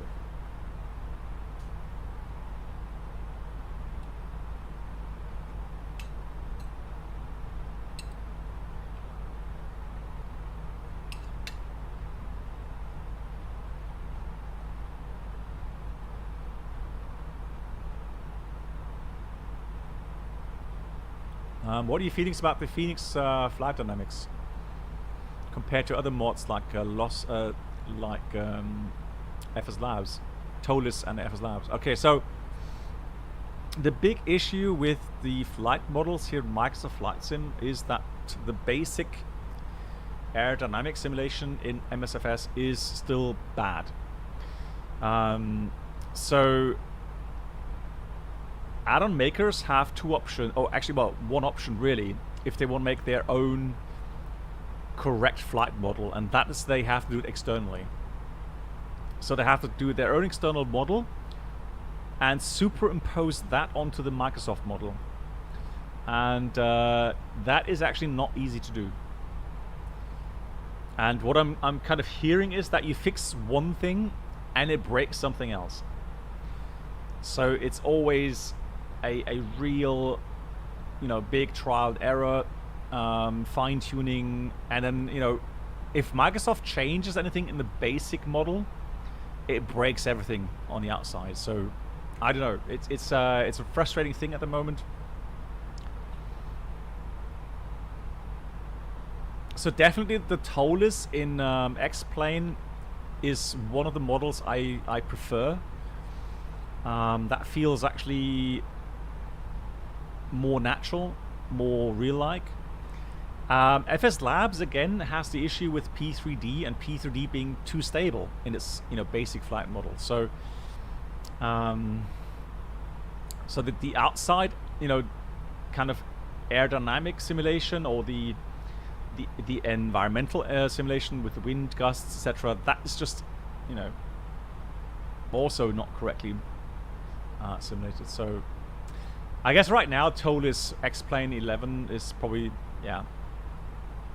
the most realistic. How real is the flight factor 320 feel? Well, again, since it is in X-Plane, it's actually pretty good. The only thing I don't like about the flight factor A320 is that the engine performance is not correctly modeled. So all the dragginess of the aircraft is not correctly modeled. It just feels too clean. So you always have issues descending the aircraft down on the normal path. Imagine it's frustrating to develop complex airplanes. Yeah, chain wrecked. I mean, I can only hope that that they will, they will be in contact with the developers and helping them out as much as possible, and not ignoring their requests and.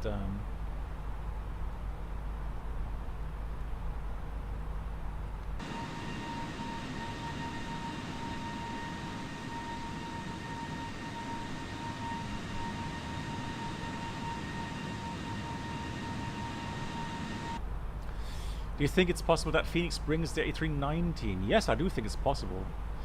Although, I mean, they haven't really... I think they only confirmed Sharklets, and I'm not sure if they even confirmed the Neo. So I don't know if they spend more time on 321 and 319. In my personal opinion, it would make sense, because the underlying model is, is there, and the simulation and the avionics and so on. So it wouldn't really be, such a nightmare to develop the A321 and 319 series. But in forms of sales numbers, so comparing what you invest on the return, then I guess a completely new aircraft, let's say A350 or something, would probably be more interesting for them. But I don't know. That's just speculation. Yeah, they confirmed the Sharklets and the IAE. Yeah, there we go. So, but not the Neo yet.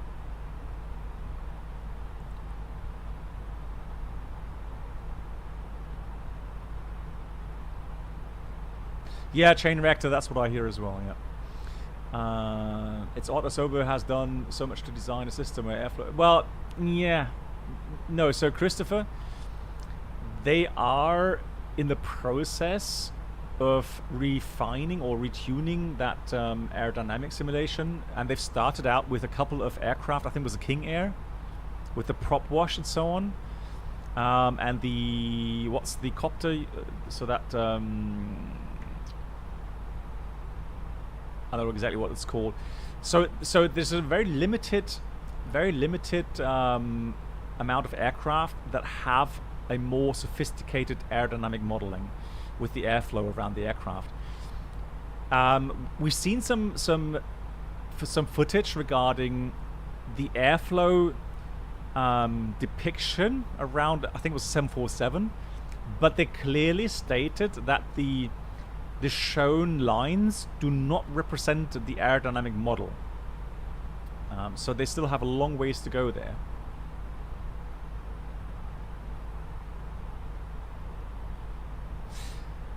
It could be, Brenold, yeah. It could very well be that that they're not going to continue on that, with 321 and 319, because it's based on ProSim. Yeah, you could be right there, Brenold, yeah.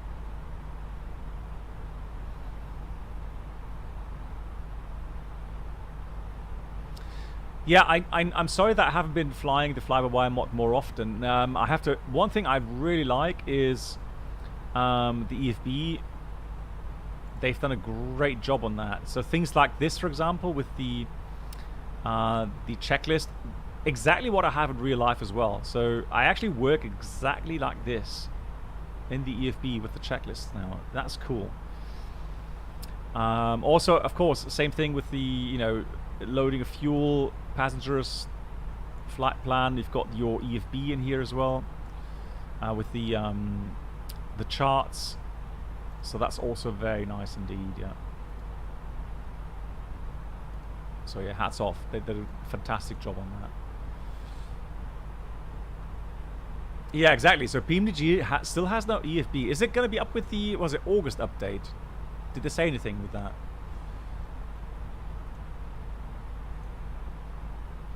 They're getting a lot of heat right now, aren't they, from the community for their communication and yeah, delays in development and so on.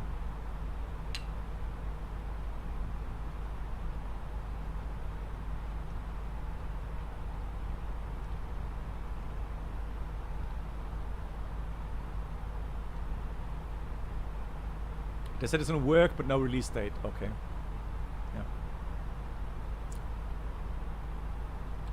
Yeah. Do I have channel points? I need to. The thing is this. So, I moved over to YouTube because I had issues with Twitch in general. So with the way they treated their streamers, and then leaking of my personal data, which they don't absolutely no care about.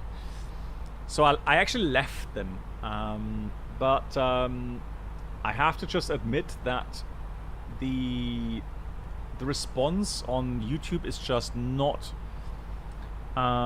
what I expect it to be. So people have been continuously commenting on, you know, asking me if I could dual stream at least, because they don't like watching streams on YouTube. And so I've now, what I'm doing is dual streaming, but I don't know if channel points on Twitch work at the moment, and what I need to do to reactivate them. I've not looked into that. So EFB, I don't have much to update you with there except that so work continues. Okay, interesting. I don't know why the EFB would pose such an issue for them, because I mean, we're already seeing, you know, FENIX and the fly-by-wire actually having an EFB, a very nice EFBs. So I don't know what the issue is with PNVG. Really? So PNVG has no lower ECAM? Okay.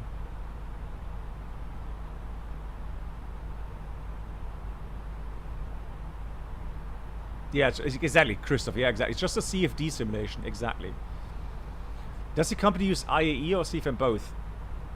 So we have the 321s with the IAE, we have CFM, and we have Pratt & Whitney for the Neos.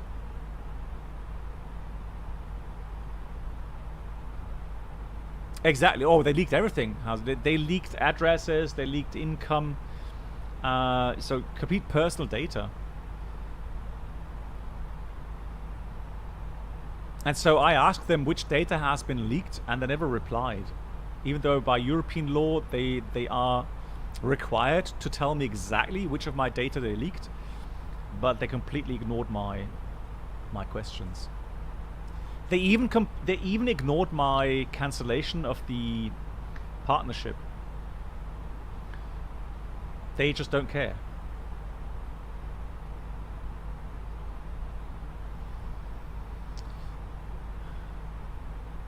No, I contacted directly Chain Reactor, and they never replied. So yeah, that's the thing. So I could go the official, but I don't know if I need a lawyer for that or not. So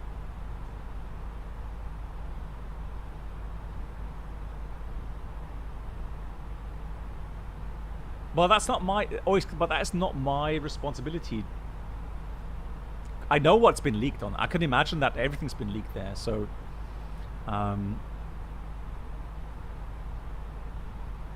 but it's up to the company that is has messed it up.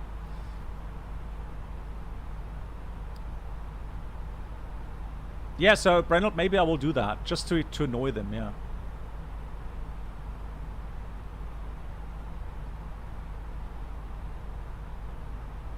Yeah, because they annoyed me quite badly.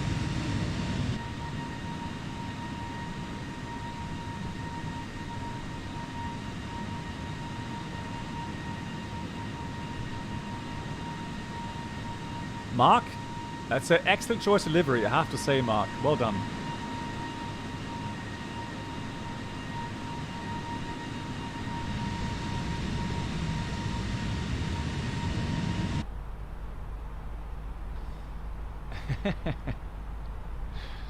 Alrighty. Cool. We already got descend error coming up. Remaining flight time about 40 minutes. 200 miles. 200 miles, 40 minutes. Yeah, we've got a bit of headwind component, so.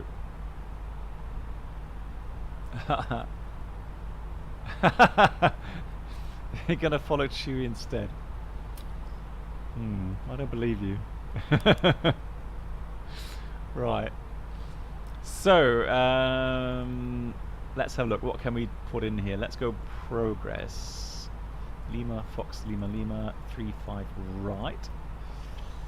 put that in there.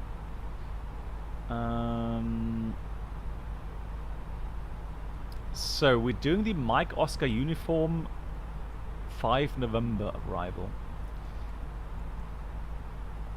Yeah, so that's this arrival there via Moulin 5 November arrival. So we got some restriction, 250 below. I didn't see that yet on the FMS though.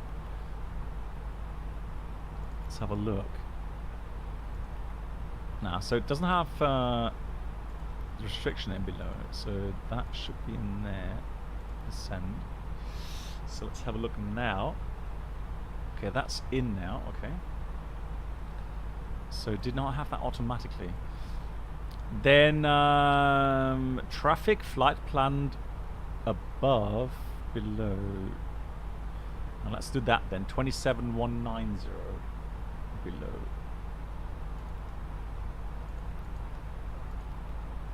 There we go. Yeah, it's got that in there. Out area. It was 1,000 feet high there. That's interesting. So it's predicting we're going to be high in the path. So not quite able to do that. Next restriction then is past Romeo Oscar Alpha. 120 below max 250. Let's check. There we go. Yeah. So that's in. That's good. So interested to see how that works now with the managed descent here. Oh, has it really? Brain Compiler, thanks for the info. Has it really shifted that much? Let me just check. 2130. Yeah, that's... Oh, you're right. Thank you much, Brain Compiler. So disregard all after good morning. So we'll take 1-4... No, 1... Let's just check. Let's do the 1-7 left. Bruno, do you know, does the RMP approach work yet? In the fly, or anybody else in the fly-by-wire mod? Thank you much for the weather requestos, yeah.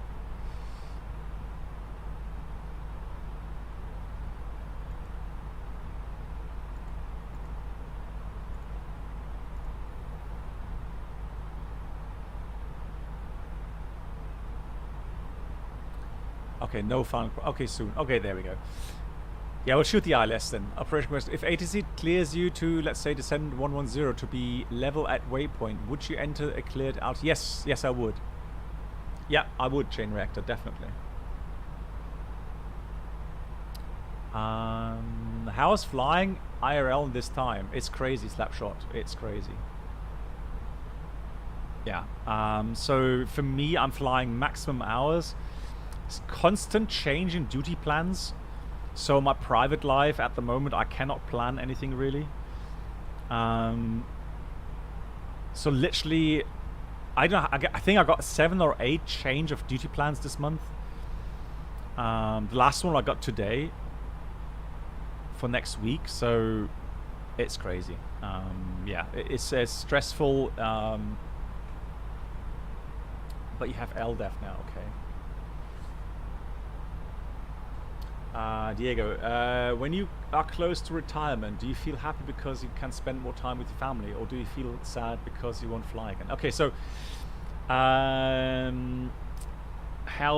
what's the best way to answer this? So for me personally, I feel very fit.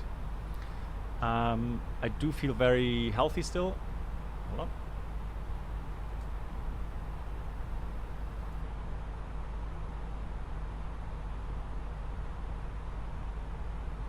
So I do feel, fit and healthy. So literally, I could work until I'm 65. So I could have 12 more years of airline flying. On the other hand, while I do enjoy the pure flying moment, what I don't like and I don't enjoy anymore is the airline life, in a sense that at least our management is doing everything to make our life harder. So they've completely gone on a path which, at least I have not spoken, or I've not heard from any other staff that are happy with that that path. So to us employees, it just feels like management has completely gone against their own staff. Also, if you look at the things they decide on regarding service, so cabin equipment, the food and drinks and so on, there's so much stuff that is really, really annoying for employees that that just pulls me down. And it's just a personal thing. It just someone else will be happy, right, with all that. I'm not. I'm just simply saying that at the moment, as things go, and continuously being told I'm too expensive, it's just something I just do not feel like wanting to spend more time in. So if I want to enjoy aviation, I'll go do some private flying maybe, or who knows, or I get an offer with some other airline which has such a financial attraction, let's put it this way, that I'll say I'll change companies for a couple of years. But that's very unlikely, but I'm just saying it could happen, even if it is unlikely. But yeah, I at the moment I am just completely displeased with everything that's going on with the airline, apart from me flying an aircraft and being the captain of my crew, because at least there I can have an influence on the mood and the way we work within SOPs, of course, but at least we can have a happy time on board, which then obviously translates into most of the time good mood for the passengers, because obviously if we do enjoy our work, then the passengers will feel that and are thankful for that as well. Yeah, so chain reactor, I could leave my company as early retirement and then switch to another company. I could do that, yeah. Because then my contract will end with my current airline, and then yeah, I'm free to go.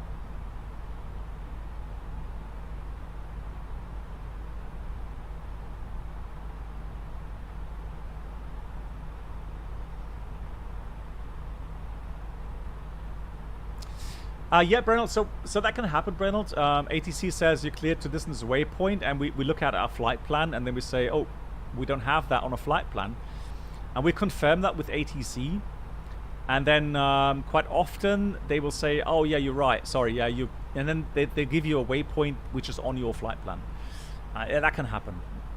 If they confirm it as being yeah, correct for them, I'll have them spell it out if I don't know how it's spelled, and then yeah, we'll change that. Happens in that sim too. Well, there we go.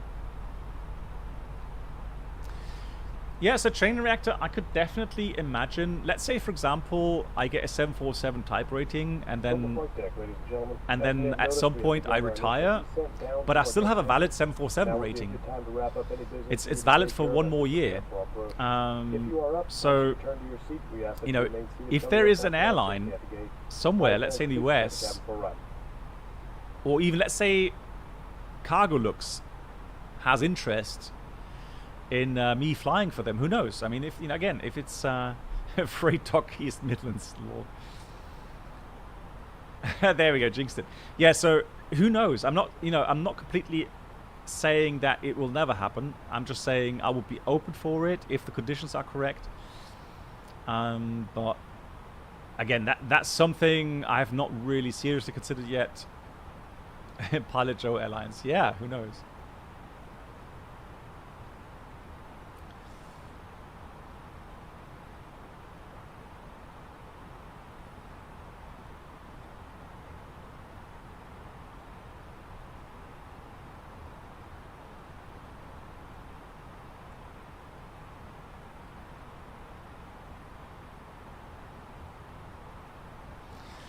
Well, Christopher, at the moment, it's actually not...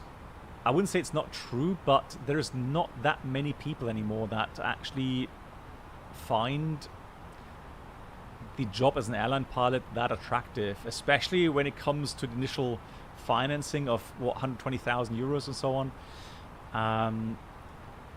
There are still people around, obviously, that want to do that and fulfill their dream on that, but it has become a lot less.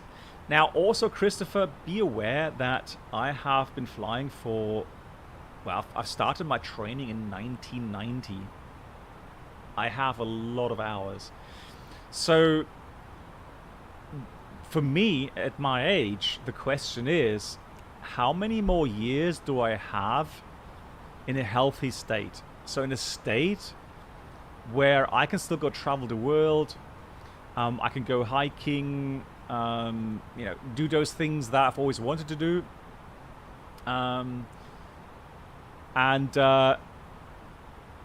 The question is, if I continue flying until I'm 65, for example, how fit am I going to be then when I then retire?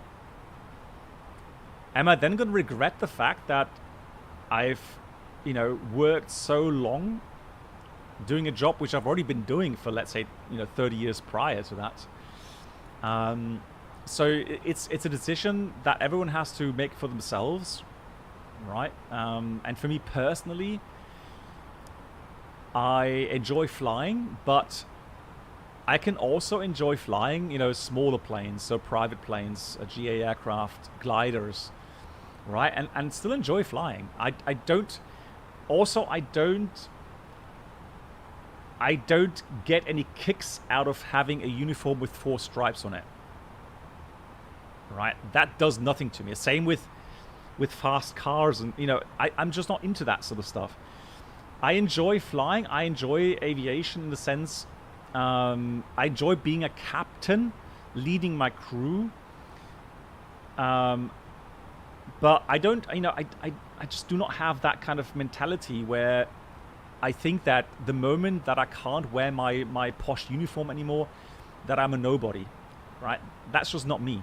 I don't have that kind of, you know, that kind of character. So of course, Christopher, I understand people saying, you know, they would give whatever to have my job. I understand that, but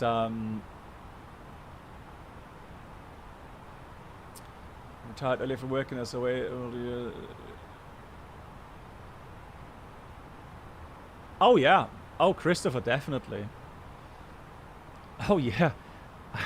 So being an airline pilot, especially in long range with jet lag, the radiation that you take up during your life, man, I don't know.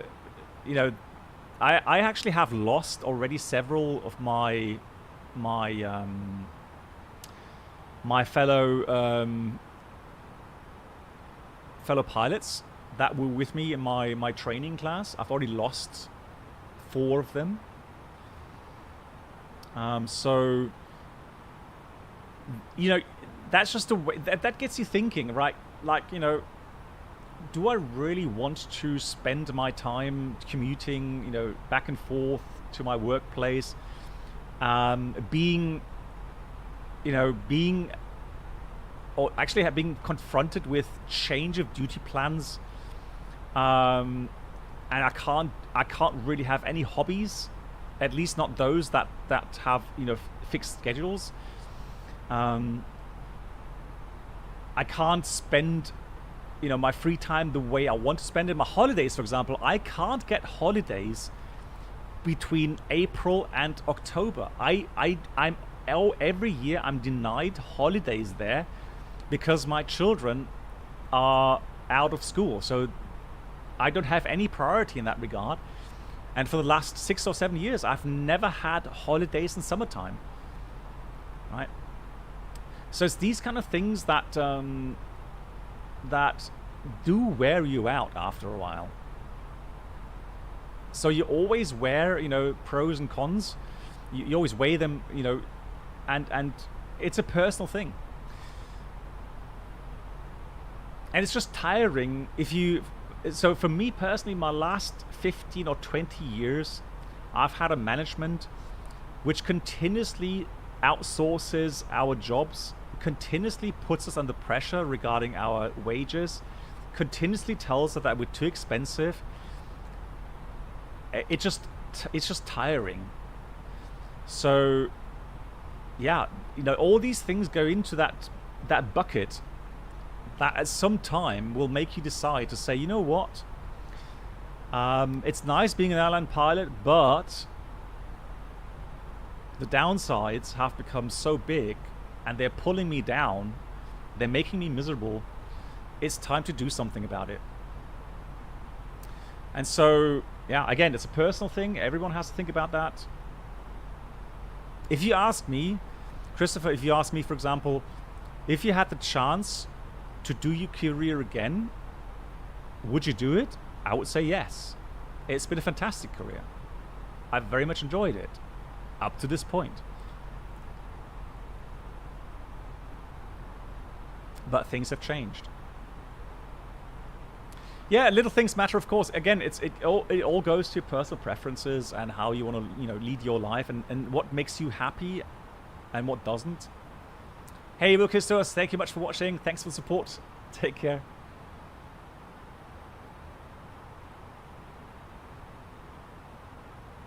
Yeah, so chain reactor, the very sad thing is my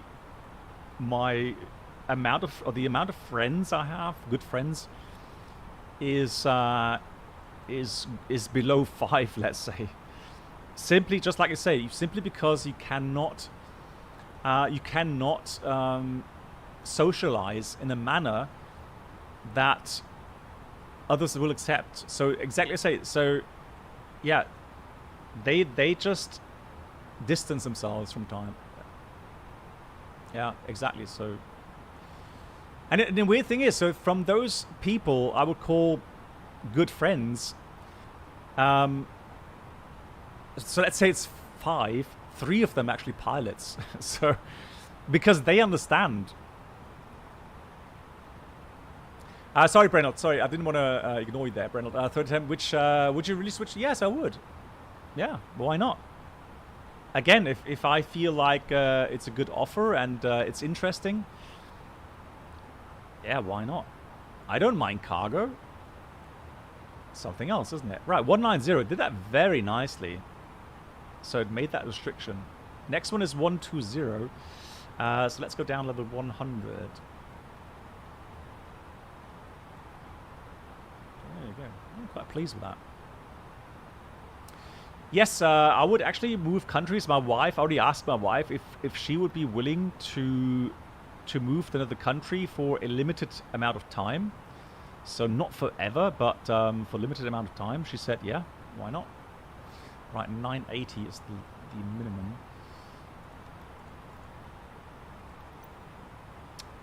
Right, so weather. Quickly insert the weather here. So we've got 140 at 8.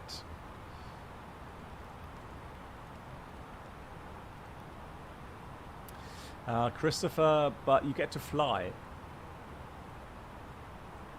Yeah.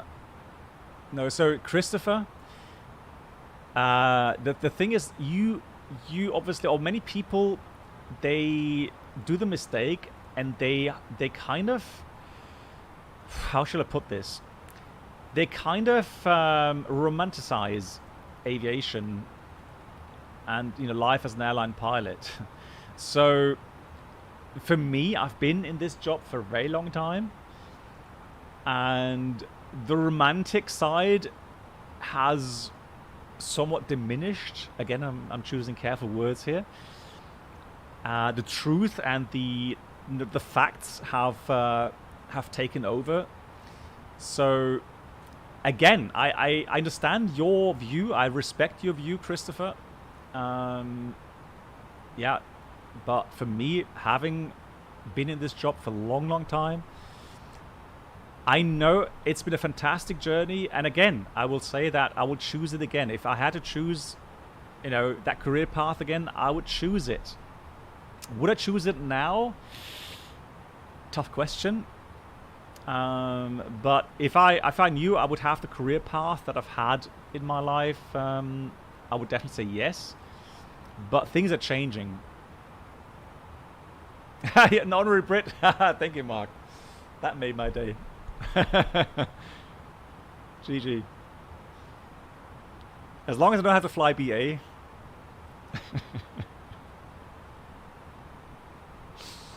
Oh, you get the drift. All right.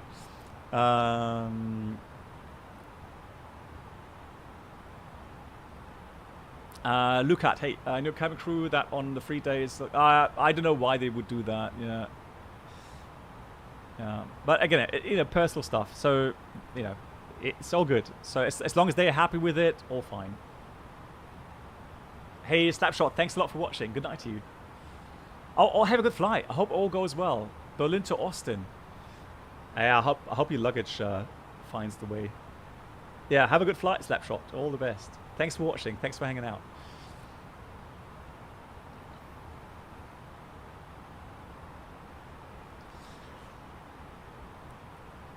Yeah, Christopher, I understand. And again, I feel lucky and I feel happy that I've had the career path. But I also am, I'm not worried about changing something in my life soon. So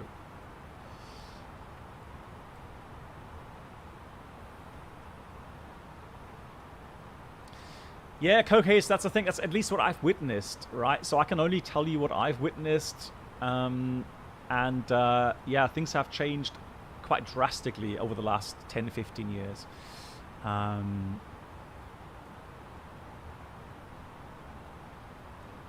All right, so we're going to do automatic low here, and then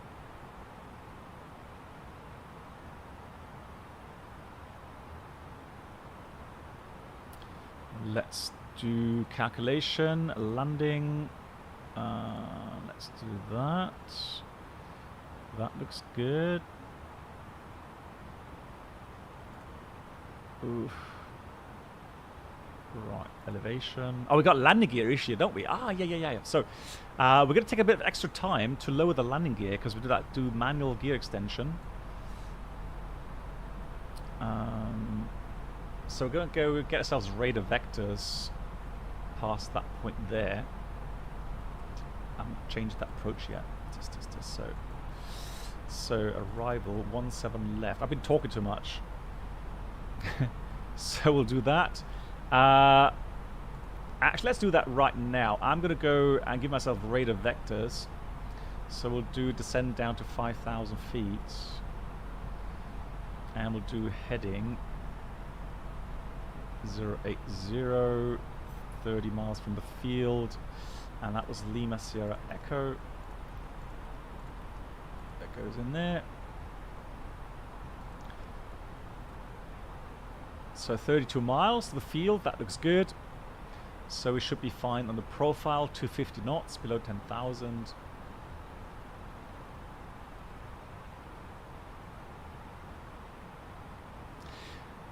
Yeah, oh, actually, you know what, Christopher, on that point, I would agree with you. One thing I will definitely miss retiring, or when retiring, is my colleagues.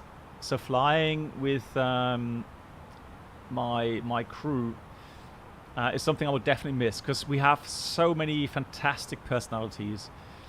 It's been a privilege to meet so many of them. That is something I will definitely miss. Another thing is what you're just saying, the food, for example. So being able to for example, I was in Vienna a couple of days ago and I had a Wiener Schnitzel. Absolutely excellent Wiener Schnitzel. I'm going to be in Italy soon. Like I said, enjoying the Italian food. That's something I will miss. Although I can still travel if I want to. Then, and again, if I'm fit enough, right? But yeah.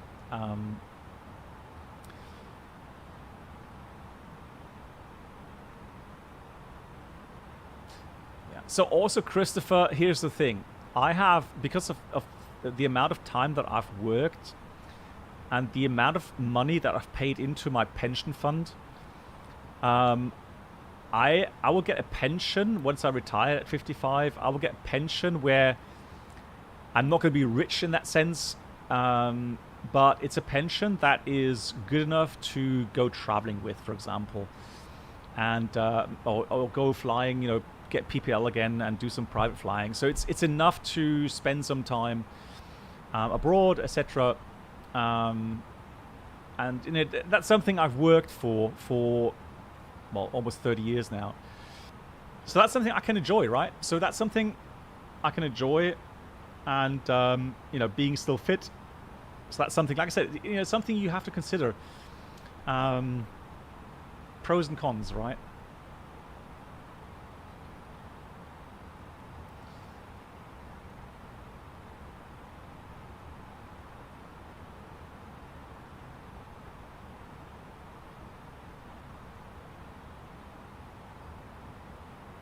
Skydiving, oh my god. I don't think so. Why jump out of an aircraft that is perfectly good? Right, so why would I do that? And then maybe face the fact that your parachute doesn't open. I don't think so. Just saying. I flew an airline 50 years and I got tired of daily glitz and glamour very quickly. Keep my challenge. I'm into training. Yeah.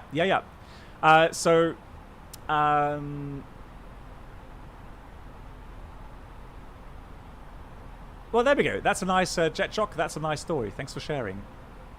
Yeah. I know people have, you know, studied outside of aviation and either made, you know, built their own company, for example, or they, they changed jobs completely. All is possible. And again, you may say, well, why would they do that? Well, again, personal preference, personal, you know, thoughts about their career path or their life and how to achieve maybe greater happiness. All right, 1014. I will descend 3000. So yeah, 3000 it is on a glide 174 inbound. So we can do that. We can do that. Lights on, obviously. Man, I've been talking too much. You guys start me up on topic.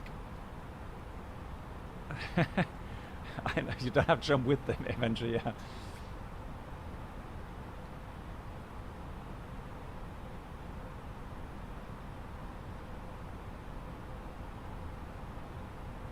Oh, chain reactor. Sorry, I misunderstood. I'm supposed to pilot the... Oh, I get it now.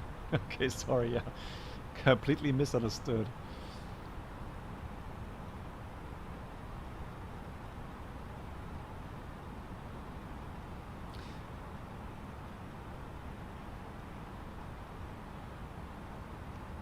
Yeah, you know, I could imagine flying, you know, private planes and maybe do a vlog like Steve-O, or there's other people that do vlogs, and then you know, do live streaming. There's lots of ways to spend time and just be at home more. Right, again, it's or max, citation max, exactly. All right, let's go localizer, and then we start reducing speed, and let's get the gravity gear extension. I'm going to get my checklist out for the gravity gear extension. And for those that just watching, we failed here in the fly-by-wire. We failed. Where was it? We failed LGKR 1 and 2. So we'll see how that goes. Flaps 1. Oh. Flaps 1. Speed check, flaps 1. Let's intercept. Right, so we're going to go with that lever. Oh, hang on. Is that not working? Where's the click spot? Oh, it has a safety. Hang on, is that... I've never seen that. 2,500. What is that? Bruno, help! How did I get rid of that?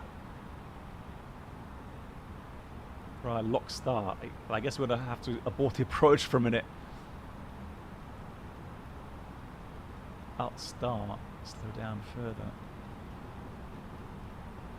Surely there's a click spot somewhere. So I can't... That is something I've not seen yet. Oh, you haven't tried it? Oh, God. Alright, well... I don't see a click spot for that. So, alright. That's cool. Alright, let's try something else without trying to extend the landing for too long. Oh, I would love to do a... Shall we do a partial gear landing? Main right gear jammed. Actuator. Shall we try that? So let's pretend we go gear down. And let's see if that works.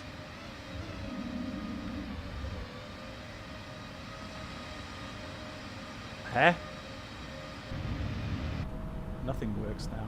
Oh my god. We've broken everything. Landing gear control. But I fixed that.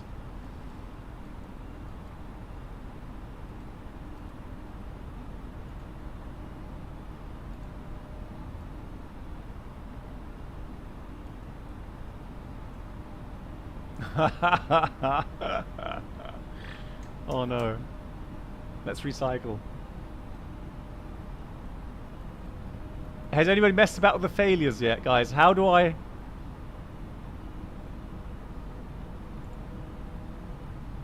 That long, though? I mean, it's showing green again. No, it's just...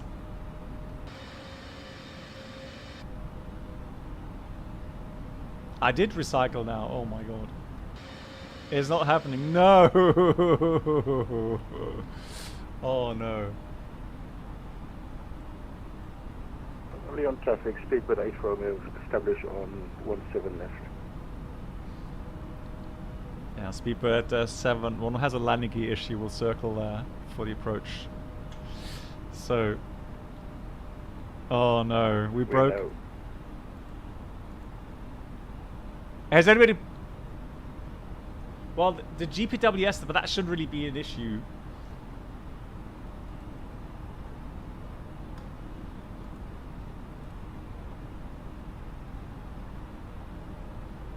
Yeah. Let me do that first of all, and then...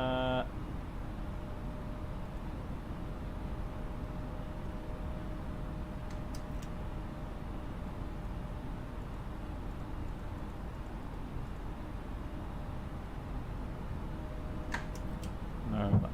It says landing gear control.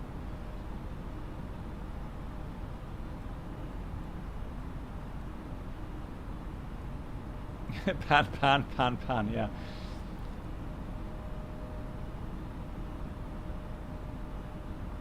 Hang on. Below the red, there's a lever. Put it up. Okay, hang on. No, the thing is, what I'm missing is that I've never seen a safety belt around that. So I don't see a click spot here. That's a problem.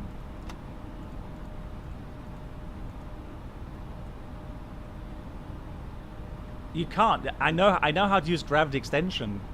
I'm aware of that, but you can't pull that up. Yeah, exactly. So it has a safety guard around it.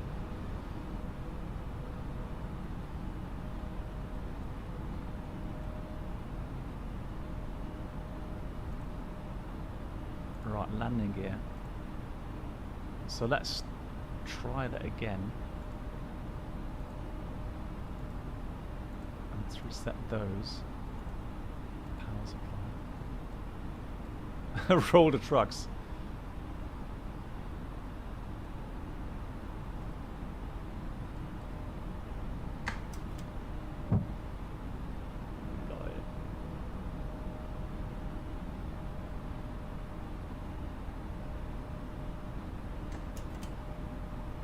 Use the scroll wheel. Yeah, no, that's just changed the viewpoint. No. So I'm pretty sure it's a safety catch here, so you can't pull up the lever by accident.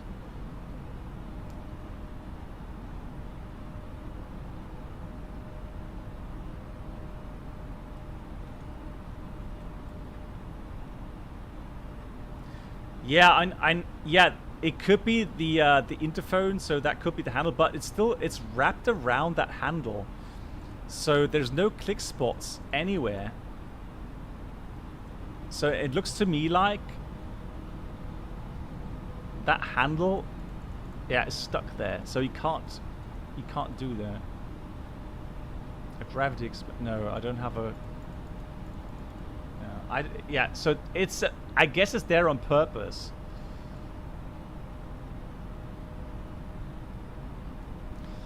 Right, that's what you get for messing about. Control Shift G. What? Control Shift G. No. No, that's something else entirely. Good lord. Alright, we're going to have to know. So, we'll do a forced landing then.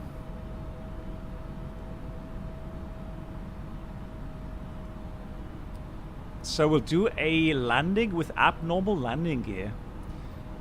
So this procedure is intended to use or for use when the nose or main landing gear fail to extend or downlock following the application of the landing gear gravity extension procedure. So let's assume that's the case. It is preferable to use any available landing gear rather than carry out a belly landing. Well, we have no gear, so we've got to do belly landing.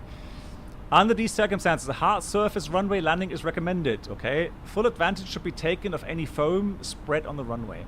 Caution, do not apply this procedure if at least one green triangle is displayed, which is not. So we don't have any green triangle displayed.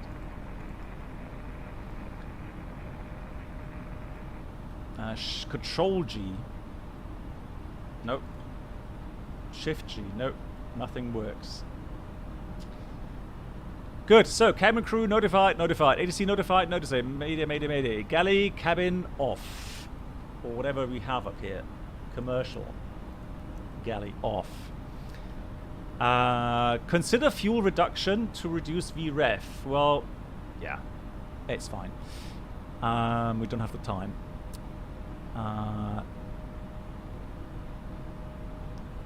If nose gear, landing gear abnormal, shift CG aft is possible. We don't have that. If one main landing gear abnormal, fuel distribution consider. We're not going to do that. Oxygen crew supply off. On the FM, it says you should click and drag on the red handle. Oh, really?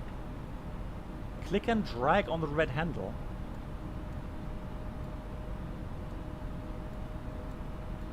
No.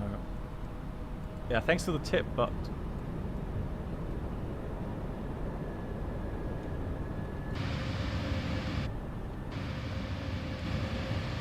I hear a sound.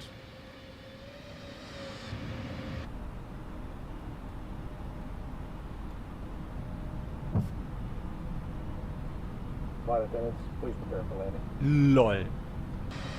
LOL. Okay.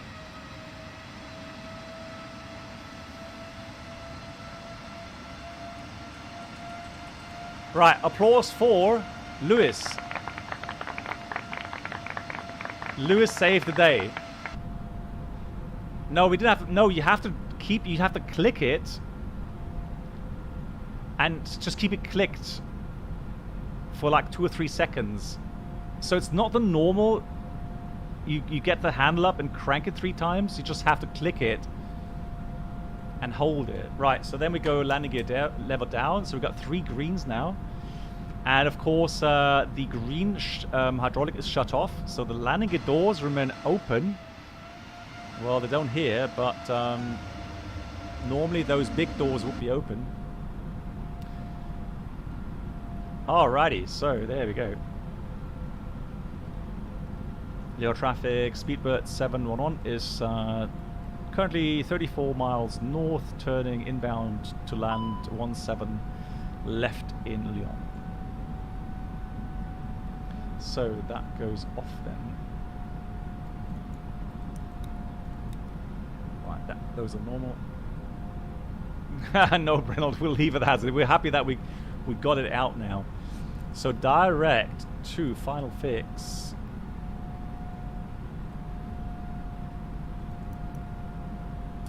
So again, we got LGCRU 1 and 2 fault, landing gear gravity extension. So we'll just keep those clicked. There you have it. Gravity extension. Anything else that we need to consider?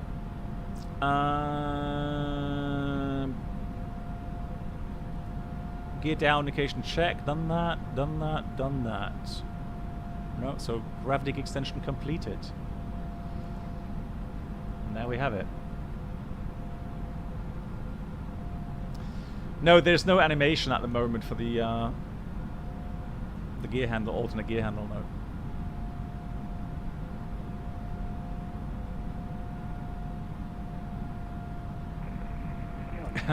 Lewis, I didn't even know there was an instruction manual for this failures. I thought the failures were like so new, and because it was saying that the full simulation of the failures isn't yet guaranteed.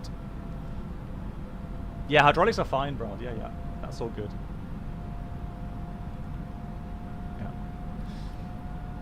Those are all fine. Yeah, I know, Mundus. It shows open, but it's not simulated. So normally these big doors would be open, because when you activate the alternate gear extension, it shuts off the green hydraulic to the gear doors, and so you cannot retract the landing gear doors anymore. Lee, mach's gut, vielen Dank.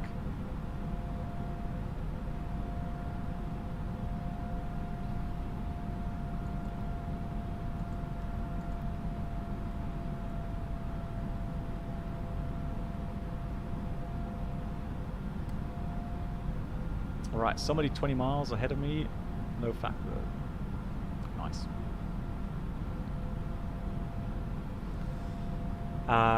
Is that related to us? No. No, Danny. So that's my real world FCOM I'm quoting from.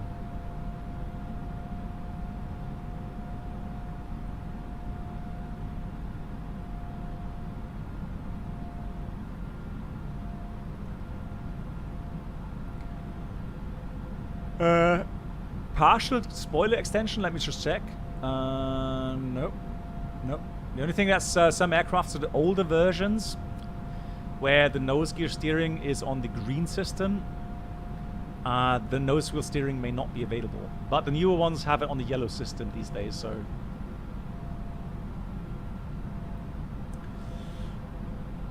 Well, we extended a bit outwards, so 3,000 feet is a lot. Is it lower than it normally is? Yeah. So you don't have that much height over the airport, but the approach itself actually does start out at 3,000 feet.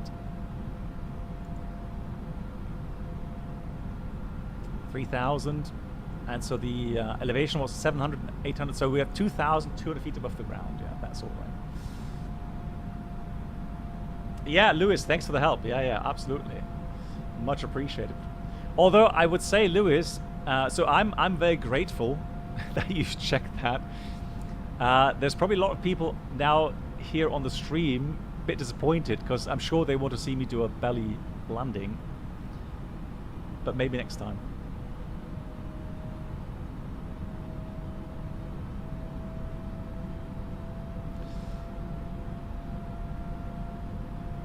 Yeah, top news, so I would assume so as well. It's not modeled in the Microsoft base version, so that's why you can't do it here either. So yeah, they would have to do their own animations, etc., which Asobo may not allow. But there you have. Right, let's do clear for the approach. So we got glide slope blue, lock blue, cat 3 dual, autopilot 1+2. Now we want you to make a successful landing. Yes. Well, Bruno, the problem is I can't do anything with that anymore, because we're gonna have landing gear control problems. So maybe next time.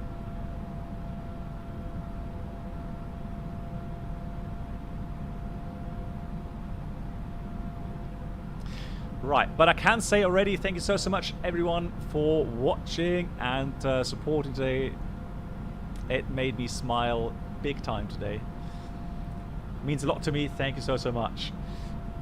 But also, I'm sad I'm not going to be able to stream next week. I would have loved to stream next week, but the next stream will be probably around the 5th of August. 380 has higher priority, yeah, could be. Brennald, yeah, I know, right. All good, we're almost there. I can see the airport here, I can see 2 runways. Your traffic, speedboat 711 is on a 14-mile final, 17 left in Lyon. Almost there.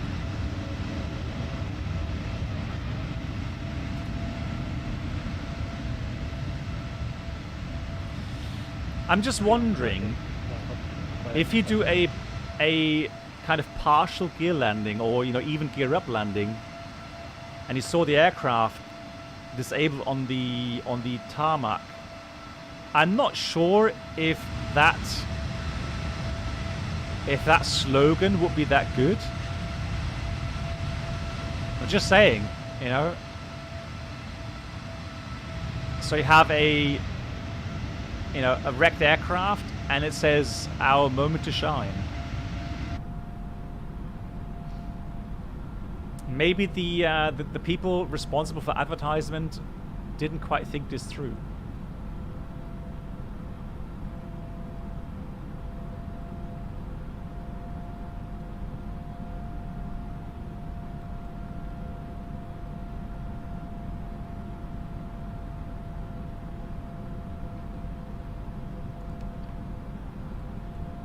Right, localizer is approaching. Yeah, I know, right? It can be problematic in many different situations. Speed managed, lock star. Flaps 2, speed is checked, flaps 2.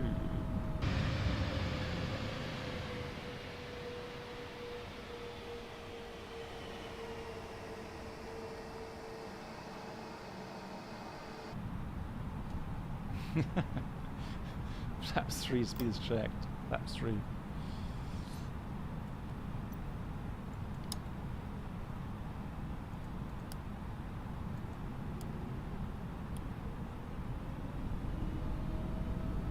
And flaps full. Speed is checked. Flaps full. And again, we missed the approach checklist, haven't we? God, I've just been talking way too much.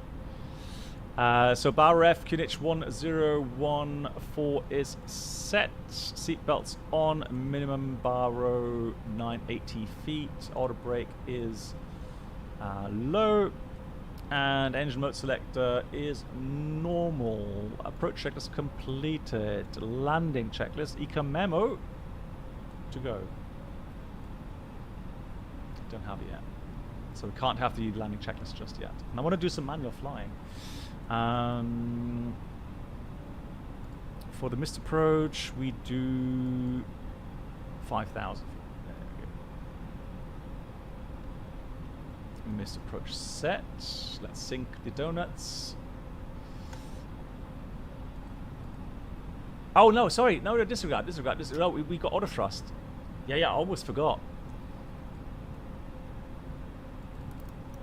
Manual flight, but auto thrust on. Manual flight. So landing checklist, EK memo landing no blue, and that's the landing checklist completed. Yeah. I remember now with auto thrust. It's so weird. Yeah, flight directors are on. Yeah, all good. It's so weird.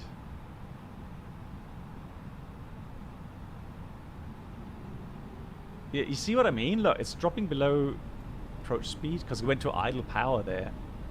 But why?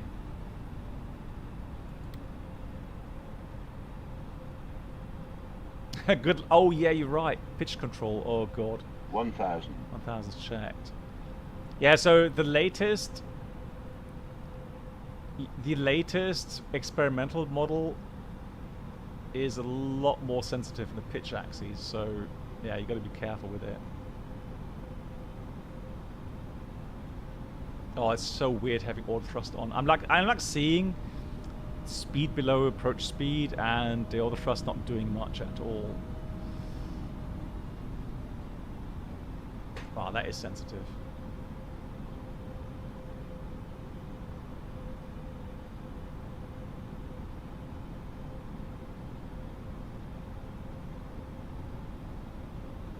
$500.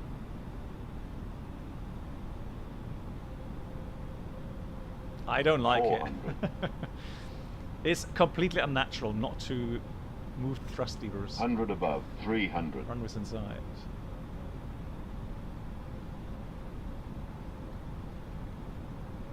Minimum. Continue. Oh, God. We on traffic, Alpine 2325. Oh, wow, that's really bad. 100. I hope they fix that soon. 50. 40. 30. 20. Retard.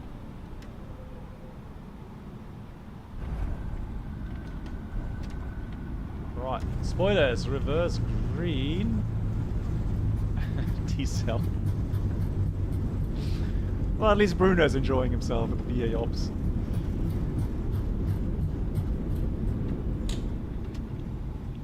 Right. Keep auto brake low in. It's quite nice actually for that high-speed turn up there. Mainly brakes.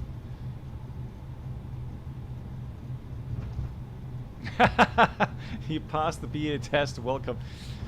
I don't know if I want to be there. Oh no. It feels horrible.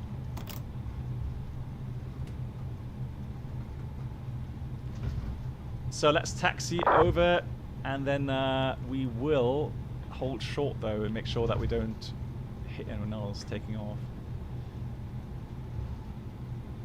PA shared cockpit with me? No way, never.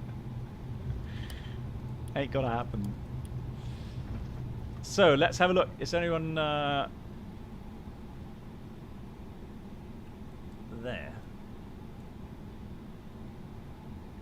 Nope. Anyone there? Oh, good thing we checked. Why are you landing on 3-4 left, my dear friend? You should be 3-4 right.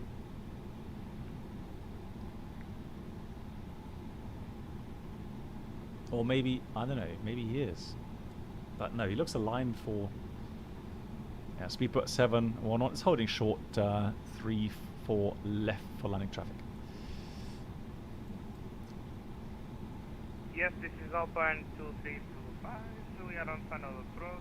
Please wait until landing. Of course. Have a good landing. Thank you. So good thing I checked.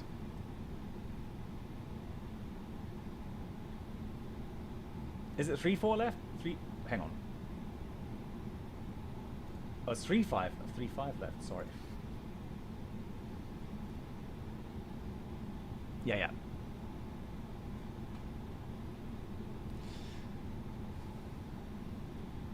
Brendel, that's a good idea, actually. 3-7 left.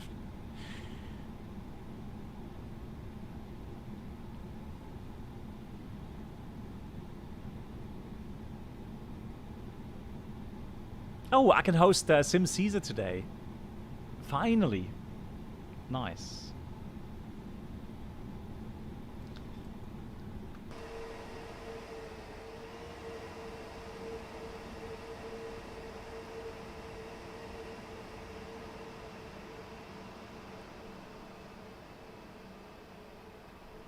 Right.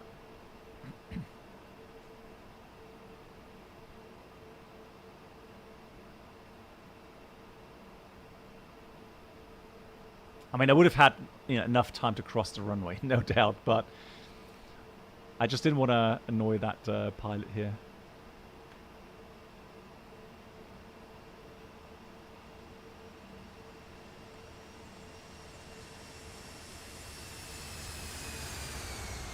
I guess he has a different scenery. All clear now. Yeah, nice landing. And so Speedbird 711 is crossing 35 left in Lyon. Strobes go on quickly. Where am I? There I am.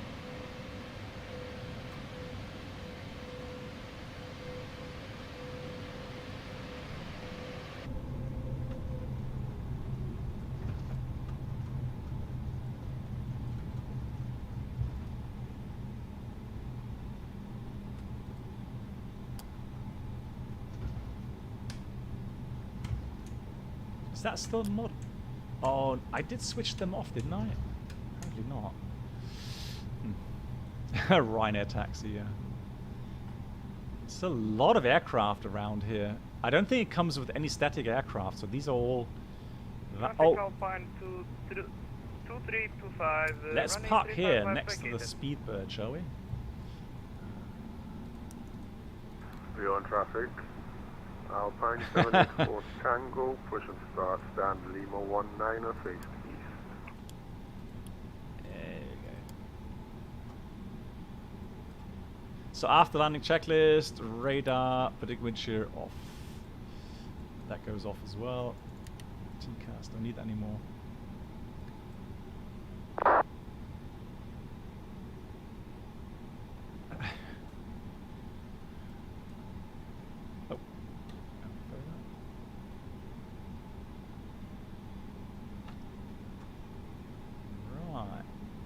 Cool. Let's stop right here. Parking brake is on, just waiting for the APU to run up.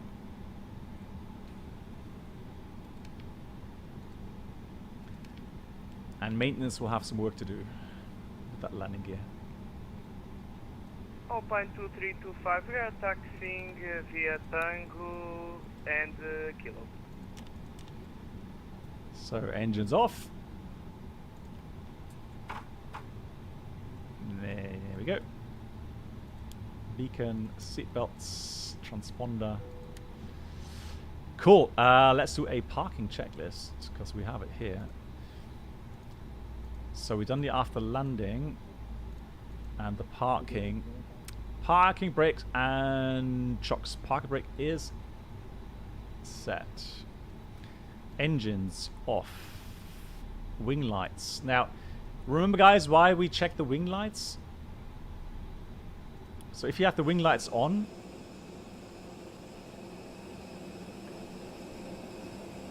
aren't the wing? Oh, there we are. So they got the wing lights on. You see those lights there? So there has been an instant where on the A321, with the door being here to left, and a jetway connected to the to left door, and the light being so hot actually ignited that jetway. So it actually caused a fire in the jetway, and so that's why this wing light is actually now in the parking checklist. Crazy stuff. I guess it has to do with legal stuff, so that Airbus can't be sued because they put it into the checklist. Right, fuel pumps off. That's park checklist completed. Yeah, Kokes, that's perfectly fine. I mean, again, I'm not going to be, you know, defending one add-on over the other. I will tell you my opinion about certain add-ons, but the important thing is, and I always state that, is it's important that you guys enjoy your add-ons. Lyon traffic, Alpine 784 Tango, taxi to holding point Alpha 3 for runway 14 right via Tango Lima and Tango.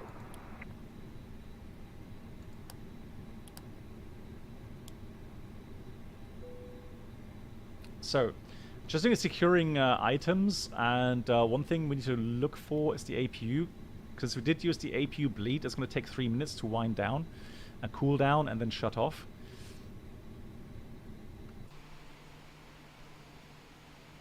Yeah, but it's an enjoyable flight, no doubt. Oh, we didn't look at the night lighting yet, did we? Here in digital design, so Lyon. So this is digital design Lyon at nighttime.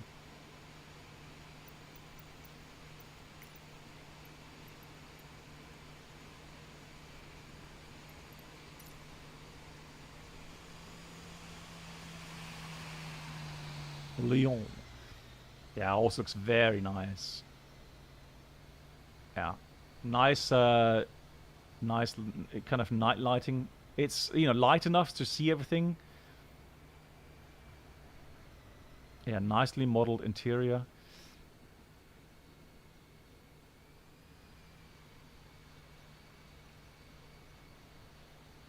It is beautiful, absolutely. Yeah. Railway station by night. The TGV. Yeah, cool. I like it. Very nice.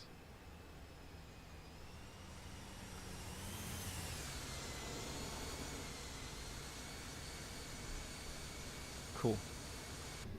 I don't know. To be honest, I don't know if FS Labs was actually serious about it. Lukat. Again, I just, knowing the issues around aircraft integration, especially the more sophisticated aircraft integration, or the more sophisticated aircraft being so complicated, I don't know. I don't know if that's ever going to be the case, to be honest. So maybe it was just a joke by them. I don't know.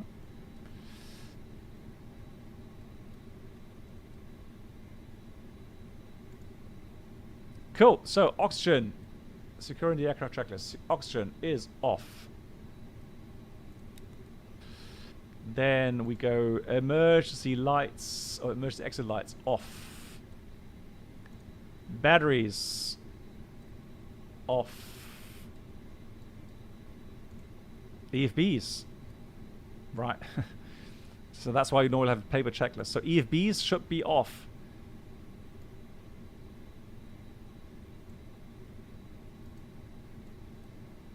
There we go. Right. Last thing to do. And that's it. Securing Airbus checklist completed. Nice. Thank you so much. Guys, I'm going to send you over to my good friend Sim Caesar. So, once again, thank you so much, everyone, for your support. Welcome aboard the Captain Black Box And Twitch V-Chris, channel subscriber thank you so much. experience. Could new subscribers please make your way to the first class cabin, where complimentary drinks, snacks and premium flight entertainment will be served. V-Chris, right at the end, 61 month here on Twitch. V-Chris, I hope you're doing well. Thank you so much for your support as well. So thank you, everyone, for the amazing support. Lots of resubs, lots of donations coming in today. Thank you so much for everything. Again, I will announce the next stream as soon as possible. Right now, I don't know, because I have to work so much over the next 10 days. I don't know exactly. I would assume around the 5th of August. Welcome aboard the Captain Black Box Twitch So as soon as I can stream again, I will do so. Could new subscribers please make your way to the first class cabin? Thank you much, Brenold. Thanks for the help. Good night to you. Premium flight entertainment will be served. Thank you. And Real Dog Fan also coming in with another resub. Thank you so much to you as well. 59 months here. What a long-term support. Thank you. Haha. There we go. Lilienthal. Lilienthal as well. Thank you so much. 66 months. The alert will come any second now. Right. Welcome aboard the Captain Black Box Twitch channel subscriber experience. Could new subscribers please make your way to the first class cabin, where complimentary drinks, snacks and premium flight entertainment will be served. Thank you. Yeah, so Lilienthal was the absolute first one to subscribe on my channel in how many years ago? 6 years ago now, almost. Incredible. Lilienthal, thank you so much for long-term support. I hope you still enjoy the streams. Thank you so much. And yeah, so we'll go and raid Sim Caesar. And once again, thank you so much, everyone. And I'll see you again very soon. My dear moderators, thank you for looking over both chats. So on YouTube and on Twitch. Yeah, well, Beirut is only a day trip, so I'm not going to stay in Beirut. So it's just going to be there and back again on the same day. Thank you so much for all the wishes. Stay well, everyone. Runa, thank you as well. Thank you so much, everyone. Stay well, and here comes the raid. Good night, everyone.